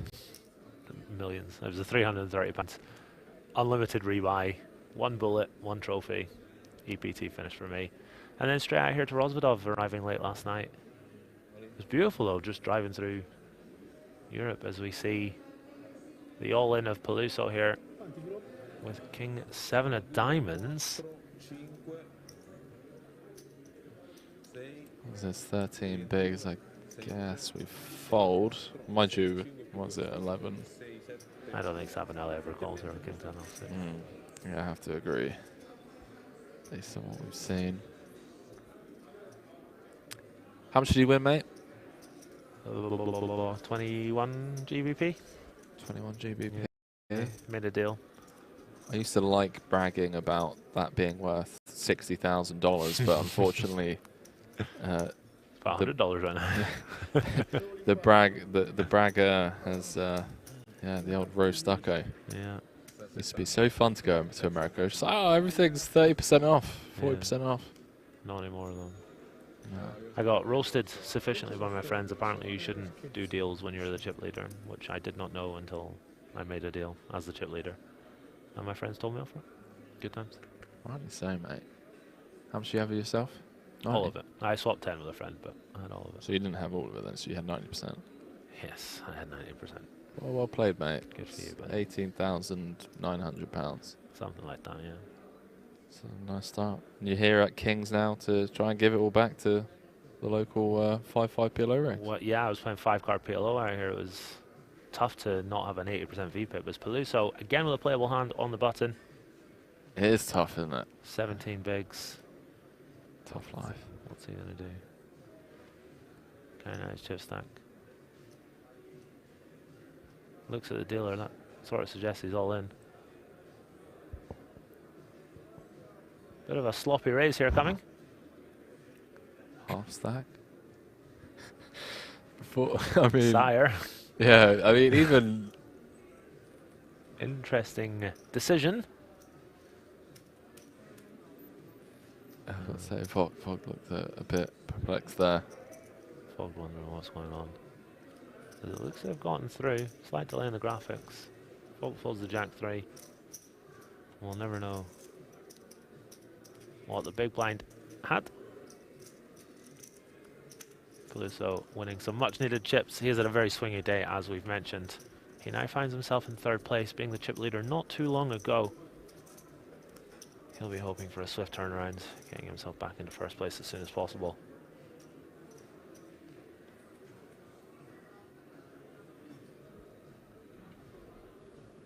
As we have hand number 84 of this stream. Fork the button. Savinelli with Jack 10 offsuit and small blind, 23 million in chips. Comfortable chip leader right now. He'll be looking to be as aggressive as possible. Yeah, it has around about half the chips in play. Electing to flat the small here. Peluso with 3 high and 18 big blinds. He will check. May be here a while, Gary. I'm completely okay with that, buddy. Absolutely loving it here. King 4 deuce, spade, spade, spade. Neither player with a spade in their hand. Peluso with bottom pair. He is going to find out where he's at. He's going to find out that he's ahead very quickly. I don't envisage Savinelli getting too out of line here, given the way he's played. And he does, in fact, let it go. Very ABC approach to the game from Savinelli by the looks of things, but it's certainly working for him. He is the top boy at the moment, out in first place. I honestly think in these fields that makes the most sense. Like if I had to pick like a strategy. Tight is right, my friend. Tight is right. Yeah, oftentimes you stumble across a lot of these guys like Hendon mobs, like these European grinders that grind these buying ranges. I mean, Savinelli has over $1 million in earnings on Hendon mob, and he basically plays, you know, blinds like this. Ace King on the button. It's crazy to think that he's the chip leader with just 44 big blinds, though. See what we run into in the blinds. Peluso getting out of the way. Oh no. Dealer, what are you doing? Three-handed. Voked with the ace-queen offsuit, a very playable hand. Wow. You've got to factor in as well, when you're three-handed, you've got to take into consideration the stack size of the shortest player, and he's not too short as he's reaching. Just checking the size of the itinerary. Comes for the 3-bet rather than the rip. And now the action's going to... I mean, I feel like now he has a chance to get away from it. Absolutely. But... 30 effective, three-handed. I wouldn't be surprised to see this go in. I think we're going to see an all-in and a call. I think, like, I'm thinking of, like, online tournaments against unknowns. Yeah. I think it just goes in. I think here, though, like Savinelli with a pretty quick 4-bet jam. You've got ace-queen off. Sure. Chart says hello. Vogt not snap calling, looking at his opponent. A wry smile spreads across his face here. What have you been saying about queens? They're hot. All queens are hot. Queens are hot, boys and girls. Do you think that's factoring into Vogt's thought process right now? I finally sneaky suspicion. No. No, I think he's thinking, how on earth have I been jammed on here three-handed, especially against Savinelli. He's just been playing so tight. As you already alluded to, you know, kind of ABC style, pretty straightforward and honest guy. Yeah. Flipping against the 9s, 10s, and jacks rarely has his opponent dominated. Maybe some, you know, ace-4 suited type jams, although very unlikely versus this particular opponent. Counting out the chips, hasn't folded yet, has not called yet. It is a very tough spot, and it would be for his tournament life. Also has to take consideration that other player at the table is sat on 17 bigs. Absolutely. Vogt with the decision. I think I would call in this spot. They would call in flip versus jacks. Yeah, I think my thought process kind of comes down to, do I think this guy's jamming ace, jack, ace 10, king, queen, ace 5, and I honestly don't think he is. I mean, I know it's only an 85 hand sample, but we're playing against, you know, an opponent that just check called second nut flush, blind v blind, and very good point. Has showed down just absolute monsters every time he's got to show down. Chat, what we thinking? Call or fold. Does let it go and take a bow, Vogt. Yeah, that's staying alive. Fold. That's an excellent fold. Take a bow, sir.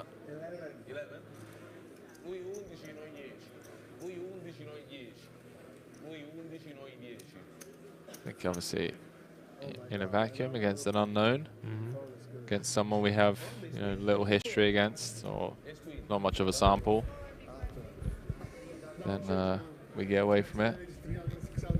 Oh, sorry, we get in rather. Yeah, absolutely. Very disciplined fold there from Vogt. He is vying for the title and the coveted gold bracelet. This is a bracelet event, boys and girls. The winner will be taking home a prestigious WSOP bracelet as Peluso. 20 big blinds on the button. Ace-9 offsuit will be coming in for a raise. Looks like he's got raising chips in his hand. He makes it 1 million to go. Vogt looks to have let his small blind go, and Savinelli with the same hand. Ace-9 offsuit versus Ace-9 offsuit. Just catching up with the YouTube chat. What's everyone been saying? Nikolaios Sirpa saying, he said plethora. Plethora. I did drop plethora a couple of times. Yeah. And then followed by Three Amigos. Sick. I'm not sure what that is in reference to, but nut shot to the guts. Yeah, I said that by mistake. I tried to say gut shot to the nuts. You were swiping at that point. Oh, hang on, what? I was swiping. Through Instagram. Okay. Rocco Calzone saying, excellent commentary, guys. Appreciate it, Rocco. Thank you very much, Rocco. Appreciate that a lot. If you guys want to compliment us, if you want to tell us we're trash, we're all ears. What are you thinking about the stream so far, guys and girls? Let us know in the chat. It's been a lot of fun. You had a good day? Good first day, Henry? Yeah, 100%. And I second that as well. You know, anything that the viewers at home feel like we can try and add to this over the next couple of weeks. Whether it be, you know, more questionable banter and rogue chat. I've bit my tongue a couple of times with some very questionable banter.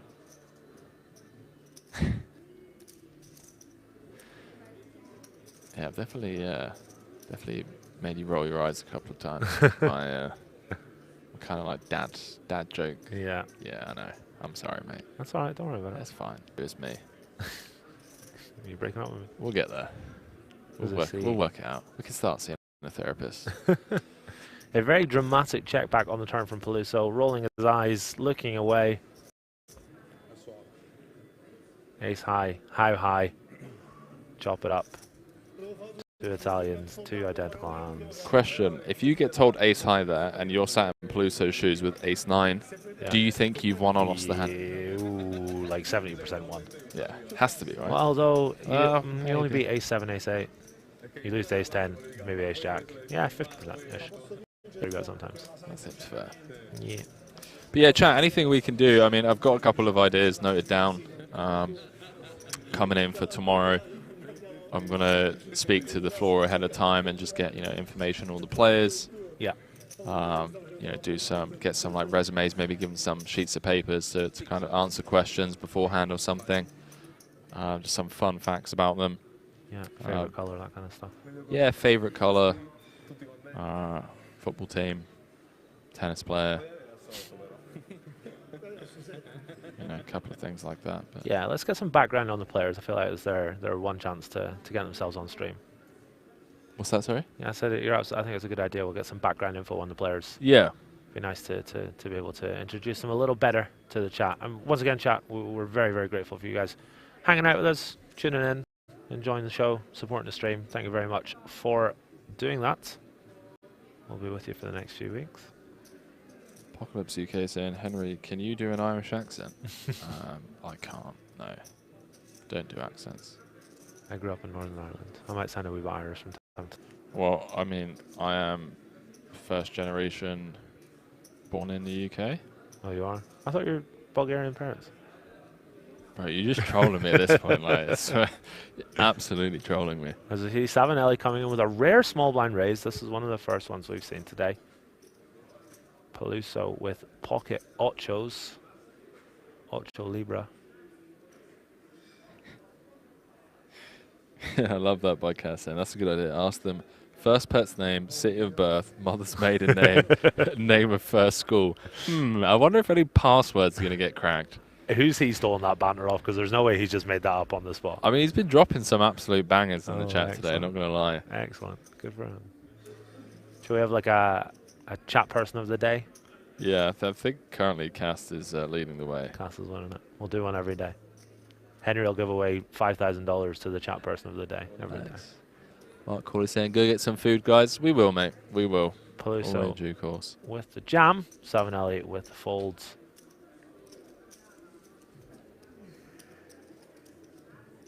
It's been a lot of fun. What are you giggling at now? What's someone saying? No, I'm sorry, mate. Just read it out. I can't read it out because I don't know if it's offensive or not, but it made me laugh. And point it out to me, please. Yeah, this one here. It just sounds like someone's trying to get me to say something that I don't understand. Just say it. No, I'm not saying it. I'm not going to get in trouble. I can't decipher any rudeness from that, but don't say it just in case. I mean, it just feels really random, you know. Lots of fun as always. 3-handed here, guys and girls. Peluso with ace-8 offsuit on the button. Coming in with the call. Sorry, he's not on the button. He's in the small blind. Vogt in the big blind. Vogt has fought back to this chip stack you see before you. He did have a few more chips about 5-10 minutes ago, but then he 3-bet folded ace-queen offsuit and got away from getting it in versus ace-king offsuit. So kudos to him for that as he finds the raise here. Peluso with a limp and is now facing the raise.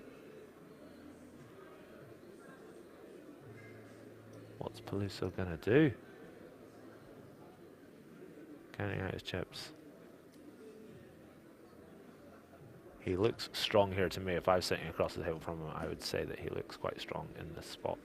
Coming for the old limp jam. Yeah, I think it might be a limp jam.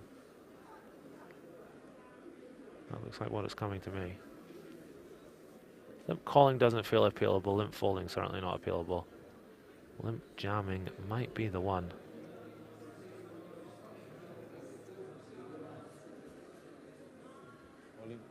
There it is, boys and girls. All in. Yeah, Vogt gonna be absolutely seething for 3x in the 10-9 here.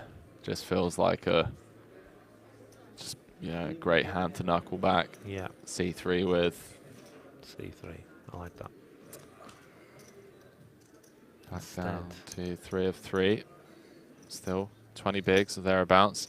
So we're getting some info here from Nikolai saying the Three Amigos is a 90s comedy that put the word plethora on the map. They did an entire skit on it, and people have been using it ever since. Wow, I did not know that. Did not know that. What was the name of the chat user? Nikolaus Sirpus on YouTube. Thank you very much, Nikolai. We appreciate that. Dropping some knowledge in the YouTube chat. You are now the chat pro of the day. Yeah, dropping some more facts in the chat about mass media. All right. Being responsible for doing that regularly. Is it tinfoil hat time or? No, just like taking a word and then using it and pushing it into the vocabulary of the mass majority. Okay. Call here from Vogt in the small. Savinelli will check in the big with 9-5 offsuit. 8-6-6 gut shot Nelly. Plus an overcard Vogt with a ace high. Not going to stab here. Let's see what Savinelli decides to do.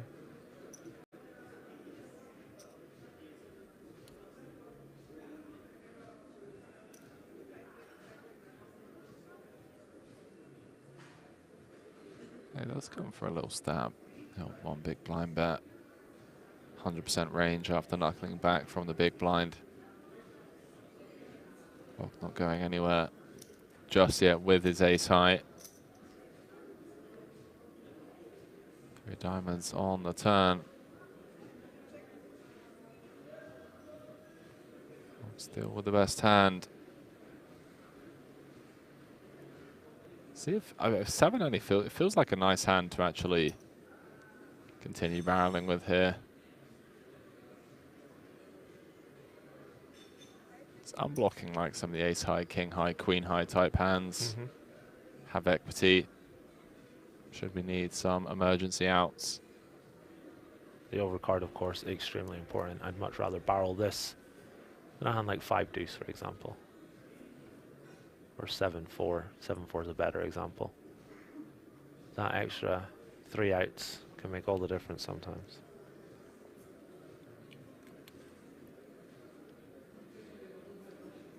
And Vogt going to keep him honest for 2. See a river dealer. 4.5 in the middle. Crucial for the German. He does get the check mark next to his name. Now, Backdoor diamonds getting that. Savinelli, can he use his image here? Find the bluff. Oh, it does. Knuckle it back and Vogt back up to 12 million.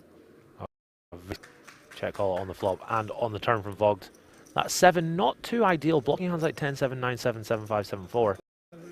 But does still elect to call. He will drag this pot in. Very nicely done from the German. From the German. That's indeed. I believe we have a break coming up very shortly.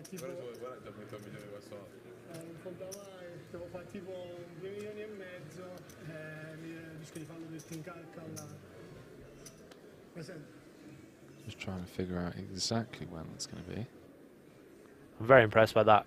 Check call by Vogt. In the last 30 minutes, he's impressed me very well. Sorry, impressed me twice with that ace queen fold. And the ace 7 call on the turn. Very nicely done from him.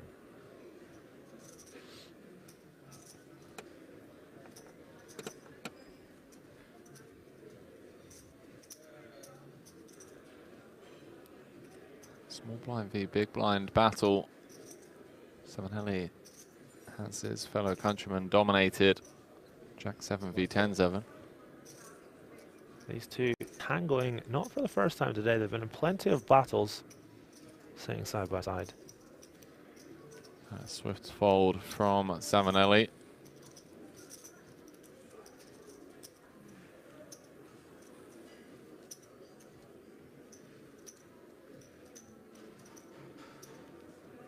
Still three-handed here, and it has been for quite some time. Around about 100 bigs in play. Thereabouts. One guaranteed 54,000. for their efforts thus far. 69.4K for second. 95,000 plus that 10K main event ticket for first. Potential limp spot here for Savinelli. 7-6 of clubs. Let's see what he comes with. He's gone with the limp. You love it every time someone limps the button, don't you? It's just, you know, it's just, I'm just a GTO wizard, mate, what can I say? Okay. Oh boy. Oh boy. Vogt with pocket tens in the big blind and a lovely spot to raise this on. I don't think we'll see a shot for 22 bigs. I think we'll see something in the region of 2.2. What size does he come with? 2.5 million. So he 5x's it from the big blinds. That'll get rid of Savinelli. That'll get rid of Peluso. And that will see the end of that. Did you say there's a break coming up? Yeah, I mean, I received the notification that there's a break coming up. Okay. But I kind of got a sneaky suspicion that the notification was maybe a false alarm, mate. Don't know. Cool. Playing it by ear. If I see the players start to well, hey guys, yeah, we're going on a break. Until then, though, stick with us as we're down to the final three of the first event of the series, the €350 opener. 3 players remaining out of a whopping 2,464 hopeful entrants. 95K for first. All these players guaranteed a 10K ticket into the World Series of Poker Europe main event. Wonderful stuff. As we see a couple of playable hands here. Vogt limping in the small with the 8-7 offsuit. Savinelli checking in the big blind. Savinelli playing very ABC, as Henry and I have discussed several times today, and clearly working for him, as he is the chip leader with 40 big blinds. Taking a little stab here with the King-9. A little surprised to see him stabbing as wide as this. Hand has really nice showdown. But then again, happy to deny the equity from Vogt. He will drag in this nice pot.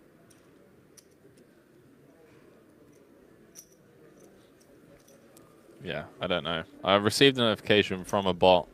We have this custom bot. Okay.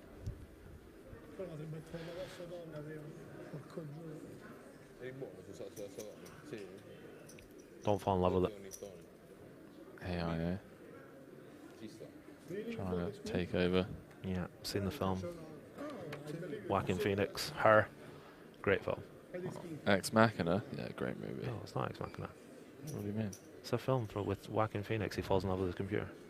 Yeah, but Ex Machina is more to where we're heading towards, mate. Never seen it.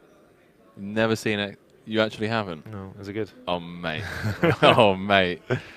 Oh, you're going to love that.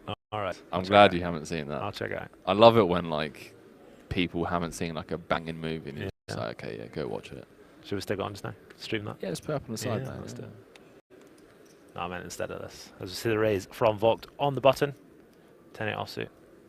Makes it 1 million to go. Peluso with a very defendable hand, King-9 offsuit. He will make the call. Where heads up to the flop.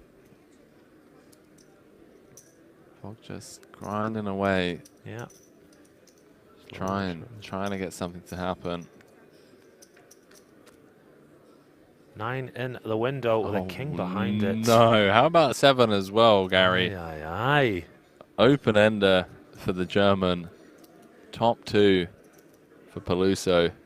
This is action. I think we'll see Peluso play this one pretty aggressively here. It is a very wet board.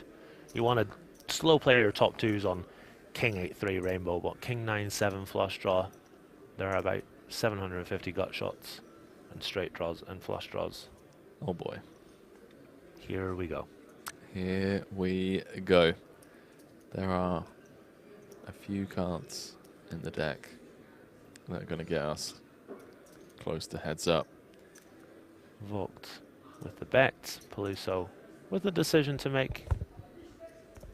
It certainly wouldn't be a mistake to check call here, but I wouldn't be surprised if he comes with a raise to around 2.1, 2.2.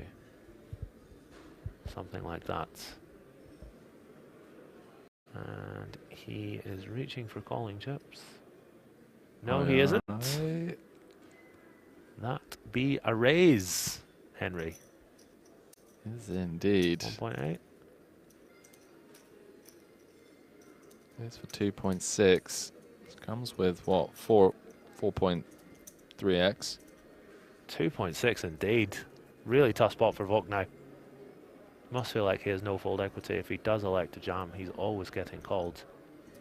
I think we see a peel and then a fold on a brick turn. Yeah, I think so. I mean, we're getting what, 3-1 on the call, so we need 25% equity, which we just, you know, almost always have, unless we're specifically up against the hand like, I don't know, Queen 10 of spades, Jack 10 of spades, something like that. It does make the call. An offsuit 6. Oh, offsuit 6 one time. Come on. Is the card that would get us pretty much to heads up. 7.9 in the middle. SPR of about 1.2, 1.1. Action turn, dealer. Let's go.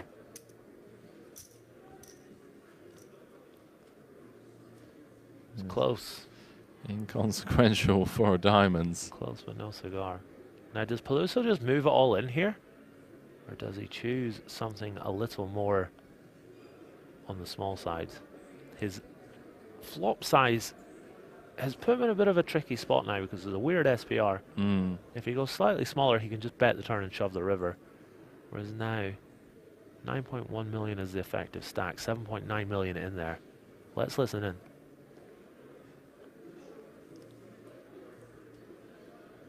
Does feel like due to the SPR just jamming, we just miss out on so much value. Absolutely. But I also do understand on the flip side of that, there's a lot to protect against.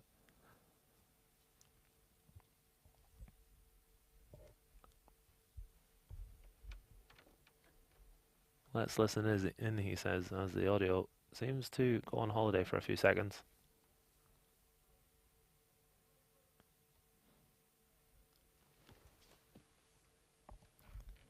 And 93. Peluso's deep in the tank here. Really thinking through his options. Laugh, he slides it on over. No, okay. It looks like a non-all-in size. Looks like... Tell me you're all in without telling me you're all in. He bet 6 million. I hope he announced that. And Vogt must be a little frustrated. A great opportunity to turn a straight. But it looks like it'll be beyond him. Thinking his options through. I don't think he can make this call. He does. Let it go. A little frustrated there. So it looks like we are going on that break. 15-minute break for these final 3 players. Teed 54,000 euros in change. It's obviously that 10k into the main event, but we're still playing for a bracelet and 95,000 euros. So don't go anywhere. Gary Blackwood and myself will be back in 15. See you guys shortly. Ciao.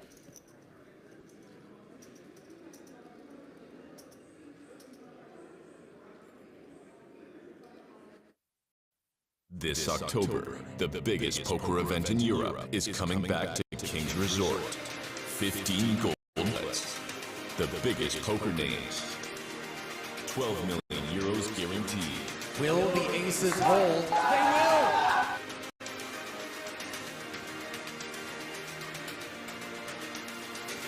And it is an 8! Josef Gulasch Jr., the car salesman from the Czech Republic, is the World Series of Poker Europe main event champion. Go figure. Become the next WSOP Europe champion. Check the full schedule and book your stay now at kingsresort.com.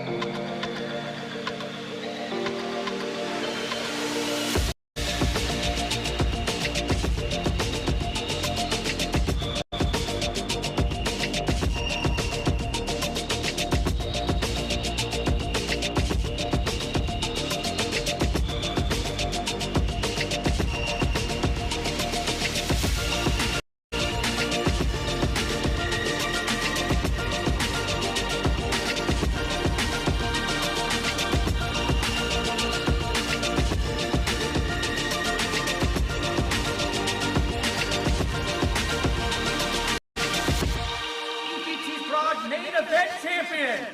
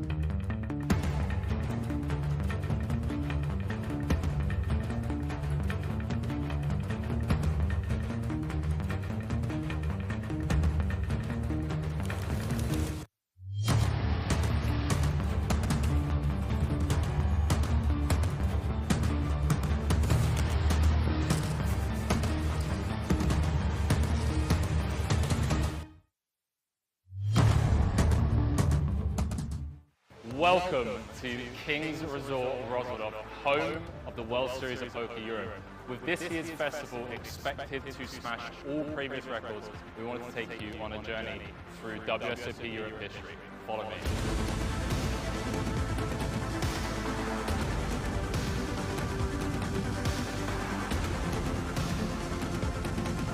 The World Series of Poker Gold Bracelet is considered the most coveted non-monetary prize of the poker player to win, with players coming from all over the world to compete year in, year out, looking to take a piece of the gold back home with them. And this right here is the very piece of gold that poker players dream of taking home with them.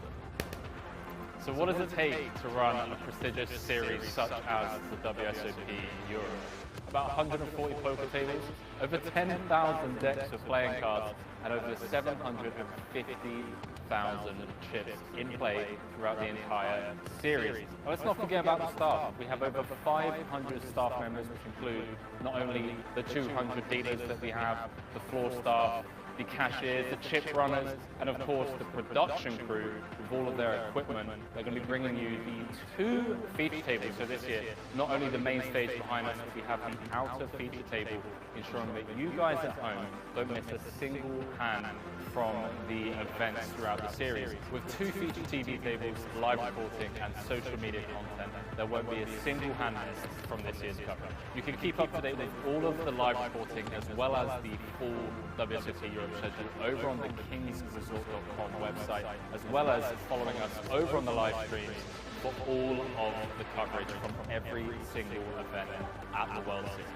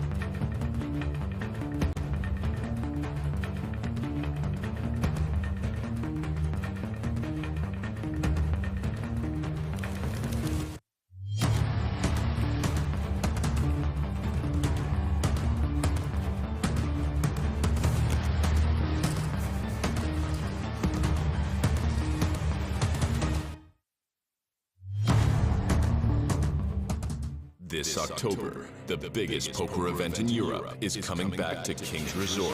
15 gold bracelets. The biggest poker names. 12 million euros guaranteed. Will the aces hold? They will!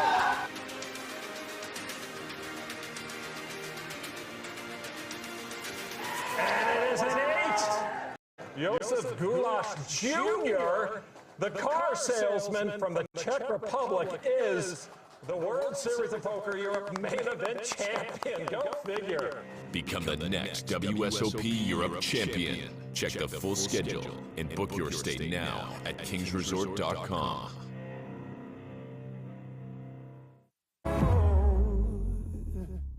I'm bad as bad can be, so bad that it's hard to believe what they say about me. I'm bad, take a look and see, so bad that it's hard to believe.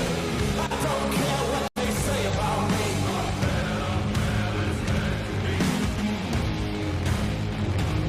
I watched an empire fall. I stormed the gate and scaled the walls. They wouldn't share, so I took it all. I watched an empire fall.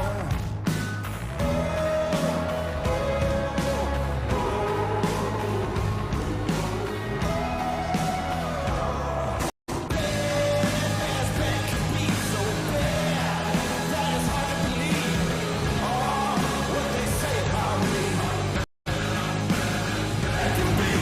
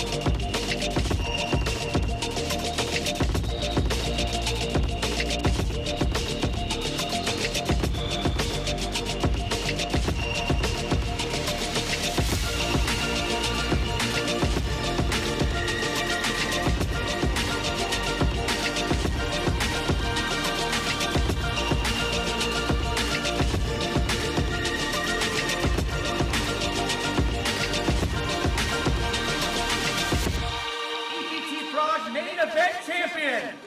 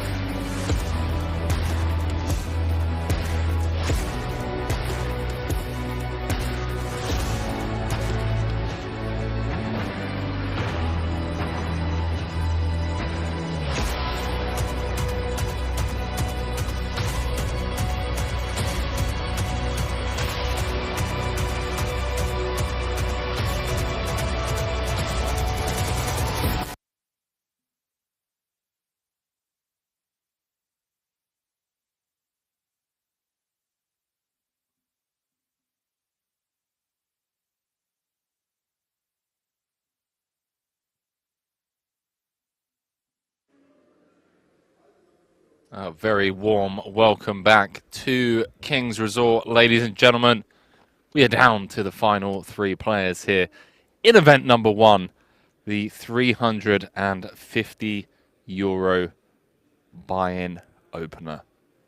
2,400 plus entries into this event, generating a huge prize pool, by the way, especially for a €350 buy-in, over 700,000 collected. 95k in cash for first.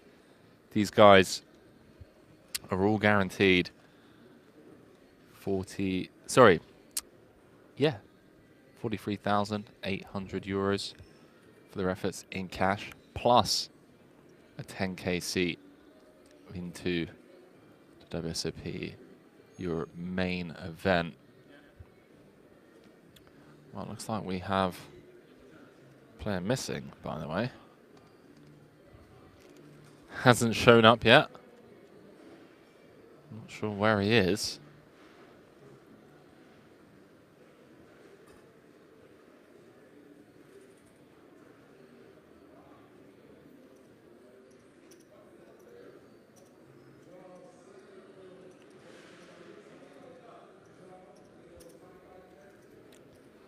Playing for a bracelet and 95k, and the chip leader's just disappeared.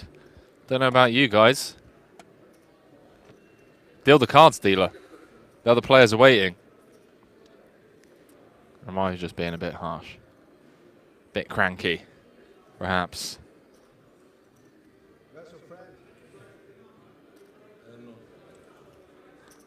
Everyone else. Like, where's your friend? What on earth? I don't think I've ever seen anyone show up late, 3-handed for a bracelet and 95k. Maybe some mind games. Just, you know, just rock up late 5 minutes, have everyone waiting for you. You're the chip leader, playing for 95k and a bracelet. So Gary Blackwood returns to the booth.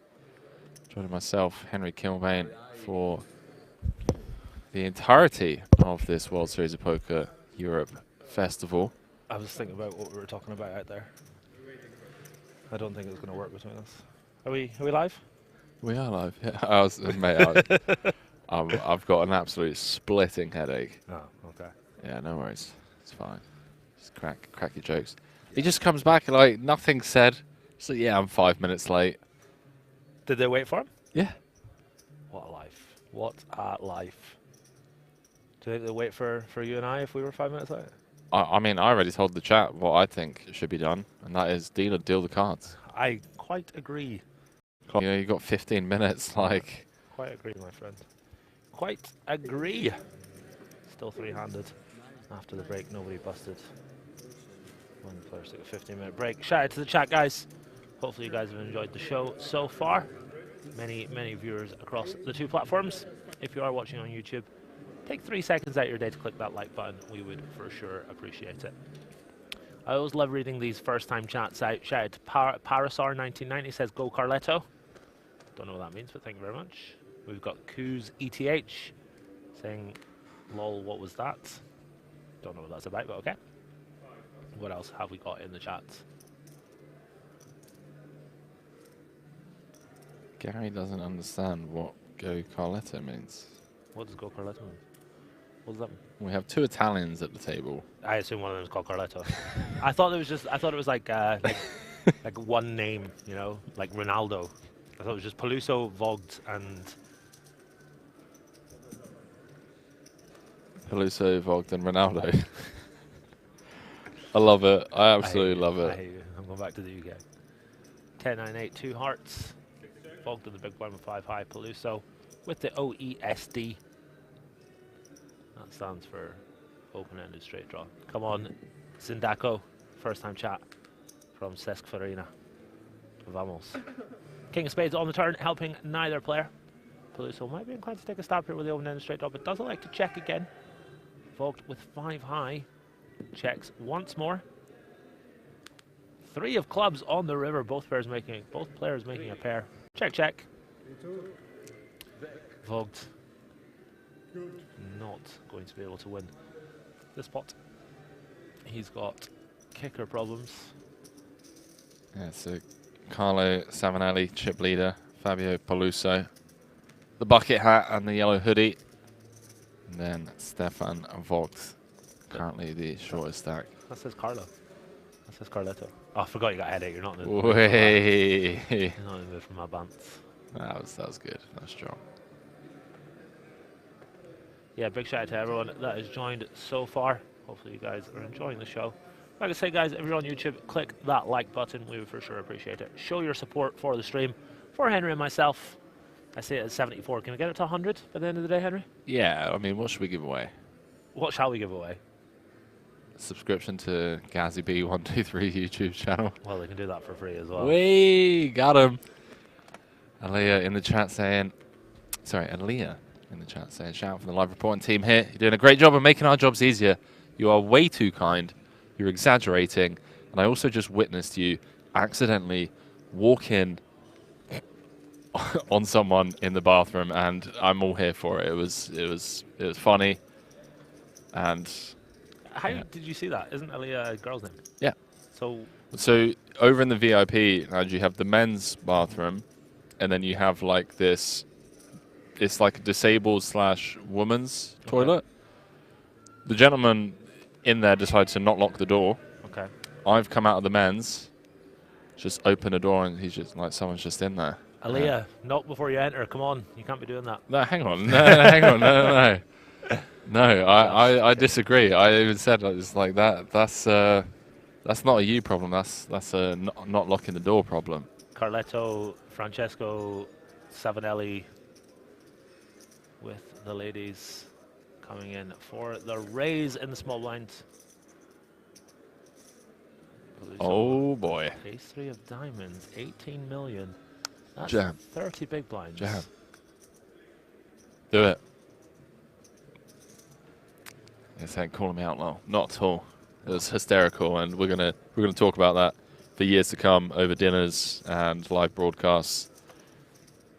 Big up Carletto from Antonio Formato. Lots of Italianos in the chat. How is your... I can say Bella Ciao and that's it. Mamacita is all I can say. I think that's Spanish. And everything else is just traumatic experiences of my mother shouting at me in Italian as a kid, which I can only imagine were words that I should not repeat on a live broadcast. Well, grazie mille for all the Italianos in the chat. That means thanks very much, just in case you didn't know it. Yeah? Yeah. I hope so, anyway. Savinelli with the continuation bet with the queens. Not afraid of the king. Gets the job done.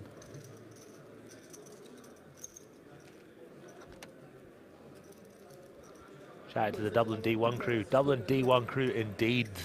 Top of the morning to you, laddies. How long do you think it's going to take for us to get pneumonia in this commentary? Are you cold? Yeah, it's just like on the back of my neck. Yeah. You're awful gurney, aren't you? It's a bit chilly, mate. Do you want my jacket? Do you want a cuddle? Look, put me in an ice bath. Fine, 15 minutes, no problem. 10 minutes, 10, 15 minutes. Could you last that long in an ice bath? Yeah. Wow. That's really interesting because I have only recently started taking cold showers. I know how good they are for me, but it's such a struggle for me. I really hate really cold water.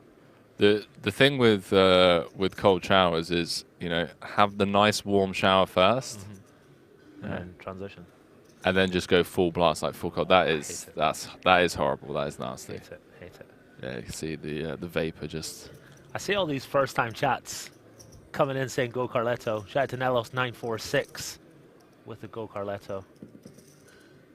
Let's say, how would your mother scream at you in Italian and you don't know a word? Well, the way that she screamed at me in Italian is because she is Italian. And then secondly, I didn't say I don't know a word. I said the words that I do know from said traumatic experience are probably not PG enough or just not the place for a live stream. But thank you for your comment. Are you a Friends fan? Do you know where I'm going with this? No, go on. That Banabili. Have you ever seen that episode of Friends? No, I haven't. Okay. I have not. Oh, what a river. That's not a friendly river. 9 of diamonds on the river. Vogt making the straights. Peluso betting out with top pair, as you'd expect. Thinks he has the best hand here. He's about to get the bad news. Vogt is about to stick it in. I see only one sizing for him here. 1.5 to call. He shan't be calling. There it is, all in. And Peluso with a very nasty spot here. Doesn't love it.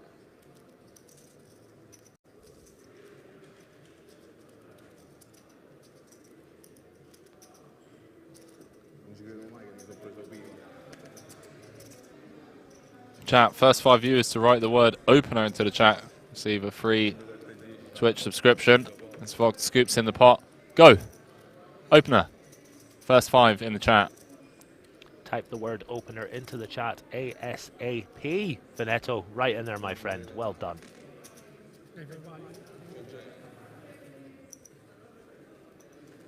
Oh, there's a typo in there. Okay, right, how have we got? So we got Veneto. Are we accepting this? This is the real question here. He was saying it in Italian. Fair. Valerixa, Fat Star Lord, Van Vild, and Onio. Pocket tens for Peluso. Ernesto says she would scream XYZ. Pretty sure I had that on my pizza once. Looks tasty.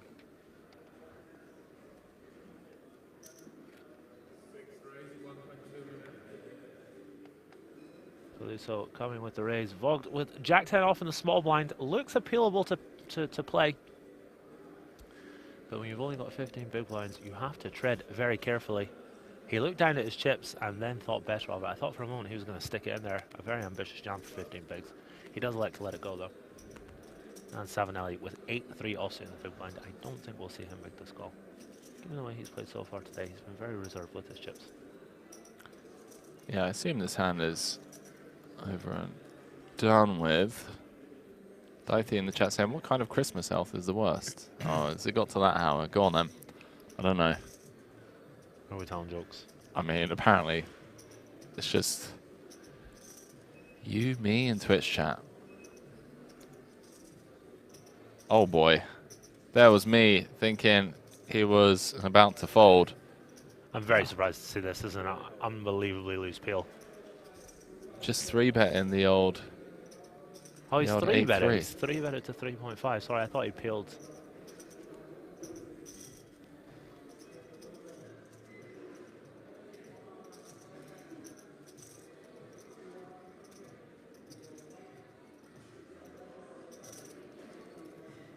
Interesting spot here, Peluso, with the pocket tens.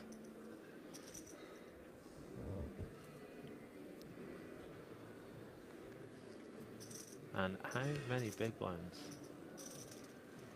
Not too many. Started the hand with about 24 or 25 big blinds. Has to be mindful of the shorter stack behind, who will be loving this action.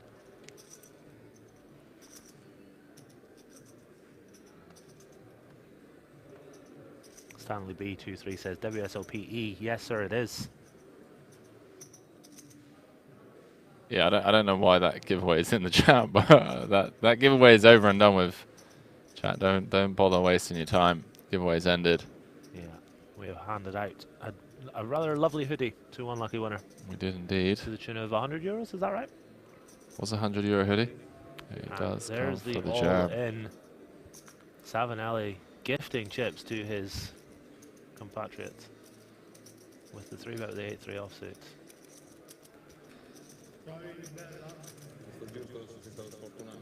Not gift it, I mean, you know, making a... Yeah. No, I wasn't for a minute suggesting that there was anything on. Oh, 100%. No, I know what you're saying. Just to be... It's going to be a fun couple of weeks, I'll tell you that much. Aye. Yeah, no deals allowed in WSOP events, I'm afraid. Yeah, no deals allowed in WSOP events. What do you think of that, Henry? Do you think they should facilitate deals, or do you think the romance of getting a big score is getting lost with all this deal making?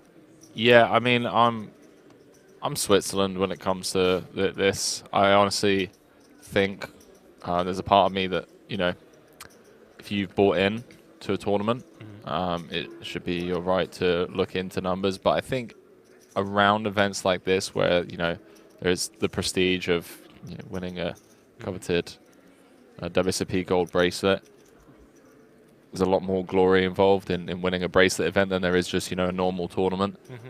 So I can get behind it for events such as these.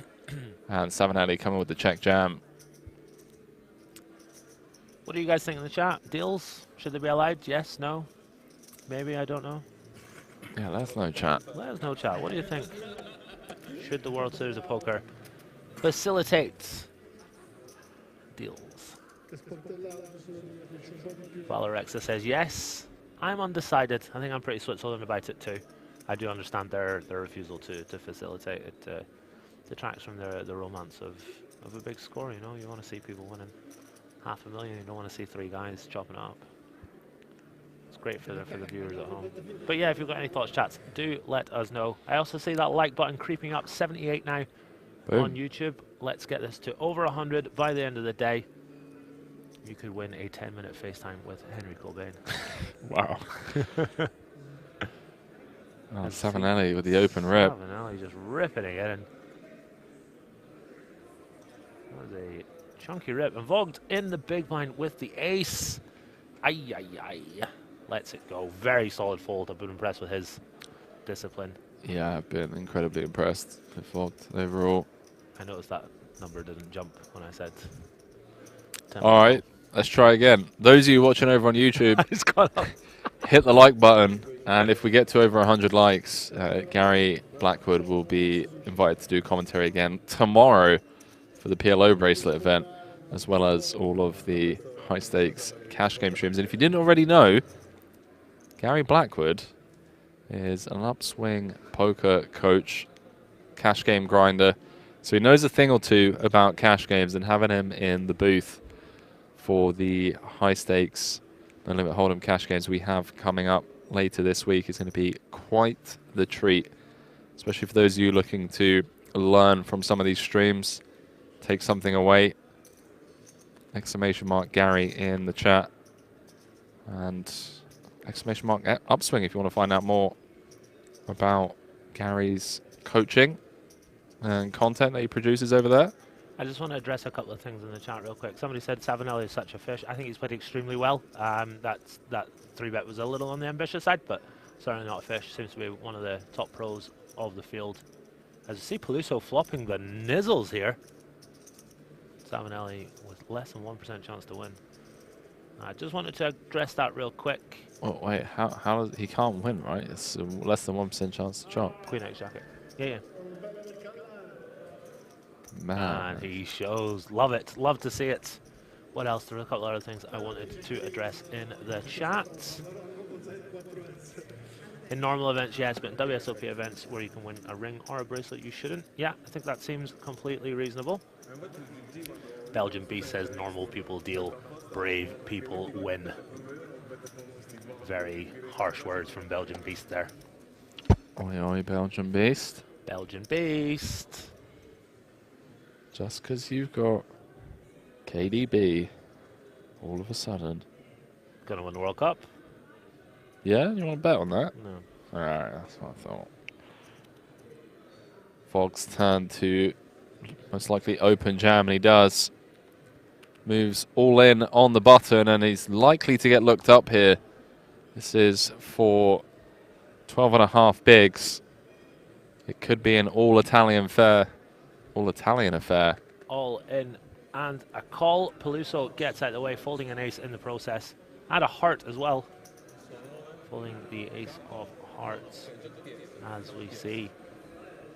The all-in getting called. Queen 10 of hearts versus ace 9 offsuit. I'm 3-1 ahead. I'll let you choose. Which one do you want? I can't. You can't choose? Ah, right. Right. Actually, I might not be able to choose either. Okay. Right. All in and a call. 60 million in the middle.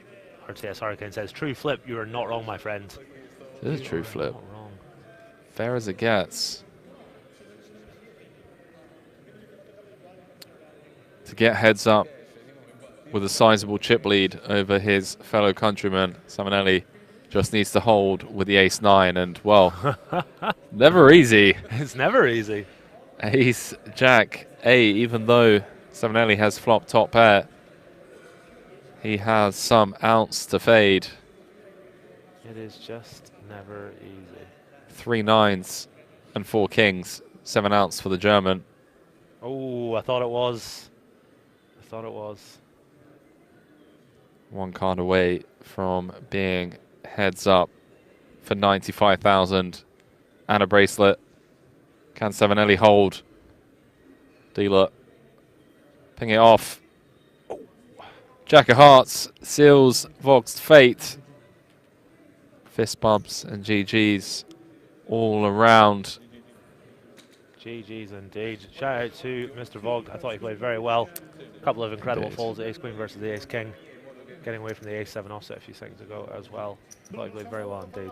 Yeah, really put himself in a good spot to absolutely survive, if you will, with that ace-queen against ace-king. We are going to take a 15-minute break, chat, as we set up the ceremony for the bracelet, get the tournament directors from WSOP over and getting everything set up. The stage is going to be set as we are going to crown our first World Series of Poker Europe 2022 bracelet winner. And we know one thing, and that is that the bracelet is going back to Italy. We'll see you guys in 15.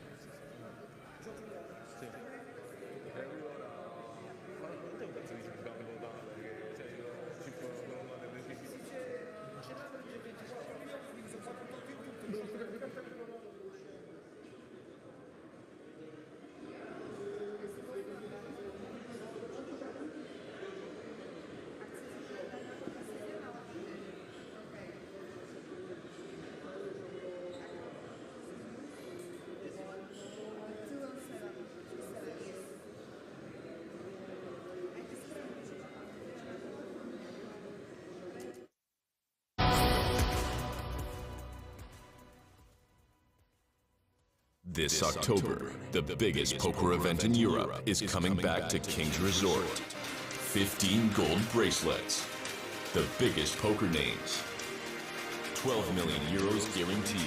Will the aces hold? They will!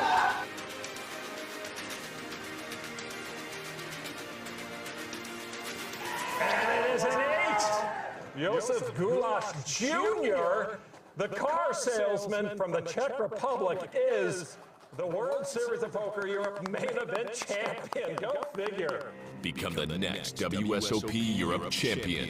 Check the full schedule and book your stay now at kingsresort.com.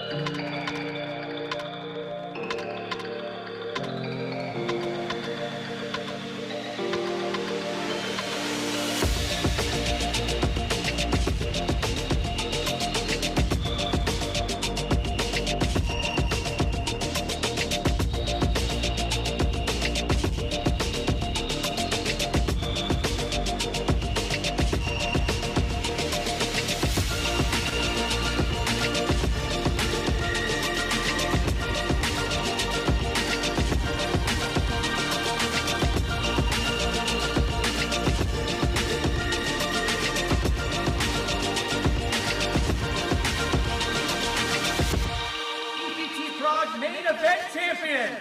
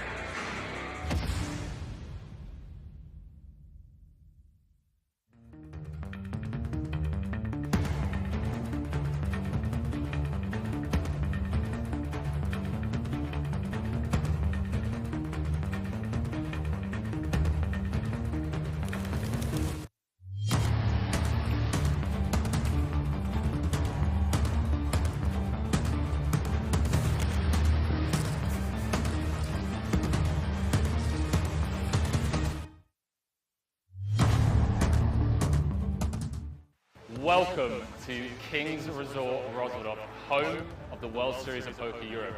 With this year's festival expected to smash all previous records, we wanted to take you on a journey through WSOP Europe history. Follow me.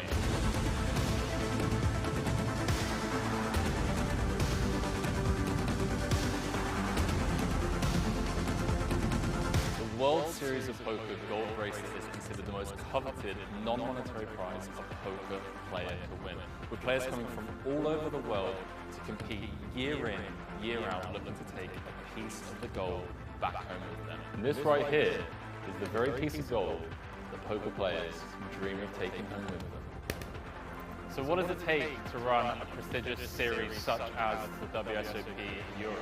About 140 poker tables, over 10,000 decks of playing cards, and over 750,000 chips in play throughout the entire series. Now, let's not forget about the staff. We have over 500 staff members, which include not only the 200 dealers that we have, the floor staff, the cashiers, the chip runners, and of course the production crew with all of their equipment. They're going to be bringing you the 2 feature tables. So this year, not only the main stage behind us, but we have the outer feature table, ensuring that you guys at home don't miss a single hand from the events throughout the series. With 2 feature TV tables, live reporting, and social media content, there won't be a single hand missed from this year's coverage. You can keep up to date with all of the live reporting as well as the full WSOP Europe schedule over on the kingsresort.com website, as well as following us over on the live streams for all of the coverage from every single event at the World Series.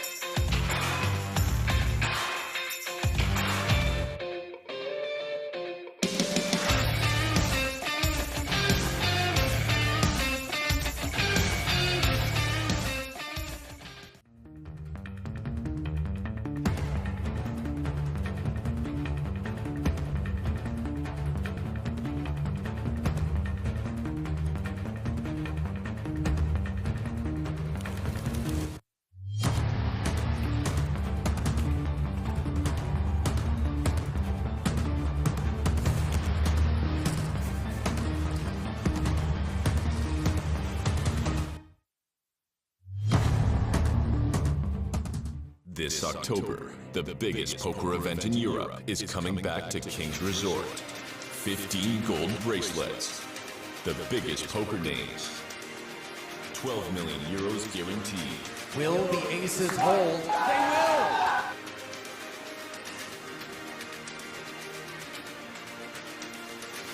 And it is an 8! Josef Gulasch Jr., the car salesman from the Czech Republic, is the World Series of Poker Europe main event champion. Go figure.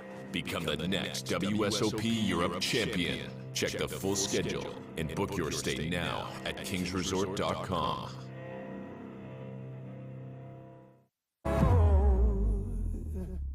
I'm bad, bad can be so bad that it's hard to believe what they say about me.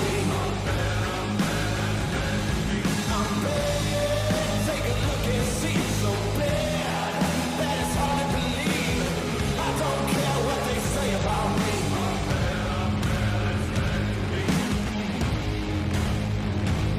I watched an empire fall.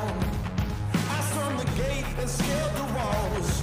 They wouldn't share, so I took it all. I watched an empire fall.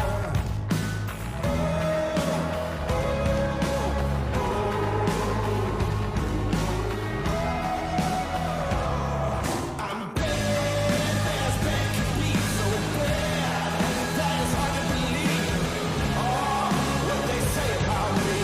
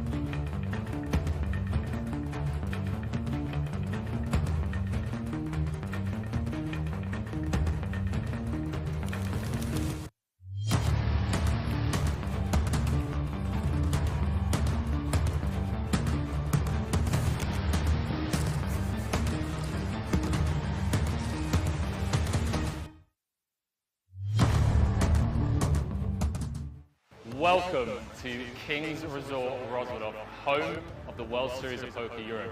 With this year's festival expected to smash all previous records, we wanted to take you on a journey through WSOP Europe history. Follow me.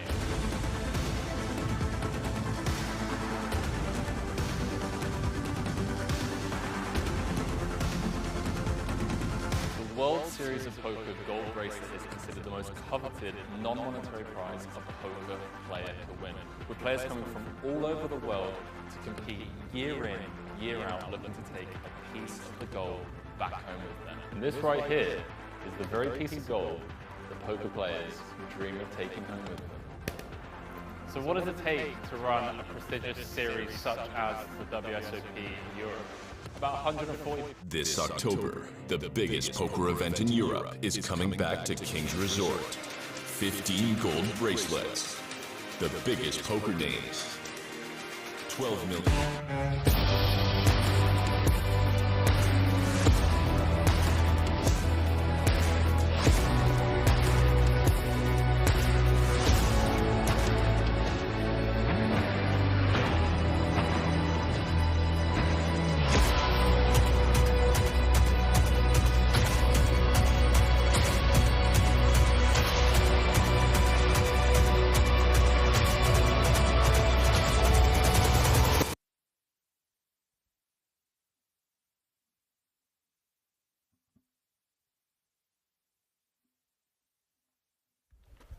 Ladies and gentlemen, boys and girls, children of all ages, welcome back to the World Series of Poker Europe. It is the first event of the series, and we are down to the final two. My name is Gary Blackwood, also known as GazzyB123. I am joined by my good friend, Henry Kill the Game Bane. How you doing, buddy? Wow, I'm doing well, man. I mean, it's, you know, tail end of a huge tournament here.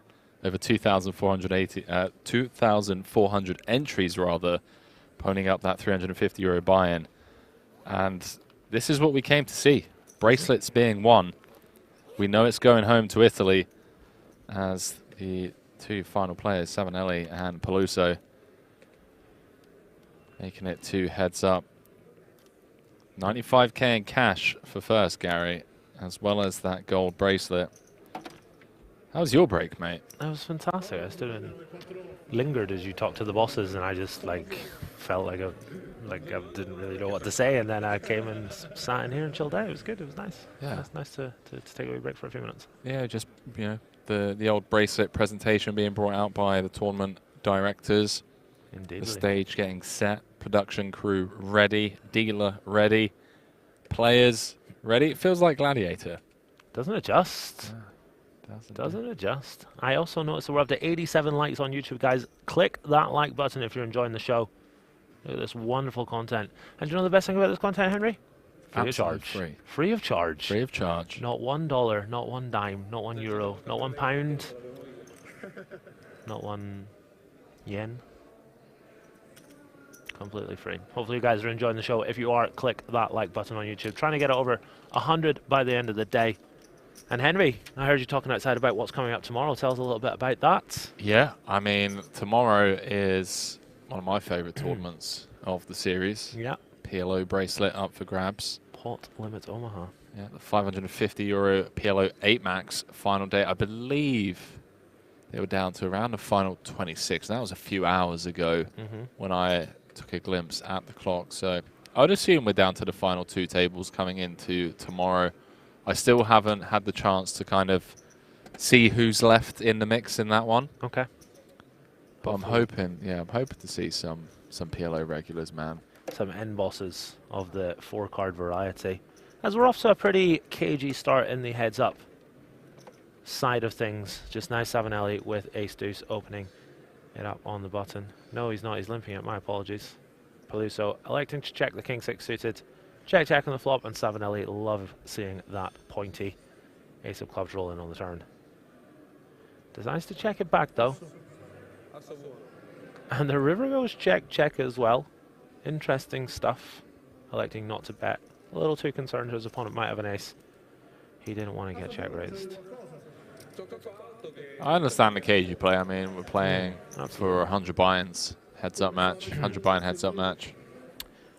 these guys will be feeling each other out, sort of seeing where they're at, seeing what type of player they are when it comes to heads up. So the first few hands, understandable if it is a little cagey, a little reserved. I'm sure there'll be fireworks very, very soon. Who's your money on? I'm probably going to have to go with the guy with the 2-1 chip lead. Savinelli. I think that's reasonable. I think both players have played well, but Savinelli with that chip lead, he will be the favourite. As we get a look at those chip counts just now, Savinelli with 32 million, Peluso with 15 million. So a 2-1 chip lead, 8-6 off versus 7 deuce off.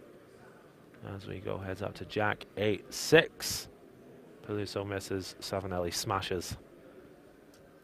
Kind of feels like Savinelli has been the one to beat from the start of the day. If you recall back, 100 hands ago, hand number 2 of today's coverage with 13 left, he just went on that little spin.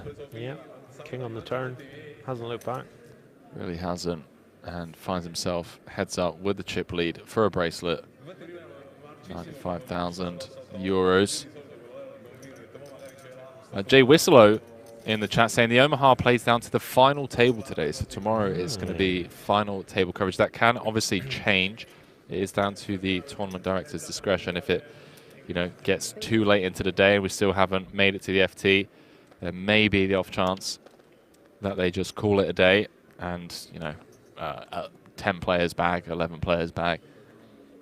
Something along those lines. You'd be excited for the PLO tournament tomorrow, being a PLO end boss yourself? I wish I was an end boss, but I certainly am looking for a bit of 4-card fun. That was not a needle. That was me trying to be nice. Didn't think it was a needle. Saving the needles for the end of the trip. Inhumenko saying, Gazzy, are you going to be in the cash game streets tomorrow or just commentating? I will hopefully be in the cash game streets as well. Are you going to be kicking around? Are we going to get to do a little bit of battling? I think in the evening, definitely, because obviously Wednesday, Thursday, Friday, Saturday, Sunday, we have late starts because of the cash games. Okay. So having a late night tomorrow makes sense, getting out there in the mix. Sounds good. For sure. Definitely won't be playing before the stream. Like by the time we wake up. And yeah. Gotta go for a run tomorrow, Henry. We said we would. Yeah? We said we would today. And then we went out for walks and we didn't even know we were both walking. I thoroughly enjoyed the walk today. Same. The weather was absolutely blissful. Absolutely beautiful. As we see the Queen High and the 6 High taking it slowly against each other. 3 million in the middle to be picked up for any player that wants it. Savinelli with the check mark right now. He might think his Queen High is good and not bluff. Peluso, I would like to see a bet here of some kind. He can't be checking down 6 High. He agrees. Reaching for chips. 1.6 million into a pot of 3 million. Gets the job done. Savinelli with a snap fold. Well done, Peluso. Really important to be picking up these dead pots. These pots that your opponent doesn't seem to be wanting. So nicely done from him. Would have been a pretty nitty check down with the 6-4 offsuit. But he does fire the river and gets the job done. Inhumenko saying, lovely, I'm coming tomorrow. Hopefully I'll get to say hi. Please Buddy, do. Come up to me, tap me on the shoulder and say mashed potatoes and I'll know it's you, okay? Nobody, just you, nobody else. We won't tell anyone about that little arrangement. That sounds good. Seriously though, guys, if you see me or Henry, feel free to come say hi. We'll happily stop and chat. Sign some autographs. Mashed potatoes is the code word. Yeah. So that we know you have been keeping us company in the chat, watching the streams. We do appreciate it, obviously. The engagement from you guys today has been very fun. It's been top notch, hasn't it? I see that number creeping up. We're at 91.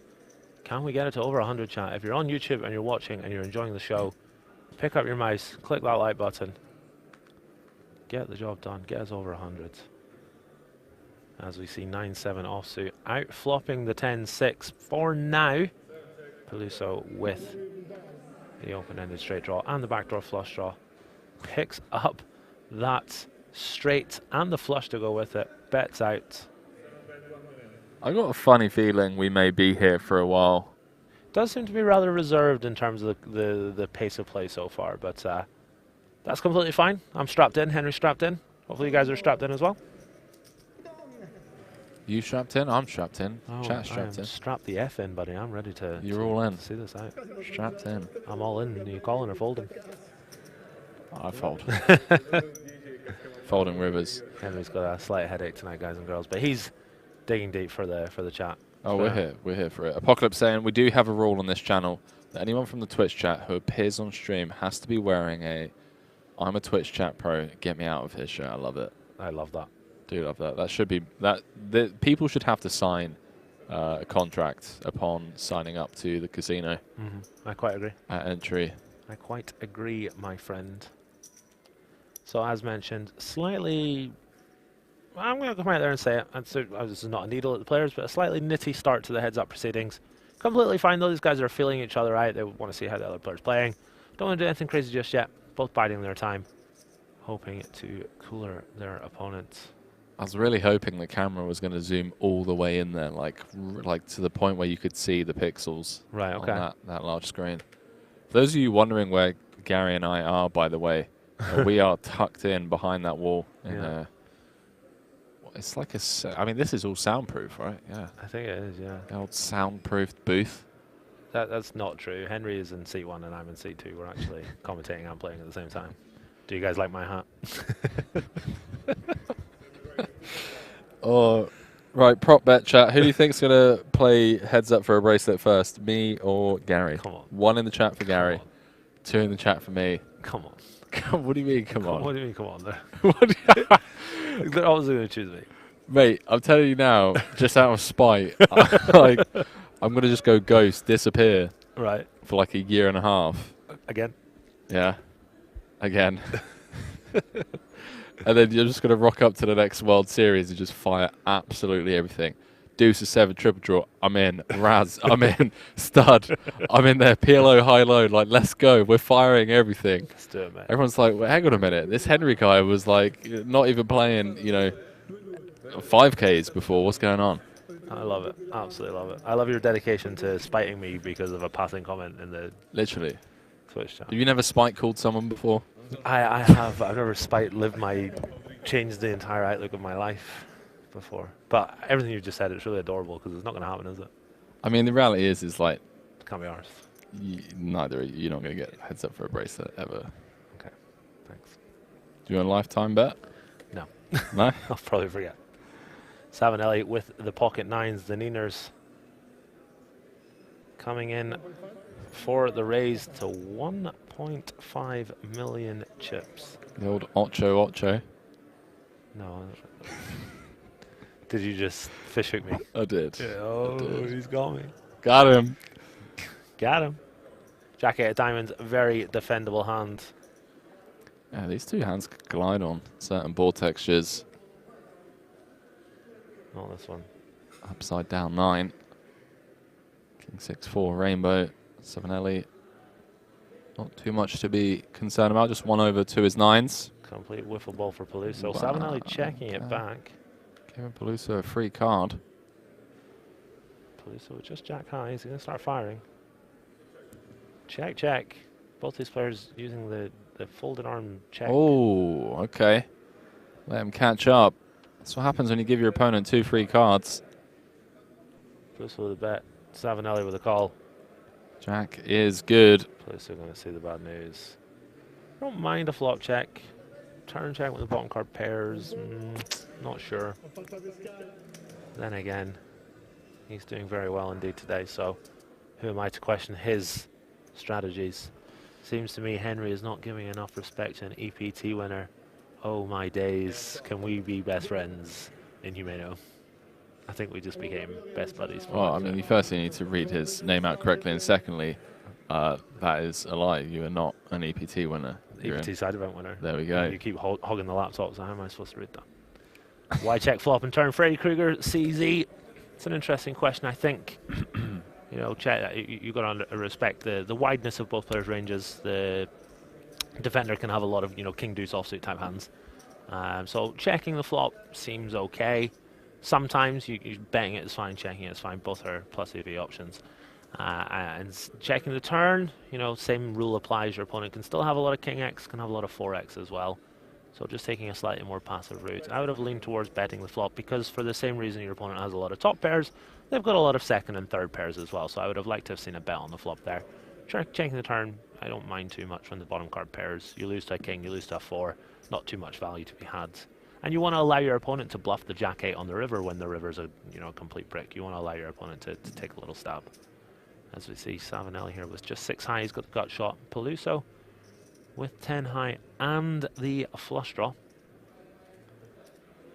Yeah, did fire out the old 1 big blind stab on the flop and an overcard to said flop. Great card for him to double barrel with 10 high. Bingo Poker says, do you show PLO after this tourney? That is tomorrow, my friend. Strap in for that. It's going to be a fun one. We'll be here to call the action. Starting at approximately 1 p.m. I believe we are live from 1:30 p.m. in the booth. Okay. The players will be in their seats at 1 30-minute delay to obviously protect the integrity of the game. Absolutely. Yeah. Gazzy B and myself. Keep an eye on the social media channels, the relevant social media channels, for full information as to when the stream starts. Apocalypse saying, love a bit of PLO. Absolutely garbage at it, but do enjoy watching it. Same. Same. Absolutely garbage myself, but I keep pretending like... That could have been either one of us that wrote that, you know? Literally. I mean, you're not garbage at it. You're very good. Shout out to Lozio1988 says, go Italy, which I think you say Forza Azzurri in Italian. Does that mean go Italy? I think that's what they say about the football team. I could be completely wrong there. As we see Jack 5 of diamonds. Not the first time we've seen this specific holding today. Savinelli with it this time, raising to 1.5. Peluso making the call. His 5 is dominated. He does not know that yet. Stacks are relatively close now. Savinelli with just a slight chip lead. Yeah, Peluso's managed to close the gap since getting to heads-up play. Hasn't he just? And oh my days, he might just close it a little more. What a flop. Peluso flopping the flush. Savinelli with top pair. Oh boy. Savinelli might find the check back here. He's been very reserved, as we've seen in heads-up play. Is Peluso thinking about leading here? This is not a limp pot. Savinelli has opened. Peluso has led out here, which is an interesting play. I wonder how much leading we get to do on this board. I feel like intuitively we get to... Wow, he just folds top pair. Oh, right. Strap yourselves in, chat. Strap yourselves in. Wow. The stream cannot end until we get to 100 likes on YouTube.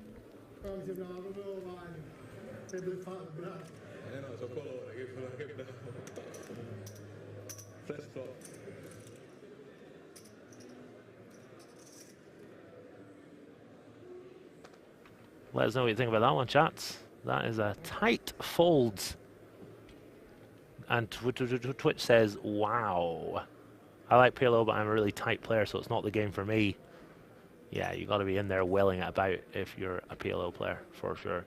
I don't know. I agree with that. I think tight is right in PLO. Like, if you just have a table full of people playing like 50% VPIP, and you're just in there with the old like 20%, you know, let's go. Reactoon says, why donk bet? Why indeed, my friend? A little surprised to see it. A little surprised to see the fold from Savinelli. Savinelli is playing small ball ABC. He wants to get this bracelet locked up, and he wants to take the long road there, which we're okay with. We're strapped in. We are locked in here in the booth.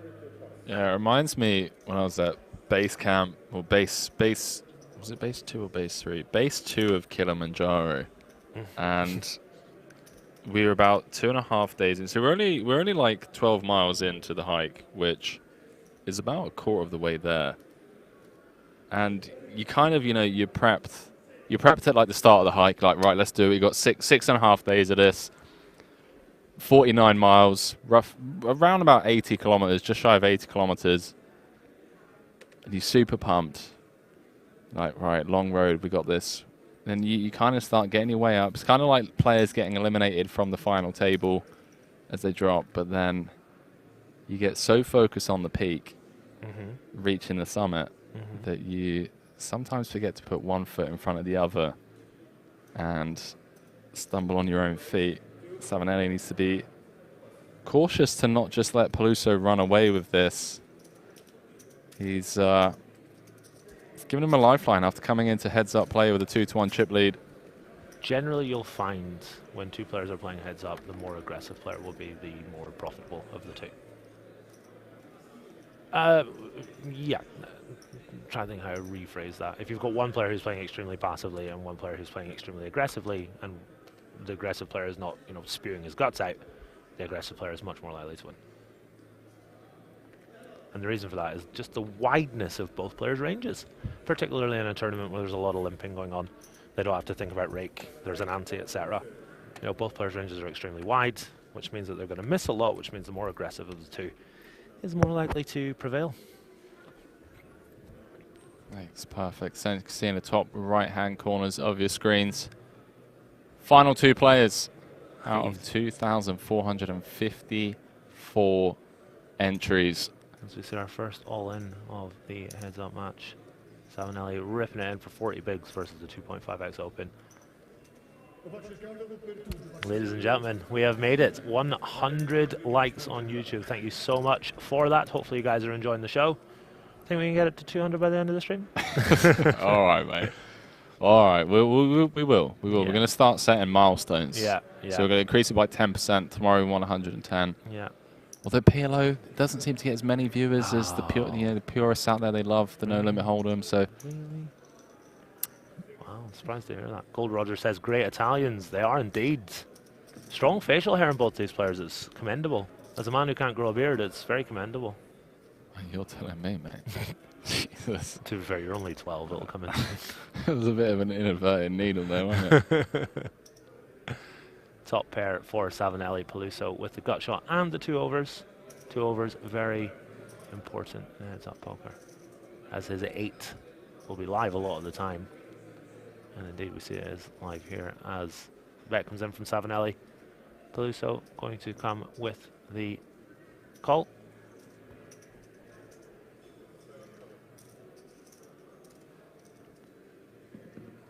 Peluso has been drilling turns and well. There she is. I'm a little surprised that Peluso didn't consider a raise on the flop here, given he will know that Savinelli has been folding a lot of top pairs and so on.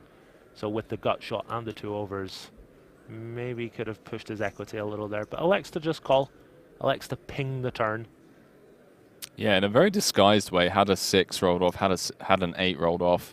Probably would have seen some passiveness being displayed by Savinelli, but the king of clubs, Peluso turning top pair. I like this bet from Savinelli. Like I say, you've got to be aggressive.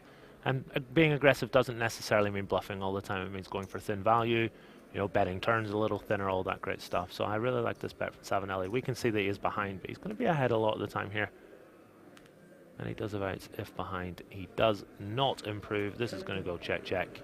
Peluso going to pull in a very nice pot and propel himself into the chip lead, Henry. Yeah, 28 mil plays 22 in the space of, what, 10 hands of play heads up. It's gone from a 2-to-1 dog to now being the chip leader, and hasn't really won any huge pots. He's just been kind of chipping away, and here we go. Doing it very well indeed. Shout out to Mike Leonard in the YouTube chat. Thank you very much, sir. As we're at 106, Henry, I think we might get to 200, buddy. I'm quietly optimistic by the end of this. But the way these guys are playing as well, we might get to 200. Yeah, I love that. Appreciate all of you, both Twitch and YouTube, across the board, keeping us company today. We love you all. It's the Gary Blackwood, alongside myself, Henry Kilbane. I'm going to be calling the action for you guys over the next 15 days or so. Oh, sorry, next 16 days until November 16th, where we'll be crowning the World Series of Poker Europe main event champion. King 9 versus Queen 9 here. A limp and a check. Both players with raisable hands, but electing to take the more passive route. And Jack 10-6. Both players are straight draws. Savinelli with the OESD. Peluso with the old mugshot.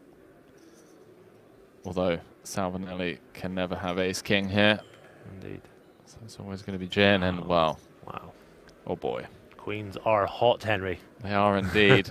1.8 million in the middle though, so the SPR is still incredibly high. Having said that, Peluso has liked going for sizable bets. How about a little 8 of diamonds on the river? Would that be too cruel to ask for? That would be disgusting. That'd be absolutely disgusting. Savinelli turning top pair. Does just come with a check call. 4 million in the middle. Oh, action killer for Peluso. Yeah, and a fortunate run out for Savinelli, potentially going to save himself some chips here.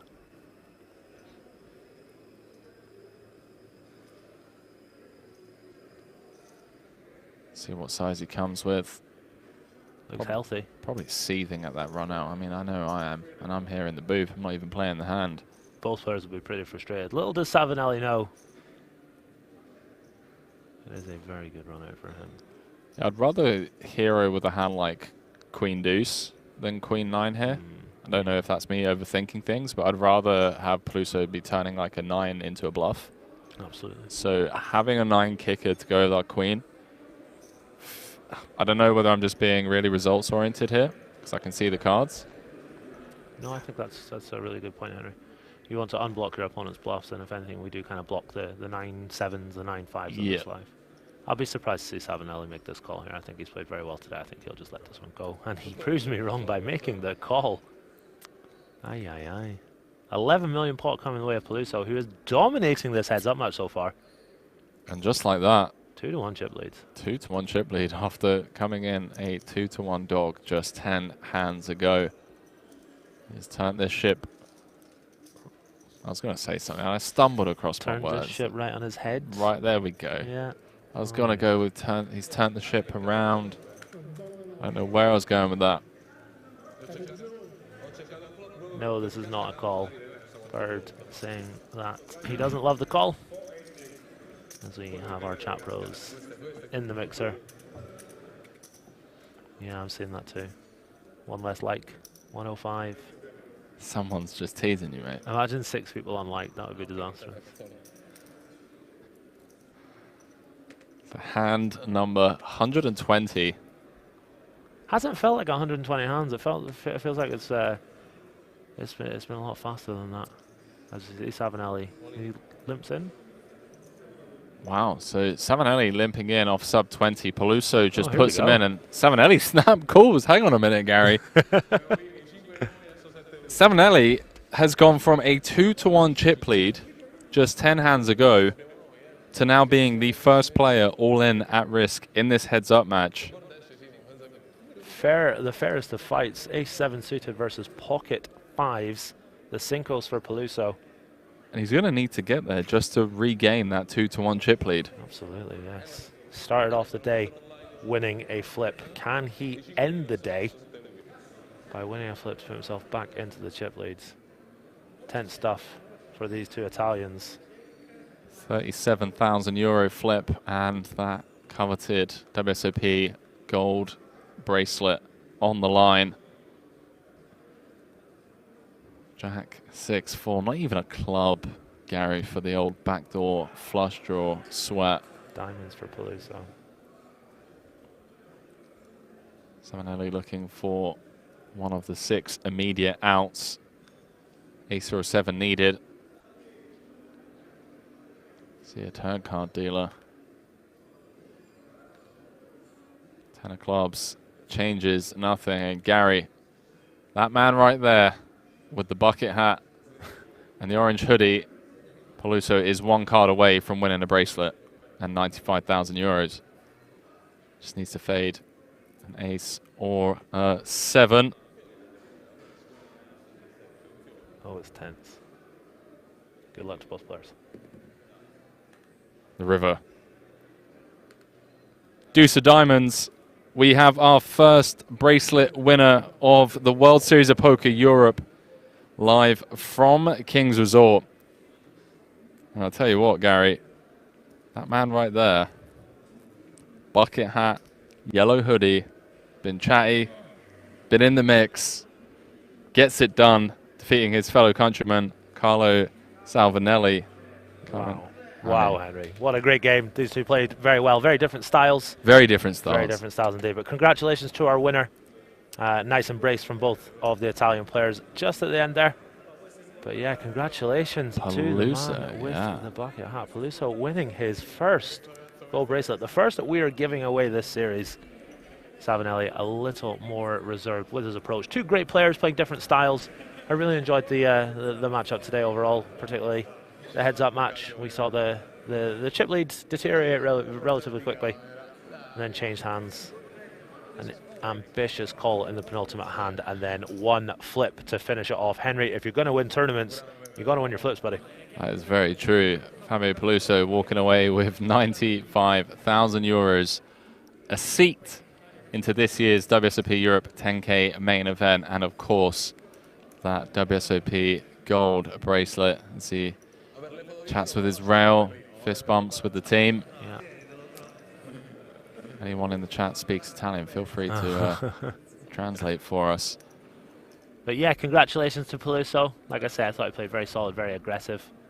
Yeah, especially in that heads-up play as well. Yeah, absolutely. And as mentioned, you know, you've got two good players. The one that's more aggressive without spewing is going to be a worthy winner. 95,670 euros, a 10K ticket, and a gold bracelet. Not bad for 2 days' work, is it, Henry? Certainly not, especially given the buy-in, 350 euro buy-in, converting that into, well, I mean, let's call it a six-figure score if you sell half your action into the main. You've done it. You've locked up the 100K. Absolutely. But he's going to be out there rubbing arms with the likes of Daniel Negreanu, Espen Jorstad, current main event champion, as well as other legends of the game that are going to be coming to Kings for the main event later on in the week.